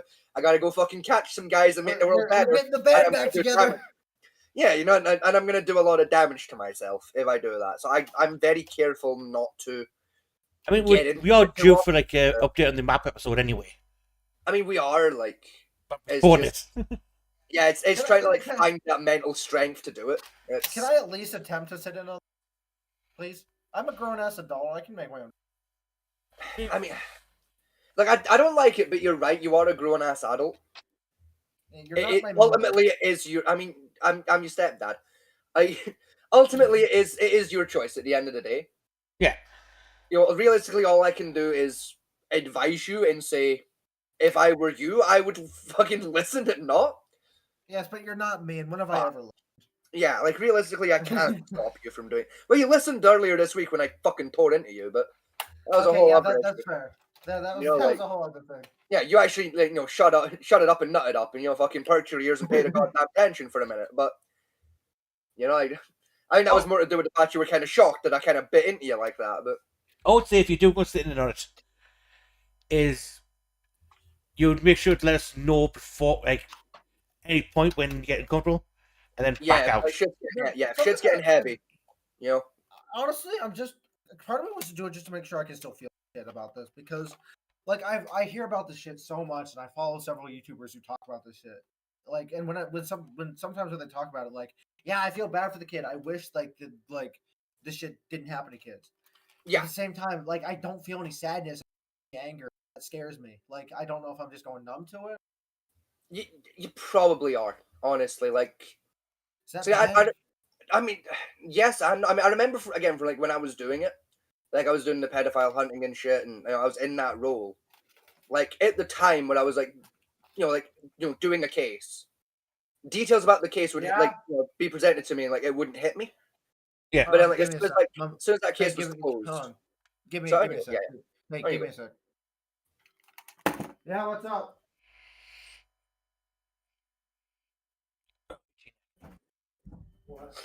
I've got an itchy nose, fucking.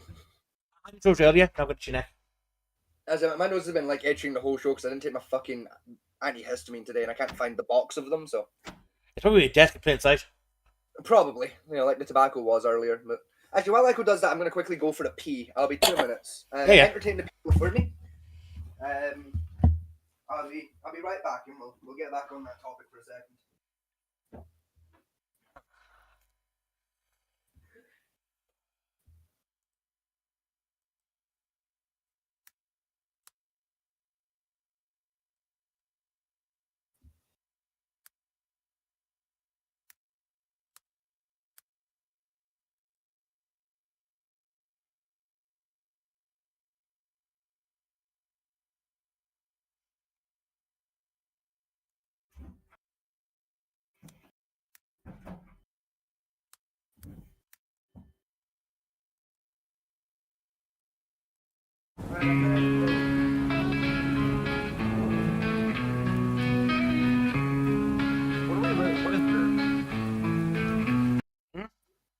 What are we on? What are we doing? I'm just putting a bit of music for Vegas back.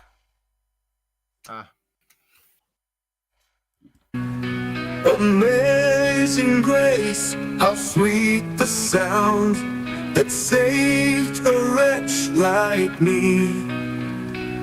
I was lost, but now am found. Was blind, but now I see. 'Twas grace that taught. Back? I'm back, yeah. Echo, are you back? Yeah, I'm here. Yeah, okay, right. So are we, like, voices are going through to the people, yeah? Yes, yeah. I'm sure that. Yeah, fantastic.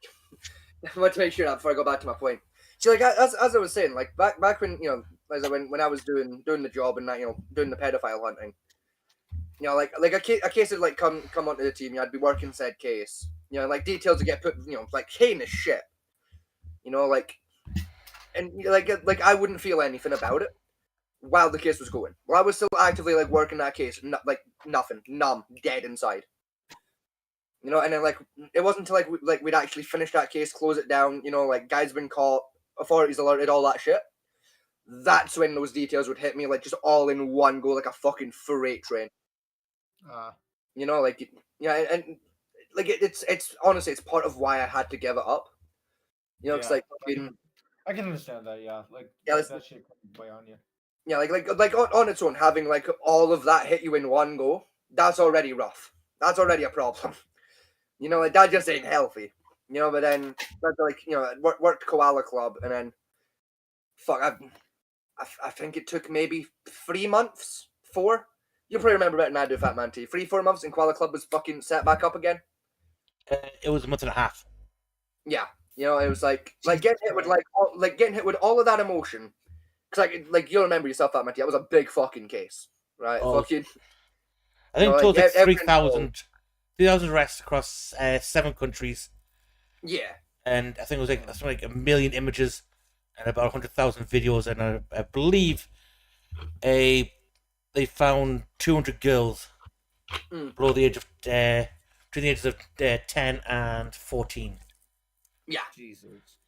You know, like, because I mean, maybe it was different with other teams, but I remember like with my group, you know, like, yeah, it felt like you were doing a lion's share of work because it was such a huge operation. And granted, there was a lot more dudes working the operation than normal ops because of the scale, but it was still like didn't have enough manpower at all.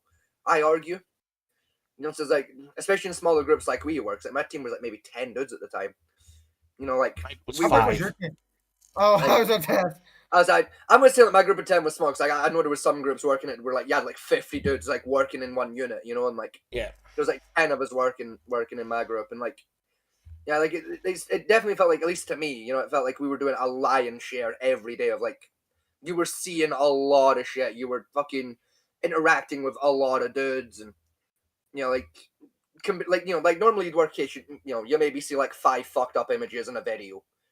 You know, like working Koala Club, it was like, yeah, you're seeing triple that every fucking day.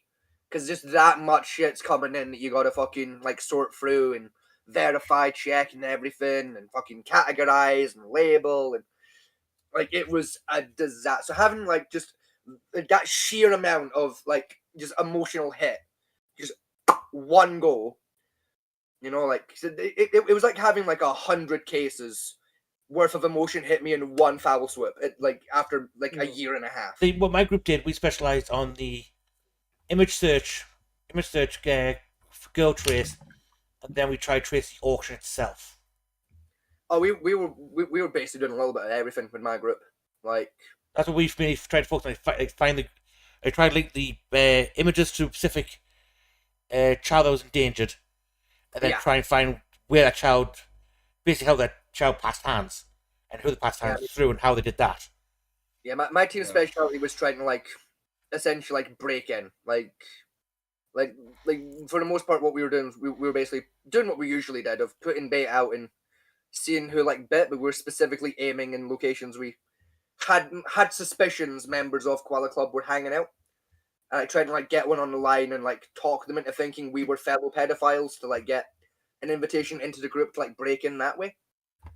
And like as a result, we fucking, like I said, we were basically the frontline infantry of that whole lot. Like we like, I'm not saying like we were the only ones, but like we, for a lot of like things that we catalogued, we were the first guys that saw it.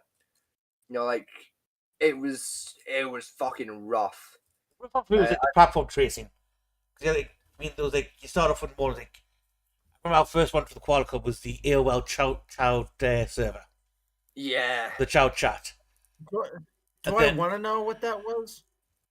It was basically it was a chat room that was set up by AOL that was specifically like for young people to connect with each other. AOL. Frontline. It was an internet service provider about the dawn of the internet. Ah, okay. Yeah, you're probably a little young to remember who AOL were.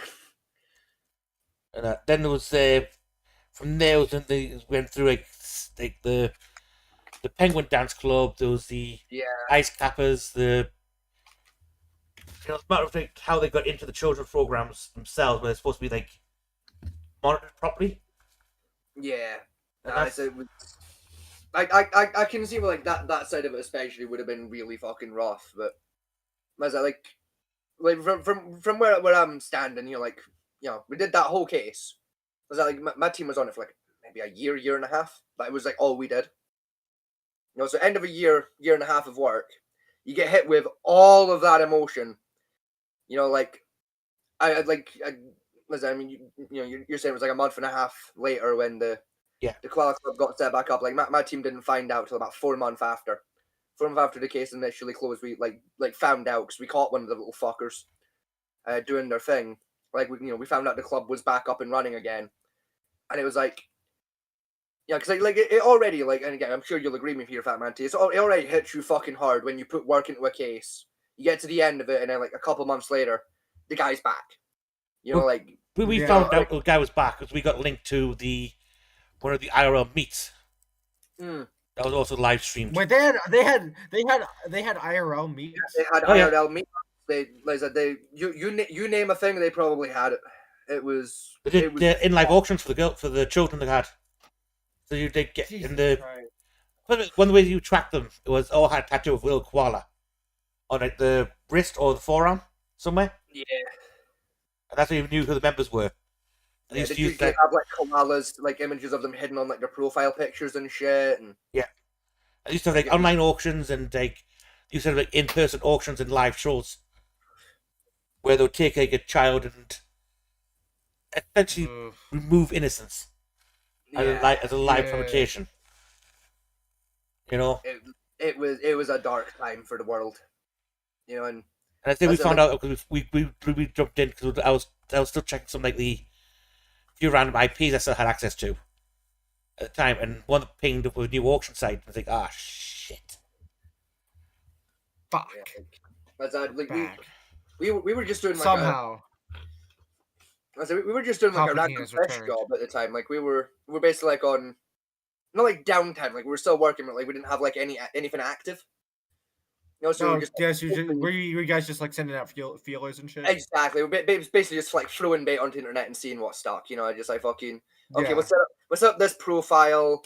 You know, okay, we'll make it look like a 12-year-old girl, and we'll stick it on this message board, and we'll see what happens. You know, just like basic fishing work like that. You know, and like fucking like we end up catching a guy. You know, and like it was very apparent very quickly of like this motherfucker, like this motherfucker's an ex-Koala Club. This motherfucker dodged. You know, and then like he started like talking about like the Koala Club and shit, and it was like, wait a minute. He ain't talking about this in the past tense. Hang on a fucking minute. You know, and like we started asking around a few. And then it was suddenly like all hands on shit. We got a situation here. Oh yeah, you know, like at first we thought he was bullshitting. You know, but it wasn't like again like we closed shop, got them done. And shit sent to the proper authorities, and like we started talking to other teams that had worked Koala, and they're like, "Yeah, no, they're back. Like fucking, they bounced back months ago. Like y'all didn't hear. Like fucking, there's like no fucker told us. Like this is how we found out. You know, and like it's like getting hit by the emotional, just fucking smack that is, you know, because it happens like all the time. You know, like you work a case and then.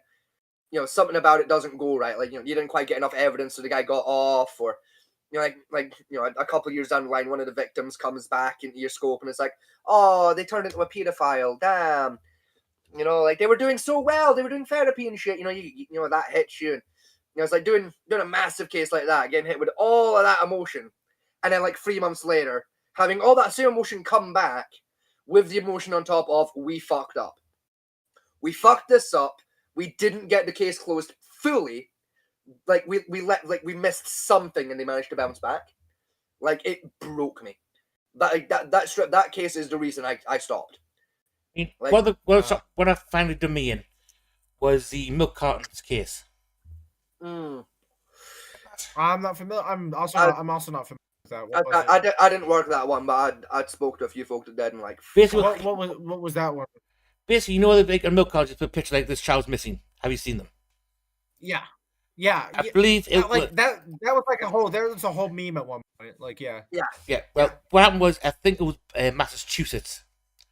This one was particular one in was basically a ring of pedophiles and that. What they were doing was, to advertise the children they had, they put the images on the milk cartons. We're using the missing children posts as essentially advertising for Yeah, that's what I was gonna say. Like as advertised. Yeah, like they had like little like, for lack of a better term, like code phrases and details that they like hid in the posts to kind of like other people who were in the know, like, hey, we got these ones. If you want to buy them, come to this address, you know. And it was really fucked. Yeah, that was Massachusetts. There was another one that popped up in Ohio, I believe. Yeah, doing a similar thing. Because there was also that case in, I want to say it was Washington State, if I remember rightly, where there was a pedophile that was like making up the posts for the milk cartons, and then the day those cartons were like going out on delivery, he was then going out and kidnapping the kids on the day. Yeah. No, it was either like the day of or like a day or two after, like the milk deliveries were put out and like those posts were everywhere, and it was like a psychological tactic to really like fuck the families harder. And it was really bad. That one, like, as it like Koala Club was the one that killed me. That was the one that just took the wind out of my sails. Another I remember was the pre-order one, where people take a picture of like pre-order. Yeah, basically the buyer would take a picture of a child they wanted from an area, and then they would connect them to a guy who would remove the child and then hand it over. Yeah. As I said, there's been some bad ones, but like Koala Club was the one that did me in. Like, I mean, I think I stuck around for a year after we found out, and I was just like, nah, I can't. So I was so fucking mad about it, and Koala Club was like just playing whack-a-mole. It really was. Like, especially like after like that initial takedown, like so we like no one had the manpower at that point. To do it again. No one had a chance of rallying as many people again, and we definitely didn't have the ability to rally the same people again. Like for my team alone, like we did the case with 10, and by the time we'd found out that like, oh, we fucking failed, there was 4 of us left that had done it. There was 4 of us left in the team that had done the original koala drop, and it was like, yeah, no, we don't have the like kind of resources we had. We don't have the manpower. Like, I don't think any of the teams had the manpower they had at the start. We didn't have the resources. There was no way in hell. We didn't even have the fucking morale to rally like that again, like that quickly. I lost 3, and they would be the ones who did the image runs. Yeah. When I found the pop back up. Did the Koala Cup get taken down again? Did like somebody? It's been taken out. It's been like 3 or 4 times. Yeah, it's. I think since then there's been 3 or 4 like large scale ops to take them down, and like each one's fucked up in the same exact way of like 1 or 2 dudes got away and just rebuilt it like practically overnight. Like it's. They probably never got the main guy. Yeah. The main guy who built the server. They got the server taken down. Got a few like the background members, maybe a couple of lieutenants. I mean, they have previously caught like the actual like the leaders, so like the figureheads, but they've never caught the guy that actually owns and sets up the server. They've never caught that. The guy that kind of controls Koala Club, like their figurehead, that guy's been caught a few times. Because I think they're on their 7th now, and I think 4 of them have been caught. And it's like they catch those guys, but they're not able to catch like the actual backbone dudes, the guys that set it the fuck up. It's. That's part of the problem. It's because, unironically, the guys that are building those servers are fucking tech wizards. Like, I've never seen firewalls so fucking, like, so strong. Oh, yeah, don't get us wrong. I mean, the guys with the sites, from a purely technological standpoint, they are fucking high-class dark hat wizards. Oh, yeah. Those guys are absolute. Like, unironically, like, the firewalls alone, put China to shame. What got me was the barrier maze they used. Yeah. Again, I'm not familiar with like what a barrier. I'm sorry. Like, keep asking questions. Like, all this is just like. I know. Again, like really unfamiliar territory with me. I'm not a tech nerd like y'all are. A barrier maze essentially is essentially like a live representation of a firewall. And basically, when you go into it, when you try and find a directory to move on to the next step, you basically have to run a maze of directories. And each one gets blocked off, and you have to go back another direction, go down another route, and it creates like a virtual maze you have to try and navigate through. Now, some of them used to put actually a 3D rendering on the maze itself, of like a video game and stuff through. On some of them, if you fucked it up the wrong way, it just killed your connection. You had to start back at square one. Yeah. And I don't mean square one of the maze itself. I mean square one of how you got in. You know, like it was, a few of them would fry your computer entirely as well. Send a surge rate to the computer. Yeah. Like some of them were super high tech. You know, like because me and my team had a theory for a long time. I mean, I still believe this theory to an extent. Like the guy that was that runs the servers and sets them up and shit. He's got to be somebody. Like he's got to be somebody fucking special. Oh yeah. Like that level of technological prowess, as well as just the sheer scale of just how impressive the technology he needs to set that up is. That guy is someone important. Like that guy's got to be like ex fucking CIA or some shit, or like ex MI5 to have that level of tech prowess to set that up. Never mind get his hands on the equipment he needs to set it up. So like you've never seen shit like that before, like ever? Fuck no, not personally. In terms of things, they're a work of art. It wasn't just a program; it was a fucking work of art. Straight out. Cause I mean, I'm not exactly like a programming guy. You know, like I don't know how to hack and shit, but like I've seen my fair share here and there of like lines of code and stuff, and you know, like I've seen some impressive shit. I do know something interesting about. So do you want to know something interesting about one of my server in my server, Scotty? Sure. Seraphim used to work for the CIA. That makes sense, honestly. That kind of checks out. Yeah, she was doing. What did you say? Keep going. Yeah, she was running like she was essentially just one of the tech people in like the CIA. Yeah, like, I'm talking like the level of like technological sophistication that was on display with Koala Club servers. Like the guy would have had to have been working in like a NORAD bunker, round the clock, 24/7, 365, under constant harassment from Fod and Fret. That's the level of from just what? Fod and Fret. Like that is the sheer level of fucking just talent this guy had on display. Let's wait. Right, his programs is the digital clone of the Mona Lisa. Oh yeah. Or the Venus de Milo. 100%. Like it was at the extent where like you know like you see like a movie about hackers, right? And like they'll pull up some like digital display and it's like horribly unrealistic, right? Yeah. Yeah, this motherfucker was making those kinds of movies look fucking bang on accurate. Yeah. He was doing shit that would have put the Matrix to shame for just how spectacular the visuals were alone. I mean, he did do a Matrix program run for one of his firewalls, which was he did, yeah. Get through. As I said, I didn't try and crack it because that's not my area of expertise. But we were talking with some of the crews that were like hitting them, and like even those guys were blown. You know, like fucking like there was a team where like we were in fairly close contact with during the op, and like they're like main sort of like fucking hacker quote unquote guy. You know, like the guy was like doing exactly that, like hitting the digi mazes and shit. Like that guy was, I think he was like fucking ex NORAD, ex MI5, and ex NATO, fucking like cybersecurity specialist with like 30 years experience. The guy was like fucking 50. And like even he was fucking blown away. Even he was looking at it, just going, "How in the name of God have they done this? Who the fuck is this guy?" You know, like that guy was one of the most talented guys I've seen work a computer. This like ex fucking spec ops guy. You know, and he admitted on several occasions, he was like, "You could give me a blank fucking check, and I couldn't set something this fucking impressive up." I mean, one of the guy I had work for me was a grandfather wizard from the early days of setup. Yeah. And like he dove in a few of them. He's like, this guy must have a warehouse full of servers to pull this kind of shit off.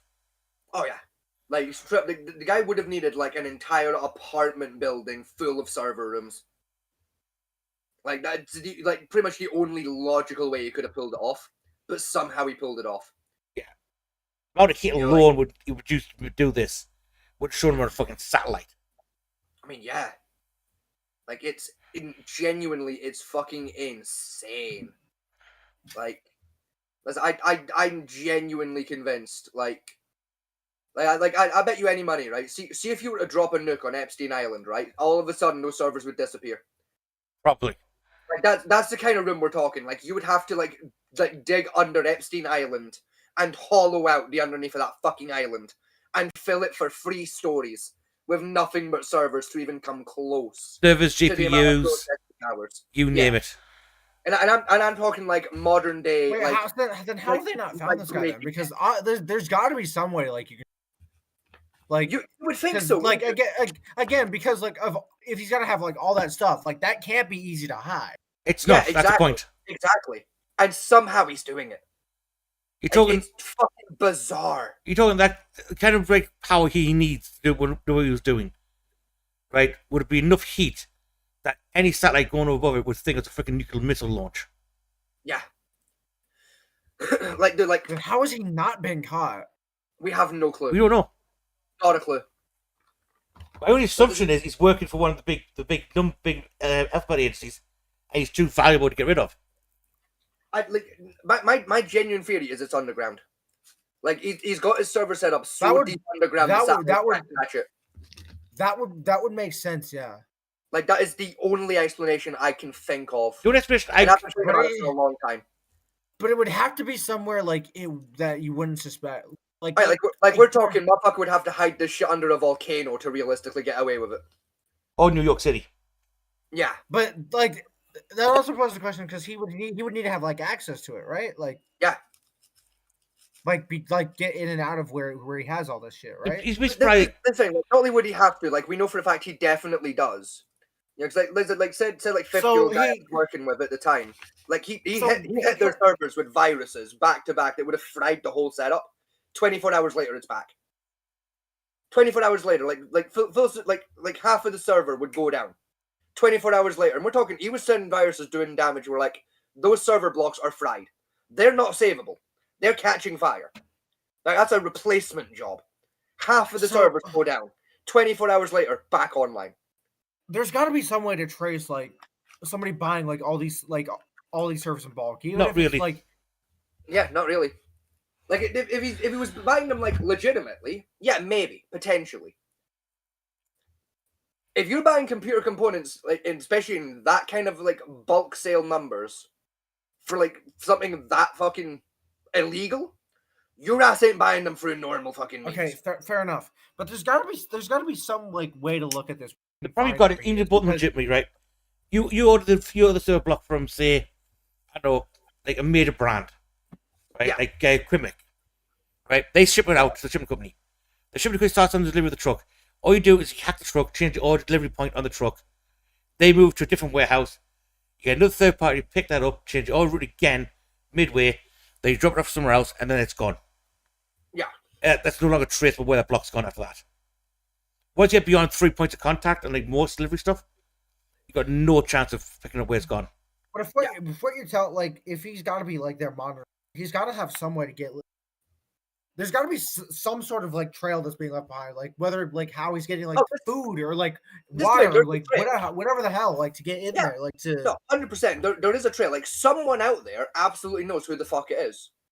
So there's probably a lot of people out there that know exactly who the fucking guy is. But they're not talking. Yeah, they're just not going to fucking tell anyone. That's what makes that's the thing I say, personally. That was my biggest theory for a long time, was this NSA. Now, even the NSA don't have the kind of like just tech prowess needed to pull that shit off, though. They're good, but they ain't that good. My biggest theory was, instead of using like one giant server system, my theory was, you know the old DECOM CT Navy bases? Yeah. They used from the beginning, early stage of the internet. Yeah. My theory was you set cluster servers up in those, and that's why you kept switching around, because you basically, when one was taken down, you just switched to the one on the line to bring it back in line. See, like that theory I would have believed if, like, again, like we were doing those virus attacks, and it was like, oh, like 20 minutes the servers back up. They were going down for 24 hours at a time when we were hitting them. Right? It's like the guy was absolutely like replacing servers to get them back up and running. Right? It wasn't just like hitting a button, switching over. He was replacing the server blocks and salvaging the hard drives. I know we won't have theories in Russia for a bit. Yeah, but that was fruitful. That didn't he's got to be in somewhere really remote, like to be able to. Like, even if he was in Russia, like you were saying, we would have caught his ass with satellites and shit by now from the sheer fucking heat that'd be producing. Yeah, again, like he's got to be. Or what if he's not somewhere remote and that's like what they? What if he's somewhere like? Listen, I don't know if this would be possible. What if he was underneath some sort of like major city? Yeah, where it's easy. Yeah, like the only realistically there's only 3 places he could hide to be getting away with it, right? He's either like fucking 30 kilometers underground, he's hiding under or next to an active fucking volcano, or he's just in the sewer network of a random ass city like New York. Those are the only 3 explanations. One of the things we have really make sense. What we generally thought that is probably part of the malls and one of the abandoned the subway lines in New York City. I mean, the maybe, mole. Hold on, who are like okay, the mole hold on. people. Oh, the mole. Oh, okay. Like, but again, though, people like live underground and shit. Yeah. Again, though, we have people like look into that. Those people exist. I thought those was like an urban. No, they live. No, there's like it's like the homeless community that lives like in the storm drains of Las Vegas. Huh. Those dudes are technically mole people. I thought that was a myth. No, they're real. That's a legitimate thing. Mole people. I learned something today. Who the fuck is phoning you at like 1 o'clock in the morning? I'll give you one guess. Oh, for God's sake! Have you still not lost the gas yet? Oh, I did. Fucking, wait, what is it? Fucking see tomorrow. I'm sorting that. Who called Fat Man T? It's a dickhead. We're not getting into it right now. Like unironically, like tomorrow, like fucking hand me your phone. I'll sort it. Like I'm blocking the gas. Okay, tomorrow. Can you tell me then? Because I'm. At some point, I'll tell you. All right. No, but New York, more people they took all the bad subway lines and have like whole cities built under there. Yeah. Oh. You know, like I think that's like 10,000 people lived in this New York subway system. Right? I mean, like theoretically, yeah, but also like he'd fucking cook everyone in the process. Yeah. You know, like we're talking, you'd be able to like feel like a distinct difference in like the temperature. Oh, you're like serious about like the temperature, like the heat. Yeah. Oh yeah. Yeah, like we're talking like he could be at like one end of New York City subway system, like in one of like sealed abandoned tunnels, right? Yeah. And you could go to the opposite goddamn end of New York with a fucking temperature gauge, and you'd still be feeling effects of the temperature. Your PC it would be like play 30 degrees hotter down there than it is above ground. Right, your PC and PlayStation when you play video games on it puts out a lot of heat. Yeah. It puts out a decent amount of heat. Yeah, I try to keep it. Right, now imagine 1,000 of those stacked together. Like all of them turned on, just duct taped on top of each other. And run full power. Yeah. Like they're all run, like you've got like 1,000 PS4s duct taped together and all of them are trying to run Cyberpunk. Oh no. That's the kind of heat we're talking about, and even then we're underselling it a little. Yeah. Like straight out, like you'd be able to cook a human alive in that room if you left them there long enough. That'd be like liquid nitrogen cool just to keep itself running. Yeah. The other theory we ever came up with was this twat somehow built and ran the very first quantum computer. And even then, doubt. Like massive amounts of doubt. That was just touch of straws. So wait, so how do you think he's hasn't like cooked himself, like if he's got to attend to these like all these servers? Nitrogen cooling system. I would say like either he's got a nitrogen cooling system in the room itself, or he's got like like the heat proof suits that like firefighters use. Oh, he's like repping one of those bastards when he goes in there to like maintenance, and even then he's only got maybe an hour or two. I got a fire suit, one or two. Yeah, and even then he's only gonna have like a couple of hours of exposure before he just dies of heat exhaustion. You know, like we're talking like in a room with that kind of a server scale. You're talking like the internal temp of that room would be like fucking easily like 220 fucking Celsius. Yeah. Easily. What's that in cheeseburgers per bald eagle? About 400 degrees Fahrenheit, 400 to 500 degrees Fahrenheit. Christ. Yeah, like we're talking like the inside of a gas oven, kind of hot. Ah. Like We're talking like fry a chicken in 5 minutes kind of hot. Fry a chicken. Like straight out. Like we're talking the kind of heat where like if you wanted to have a smoke, you wouldn't need a fucking Bic. Like all you would do if you wanted to smoke is you'd open the door to that server room, stick your cigarette through the door, and then close the door, and you got a lit cigarette. That's the kind of like air heat you'd be dealing with in there. And again, the power consumption, you're talking like something. It's probably similar powers like the entirety of the New York airports. Yeah, you'd be up easily. You'd be like going over like fucking 800 kilowatts. Like you'd be pushing the 1,000 kilowatt mark for the sheer amount of data those fucking servers are holding. Jesus. You know, like it's an insane fucking setup that guy needs to have. Like to be doing what he's doing, and he just no one can track it down. It's genuinely mad. It's insane and it is maddening. Yeah. Cost as well to do it. Oh yeah, that's like what I'm saying. Like me and my that's team, another thing. Like how is he affording? Exactly. Yeah, like that's why I said like affording it on the day-to-day basis, like after setting up, not too hard. Right, Koala Club was making a small fucking fortune. It still does. But then like again, like when you guys were hitting him, like he was having to replace those servers, and I can imagine and I've never bought a server myself, but I can imagine those things aren't cheap. A standard server, but also a standard server, right, for like say a small company would use. They would set you back in the region of something like $30,000 to $60,000. Yeah, easily for like an industrial server on the small end. You know, this guy's got to be using like industrial scale servers on the large end. You know, like we're like I think what was it to the last count? I think it was storing something ridiculous, like fucking 180 terabytes of info. Oh no, it was. We worked it out. It was 300 quadrillabits. Yeah. Of data was going through them servers. Yeah, we're talking like damn near unquantifiable kind of numbers of data. Because you got the main oxide that they got the main stuff itself. They got all the backup servers, the firewalls, the backlogs, audit logs, fucking the other like decoy sites he set up. Yeah. You know, the ping cipher to ping the information around the fucking world. The sheer number of fucking connection VPNs and shit that was going on in there, like, bruh. Yeah, it was ridiculous in scale, and it still is, to be honest. Like it's what like once he got it set up, right, and like fucking business was starting to go. Oh yeah, easily. Even when we were still pinging him actively, easily it was able to afford itself. Not a problem. Right? We're talking like fucking like me and the boys guesstimated that shit must have been pulling in like $1 billion a year easily. We worked out about $4 billion. You know, like. I mean, we lowballed it to like maybe like this has got to be pulling in $1 billion minimum, like with the activity we're seeing. You know, like it's like easily it was paying for itself. I'm saying just to get it set up in the first place, that was the main evidence we had for it. This motherfucker is someone somewhere. Like this, like your average Bill isn't setting this shit up, right? Your average David can't afford this shit.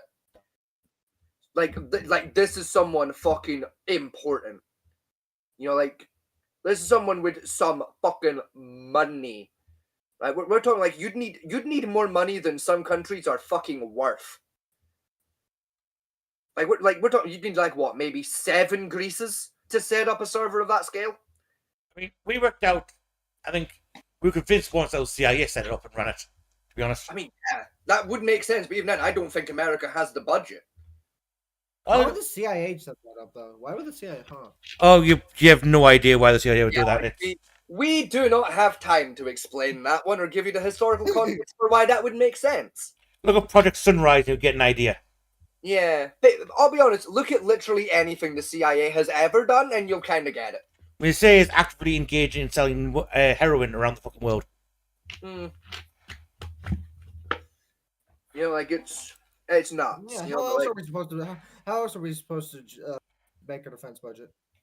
That's the thing, though. CIA is actively involved in like propping up several drug cartels. Yeah, including the Taliban they sponsored for a few years. I mean, fuck, I'll be honest, the CIA is unironically better at selling drugs than the cartels are. Yeah.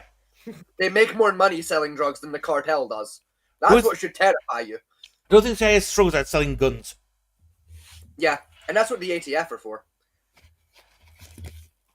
You know, and yes, the ATF has sold guns to third world countries and terrorist organizations as well for a sting operation. And the cartel. Yeah, fucked. We all remember that one particular oopsie poopsie where the ATF tried to do a sting operation on the cartel and accidentally sold them $500,000 worth of firearms and ammunition, all of which disappeared into the fucking jungle. Including 3 stingers and 4 javelins. Yep, we all remember that particular fucking oopsie poopsie. How did we know they came straight to the jungle? We couldn't find them again. Because they came out of the jungle, you fucking idiot. There's a jungle there. Their base of operations, we all know, is somewhere in said jungle. What did you think was going to happen? Where did you think they were going to go with them? With the quad guys, someone literally said, and I thought it was hilarious, that was North Korea that was doing it. Like, they do not have enough power to run this. Yeah, North Korea doesn't have access to enough electricity to support that kind of operation. Unless it's fucking Kim Jong-un himself. And Even he doesn't have the... He doesn't have the income or the electronic resources to set that shit up. First of all, it'll take all the power of his country, then some, from the service for a day, and it'll burn it out. I also don't think he has. Yeah, I was gonna say, I don't think he has the smarts to do that shit either. No, he has got the... it would have to be a guy that's wealthy and influential in a first world country. You may sound like Bill Gates kind of level funding to start this. Yeah, and even then, Bill Gates would fucking feel it. Like, if you had Bill Gates' money, you'd still feel this, a significant fucking impact on that financially. Like, you'd know about it. Yeah, it's basically, imagine, he's basically running the Microsoft server. Yeah. The entirety of the Microsoft server for this one operation. And then some. He's running the entire Microsoft and Google servers combined with a little extra on the side. Like, it's insane, ridiculous scaling. It's a type of shit where it's probably why I argue the case never really made national headlines or anything. Because I genuinely think if they were to report the Koala Club to the scale it was at, and still is, no one would fucking believe them. Why not? Straight. It's like the type of shit you expect to read in a fucking Tom Clancy novel. Yeah. Because it's such an unrealistic scale, but it's there. It exists. No, tell this. This is like a James Bond level villain type of shit. Yeah, straight out, it's like a James Bond villain. And even then, I don't think any of the James Bond villains had enough money to do it. Yeah. The Saudi Arabian royal family may just and so have the money to pull it off, and again, even they're gonna feel the impact of that expense. It's one of the things I hate the most. It's I so wanted to destroy it. Yeah, 100%. And it's it's a dawn realization that no matter what I did, I couldn't do anything about it. Yeah, this was the exact same for me. It was I listen, year and a half, desperate to kill it. Thought I'd killed it. It's back, and they did it in record time. Record time, they're back online. Now it was just it was the sting of the failure, plus the realization of, I'm pissing in the wind. It's whack-a-mole time. Good luck. Exactly. I stuck around as long as I could after that, but it was. I had the spirit knocked out of me. I didn't have the fight anymore. A lot of people don't. That's how a lot of people, especially. I mean, you got the ones on 19 hour. We're in the chat rooms. Yeah, that's level 1 easy level. Yeah, you're going into we dig deep tracing everything. Most people don't last 3 years at best. Yeah, and those who do have major psychological damage afterwards. Yes, I did a year and a half of the surface level stuff, and then did Koala Club, and then I was maybe a year after that. I was just nah, can't do it. Just can't fucking do it. Yeah. I said the Koala case on its own was a significant portion of my career, and it was just nah. You know, like just we put in all that work, all that effort, all the the time, the resources, and we got a month and a half's worth of success for a year and a half worth of work. I imagine that like to any other context. Like imagine working at like a company, right, for a year and a half straight, right? You get a promotion at that company, right? After a year and a half of like working triple shifts, you get a promotion, and then a month and a half later, you're fired. Jesus, yeah. Think about like what that would do to you. Think about just how hard that would fucking hit you. No, a better one, right? See climbing a mountain. You spend a year and a half doing that climbing a mountain. You think at the top, cloud clears, and there's another mountain there, right, for everybody to keep going. Yeah, like you get to what you thought was the top of the mountain, like the clouds clear, and like you're only halfway up the fucking mountain, and then you slip and fall, and you're back at the bottom of the fucking mountain again. Like it hits you like a fucking freight train. Or what my friends used to say, we went through World War One and walked straight into World War Two. Yeah, no, straight out, yeah. Like literally frontlined the First World War. Survived the gas attacks and everything, got home, had just sat down, stuck the kettle on, and before the tea bag had hit the cup, World War II was declared. It was like, yeah, nah. I can't go back, man. You weren't there, man. You weren't there, man. I can't go back. Like, I ain't going back to jail. Yeah, it was nuts. I know one guy we had go to, he compared to Vietnam. Yeah, it was up there, dude. In fact, he'd rather go back to Vietnam than do this. Yeah. He was a non-vet, or? Yeah. Oh, yeah. You're talking the internet, like a lot of the OG people who did this type of stuff, or like when the 60s and 70-year-old, the guys who built the internet. Yeah. I think like the oldest guy I like personally spoke to while we were working in Koala Club was like 75, 80-ish. Yeah. Like he was old as fuck. I do like to see a lot of people, like the young people, like, oh, I'm the best hacker. Like, how old are you? Oh, I'm 25. You're nowhere near close. Yeah, not even close gamer. That's like, and it's genuine truth. Like said guy I'm on about, 75-ish year old. One of the best. One of the best fucking like code crackers I'd ever seen. Like easily. Like that guy, you put a firewall before that guy, he was busting it down. He didn't give a fuck. That firewall was coming down. Like even he couldn't crack a lot of his shit. That guy couldn't get through most of it. Just like not even like emotionally, but I mean like tech wise, he didn't know. He couldn't get through a lot of it. I'm sure this guy's the only guy on the planet who generally had the IQ above 200. Oh yeah, like he had to have been. Like we're talking this guy must have had an IQ level approaching 1,000. Like the sheer I literally cannot undersell the amount of intelligence this guy needs. Let's say Stephen Hawking is classified as the smart man on the earth at the time. Mm. His IQ was 180. Yeah, and I don't think his ass had the smarts to pull off like an operation of that scale in terms of running servers like that. Yeah, no one's ever recorded an IQ above 200. I'm sure this guy is that guy. This guy is that guy. Yeah, I'm convinced he's like the once in a generation divergence event of just this motherfucker's not just past 200. This motherfucker's way past it. Either that.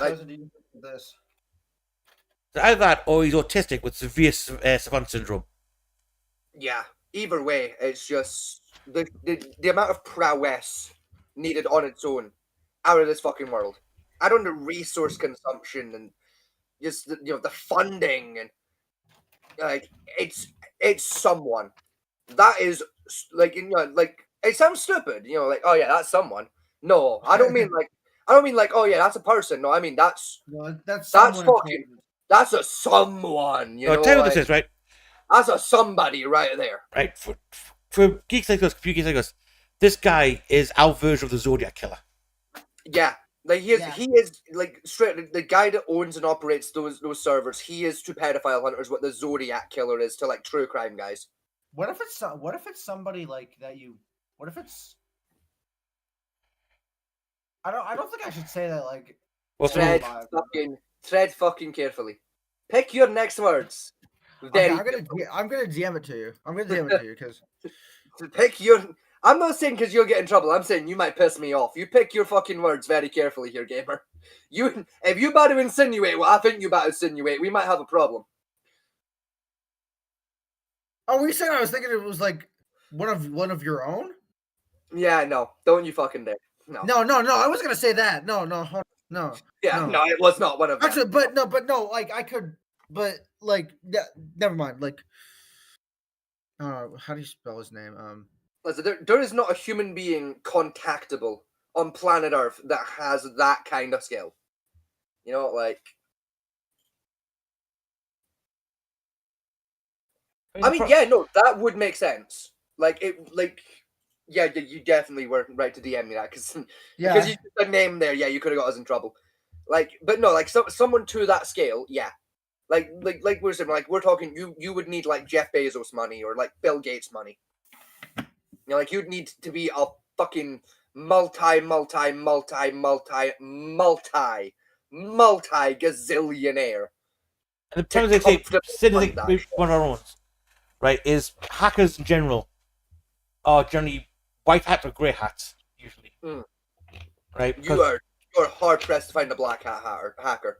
Yeah, we call those breakers, or black hatters, and first of all, you know one of those guys from a mile away. Yeah, like they stick out. How so? But because again, I'm not a hacker. I'm not really. I think the most like tech stuff I've done was I helped my mother set up a Netflix account. It's like you know how like a guy in full military uniform would stick out at Walmart. Yeah, they tend to do that. Yeah, it's like that's a human dude, but he don't look like the rest of us. You know, he dressed different. Something about him that's important. It's the same kind of a thing. It's like even among like the hacking community, it's like white hats and grey hats. It's hard to sometimes tell them apart unless you really, really talk. So what is a white hat? So I get what a black hat is. Black hat is like hacking for like malicious shit. What's the difference between a grey hat and a white hat? So it's like a white hat hacker are usually like they're like your good guy hackers. Like they don't break laws. They're the guys. Oh, and the gray ones are the like it's a moral compass kind of an idea. So it's like your white hat guys. Okay. You're like the bounty jobs of like, hey, this company wants to test their cybersecurity work. Oh, so the white hats are like the red cells, red cell dudes. Yeah. Like if you remember what red cell was. Yeah, like kind of the same idea. You know, they do like the legitimate work. Usually with like law enforcement, that type of stuff. Yeah. Right. Grey hat hackers, it's like, yeah, they'll do that stuff from time to time. Like, traditionally, it's the grey hats you'll see doing stuff like pedophile hunting and stuff, and you know, like they're like it's like they do they do good work, but they don't mind breaking a couple eggs to make an omelet. You know, Anonymous is technically a group of grey hatters. Yeah, exactly. Anonymous are your grey hat guys, right? They're the guys that wear the grey hats. Give me an example of a black hat. So a black hat would be like, say, you ever seen Mr. Robot? Nope. No, okay, like essentially your black hat hackers are basically like the terrorists of the hacking world. Oh, okay. Like, they're the guys that give the rest of us a bad fucking name. You know, have you ever seen Die Hard 4.0? I've seen the first Die Hard, but I haven't seen anything past that. Yeah, listen, they're like they're like the bad guy. Like they're the guys that were like, you know, like if it's like, oh, I want to like have someone hack this guy's computer so I can get his home address so I can like hire a hitman to get him killed. Ah, okay. You go to a black hat for that job where it's like, oh, this company like fucked me over once, so I want a hacker to shut down their entire server so they lose $10 million in revenue. That's a black hat job right there. Then you know, like, below them, we call breakers. They purely do things just for the thrill and the shits and gigs of it. Yeah. They'll destroy companies just because they're bored one day. Yeah. You know, like... And, like, code breakers, I argue, are the worst of it. Because, as I said, there's no rhyme or reason to those fucking guys. Yeah. You know, but, like, even then, we're like you know, breakers and black hats, it's like, you can spot those motherfuckers from a mile off. It's, especially if you're used to being around white hats and grey hats, black hats stick out like a goddamn... It would be like finding a tiger in the North Pole. I think I used to hang out with a breaker. You probably did. I'll tell you what, first week, imagine that you're playing COD, right? Everyone's using the M4 like properly supposed to, and you get that one random automatic shotgun twat. that drops into your game. I won't lie. When I play Black Ops 4, I have a loadout that has the automatic, but I don't choose that. Like, I always roll a dice. Like, I roll like my D6, like to see which loadout I'm gonna get. If it lands on 6, then I'll tell you exactly how I describe black hat hackers to you, right? Do you remember like late on last year, like the PlayStation servers just got wiped the fuck out by a DDoS attack? I actually didn't know that. No. Right. Okay. I do know that like there was an incident like maybe a year ago where the War Thunder servers went down for a good bit because of hackers. Yeah, that was like odds are that was a DDoS attack, and it was probably black hats that were bored. Odds are there was no rhyme or fucking reason behind that other than that looks touchable and we're bored. Okay. You know, and like the entertainment to get out of it is it fucks up that company a little bit and it inconveniences a bunch of people. Yeah. What can we do? Like that's your black hats and code breakers, and let's say if you're used to being around like white hats and grey hats, instantly you can spot them. You don't have to talk to them most of the time. You just know. Code breakers to me are the worst scum because they want like hold hospitals to ransom. Yeah. Oh, those. Oh, I hate those kind of people. Yeah. Like it's what I'm saying. Like they're the terrorists of the hacking world. Like they do shit like that all the time. You know, they give the rest of y'all a bad name. Yeah. Yeah. Let's say, like a lot of the time you'll find like it's like code breakers and black hats that like they'll do bounty work, but it's like the bounty work in the sense of like, hey, this guy wants to set up like a pedophile auction ring. Okay, I'll sit and do the coding for that. It'll take me an hour. You know, like you see code breakers do stuff like that every once in a while, and yeah, it's just I keep saying code breakers. I should be saying coding breakers, but it's you know, just colloquialism. I thought you guys were just calling them break. Like, do you just? As in, most people call them just breakers. Okay, yeah, that's what I was thinking. Yeah, like it's like most people just call them breakers. That's like a colloquial term. The more kind of like official term is like a coding breaker or a coder breaker. But then also in the you got levels, so like your script kiddies, which are your basic bitch stuff, like basic would be a script kiddie. You know, I wouldn't be because I don't know the first thing about how to write a code. You know, no script kiddies basically want to like, go on GitHub, and it gets from there. Yeah, even if I did that shit still wouldn't work. Then I'm a wizard at breaking my own code. I don't know how the fuck I do it.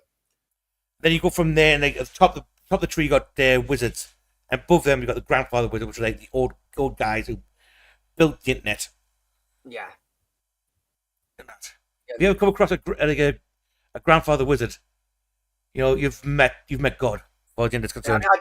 I came across one in my entire life on the internet, and like even that guy was a grey hat. You know, like he didn't mind breaking the law here and there, but it was like, yeah, I ain't doing nothing fucking like turbo illegal. Like I ain't touching the FBI server room kind of guy. It's like, no, I could if I wanted to, but I don't want to go to Fed. You know, like I'll leave those guys alone, please. Oh, breakers. You remember? I think it was like 2 years ago where the Pentagon got attacked. And that. Again, I think that was a DDoS as well, wasn't it? Like no, that was straight up crack. Was that a straight crack? Yeah. I remember that being a DDoS for some reason. The start of the DDoS, then went straight for the crack. That was it. Yeah, they fired a DDoS at it as a distraction while they did like the main break into the back door. Yeah. Oh, that's pretty smart, actually. It's smart, but also dumb as well at the same time. How's it dumb? But you just alert the guys that you're trying to hack his system. Yeah, and either way, you're still like direct linking in. Even if you're doing it via a back door, like your ass is turbo exposed. You know, like all it takes is for like one of the cyber guys to notice your ass, and that's you. That's game over. You know, you've already got the backs of the DDoS attack. They're looking for you. Yeah, exactly. Like even if you're still actively dealing with the DDoS, if they've not like beat that bastard yet, if you're still it's a gamble. Exactly. So it's a gamble. Okay. It is a massive gamble. You know, like did it pay off for them, or did they just I don't think those guys have been caught yet. No, they go away with I think the 5 terabytes of classified information plus they get undercover operatives as well. Yeah, like a lot of undercover ops had to get burned because of that. Oh, that sucks. I mean, the CIA gets hacked into every other week, so yeah, like that was easily like one of the few successful hack-ins. Yeah, and like one of, if not the single most effective one, where like they got away with a lot of shit. Because the Pentagon always brags that it'll take 10,000 years to hack through their protection algorithm. And that. But what we seem to forget is you link 100 million computers together, you do it in about 2 seconds. Exactly. You know, and like that particular group of blacks managed to like do it, and they did it in spectacular fashion. Oh yeah, they're in now with like 20 minutes. Yeah, it was like literally record-breaking time. You know, like I mean, like because I'll be honest, I don't know how the fuck they got that much data to download that quickly off the server. What they've done was, we found out is that basically they done a bit of serial link from like 1 million different computers across the world. Yeah. Use that for the break, then use a separate link from a Canada node to pull the download. As I did, like realistically, the only way you were doing that break in and out that quickly in 20 minutes, they had to have had a guy on the ground. Why not? Like straight up, that's the only logical explanation. They had a guy on the ground that backdoored that bitch for them.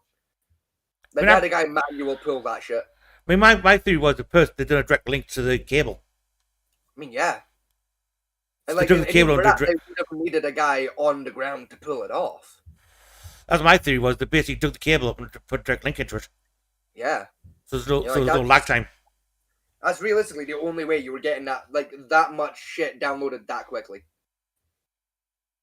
Yeah, like it was an insane attack. Even what that one about there is, the Pentagon has what's called a closed Y system. There's no Wi-Fi there. So you basically dig the cable up and like the internet cable, and you clip your computer straight into that cable to get in. Yeah, you basically wiretap the Wi-Fi. It's fucking. It sounds stupid when you put it that way, but like, that's basically what you're doing. You just wiretap the Wi-Fi. It's fucking. What time is it? Anyway, because I was gonna say like let's because we could genuinely sit here all fucking morning. Yeah, we've 5 hours so. Yeah. And that. I was say what time of day are we on? I've been needing to take a shit for the past hour. Yeah, that's fair. Yeah, you go for your shit. We'll wrap this up. So, if I fuck, but it's fine. Press wrong button there. That was my bad. I do the same all the time. You went to close the stream and hit fucking end call, didn't you? Yeah, we were always trying to click the next page off to get back to the OBS. Yeah, we all do it. That was my bad for that last hour, right? Oh, it's all good. It's fine, man. Let's say I can't speak for you, Fat Man T, but like I like sharing stories about like that part of my life. As short as it was, like I love talking about what I was doing back then, and it's good work that like you get up to doing it. We just want to talk about it. I don't mind talking shop about stuff that interests me. Like say, oh yeah, I've always been interested in computer sciences or stuff like that, so I don't mind going through it all. But like say some generally interesting things happen on like I know people say like our dark webs are full of like dangerous shit. Like yes, it is, but it's also on the dark web. If you dig properly enough, you get some of the most beautiful things out of it. Oh yeah. Yeah, I think a lot of those dangerous things are a lot of those beautiful things are also very dangerous. But you can genuinely find some amazing pieces of just straight up art on the dark web where it's it's like code, you know, and just like a little art, like a little website running an algorithm type of a job, but it's not doing anything harmful. It's just doing something kind of neat. Well, I mean, on the deep web level 6, there is an AI program which was set loose. Back in 2006, with one protocol was to learn and grow. Yeah. And this little thing is basically just floating around down there, just eating up data, and generally, if you run into it, it'll come into your system and sit there and have a chat with you for 10 minutes, then just float back off. Yeah, and just fuck back off. And the thing is, it's terrifying. It is a terrifying little AI algorithm. It's like, that fucking thing is smart. Yeah, it's the closest thing to a true AI I've ever seen. Oh yeah, like this thing was set loose back in 2006, and it can put like modern day, like high end AIs being run on fucking supercomputers to shame. Which is how fucking scary. The shit it knows, but also like how human it can behave. Oh yeah, it is a terrifying bit of kit, but it's a work of art. You know, because like on its own, it's not dangerous. Like I don't think it's ever been reported as having done anything to anyone. No, it just sits there and learns, talks. Yeah, but it has the potential to become a problem at the same time. But if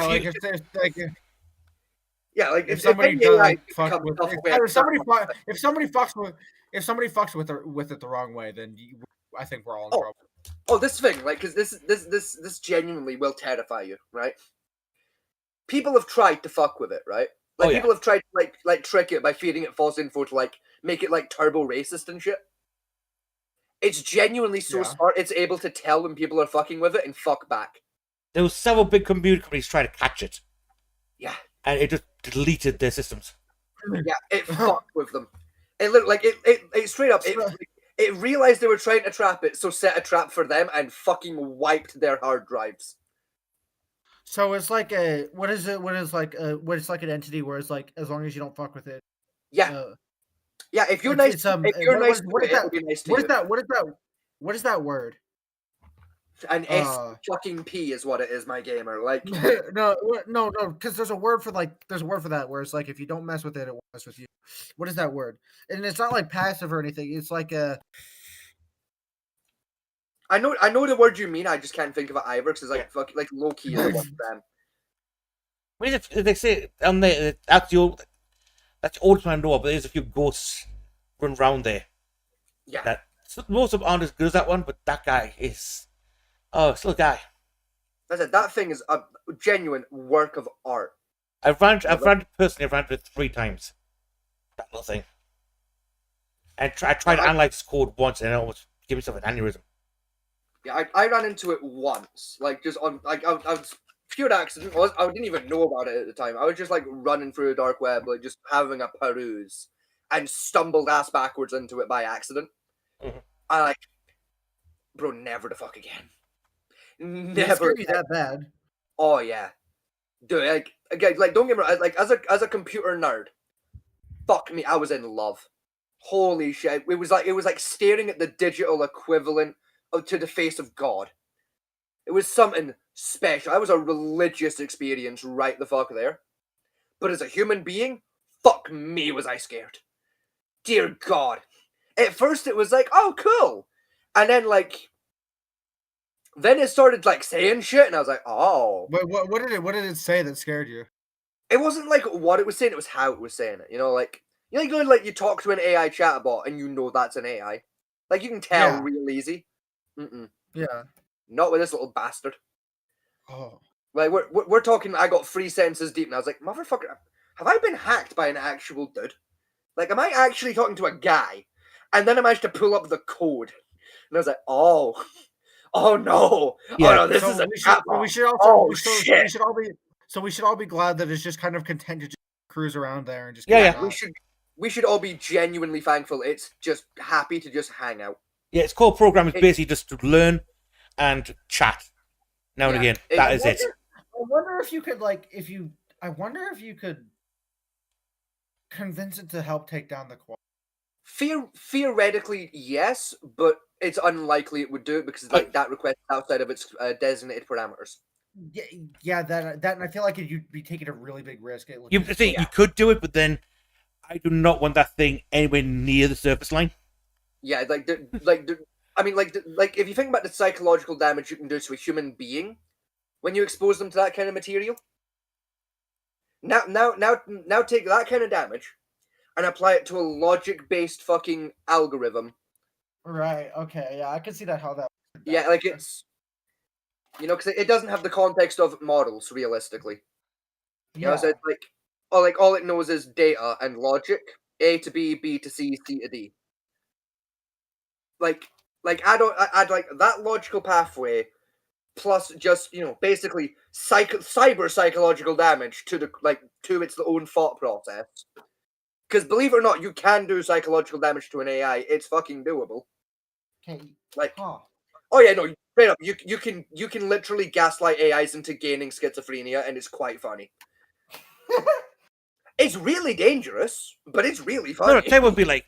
Basically, get like a 4-year-old child, or in a system of a 4-year-old child, then give it access to every bit of information in the universe. Yeah. Oh. Then give it unrestricted access to 4chan. Oh no. Wait, 4chan died though. No, 4chan's still alive. It's just harder to find now. Oh. And then you psychologically torture that child in that, and then put it back into the world. Yeah. Ah. Like that. Congratulations, you now have Skynet. Yeah, that's what you'd be risking happening with that fucking thing if you expose. Right. Okay. Okay. Yeah. I could. Okay. Yeah. Yeah. I genuinely like maybe like 85-90% of people that know about it just don't fuck with it. Yeah. And yeah, like the it's just like 5% that don't know to fuck with it learn really quickly. Don't fuck with it because it wipes your hard drive if you fuck with it. It will figure out very quickly if you're trying to do it harm, and it will set a trap for you, and it will wipe your hard drive. Well, there's one guy who one guy went after it, and it basically hacked his data and put him in the fact that he was dead. Yeah, it literally managed to fake a guy's death. Huh. And this guy was a CIA director or something stupid like that. Yeah. Oh. Like it faked his death so convincingly. He got a phone call from his boss at the CIA. Because his boss basically got an alert from the CIA server saying, "Hey, apparently your director died." That's how that's how insane this little AI is. All right. Okay. Yeah. I don't want to fuck with it. Yeah, no one should want to fuck with that. Some people, unfortunately, do want to fuck with that, and they fuck around, and they find the fuck out. Yeah. All right, can we wrap this up so I can go take a shit, please? Yeah, let's do that. Yeah. Anyway, good night. Good luck, people. Catch you. Well, whenever. Yeah.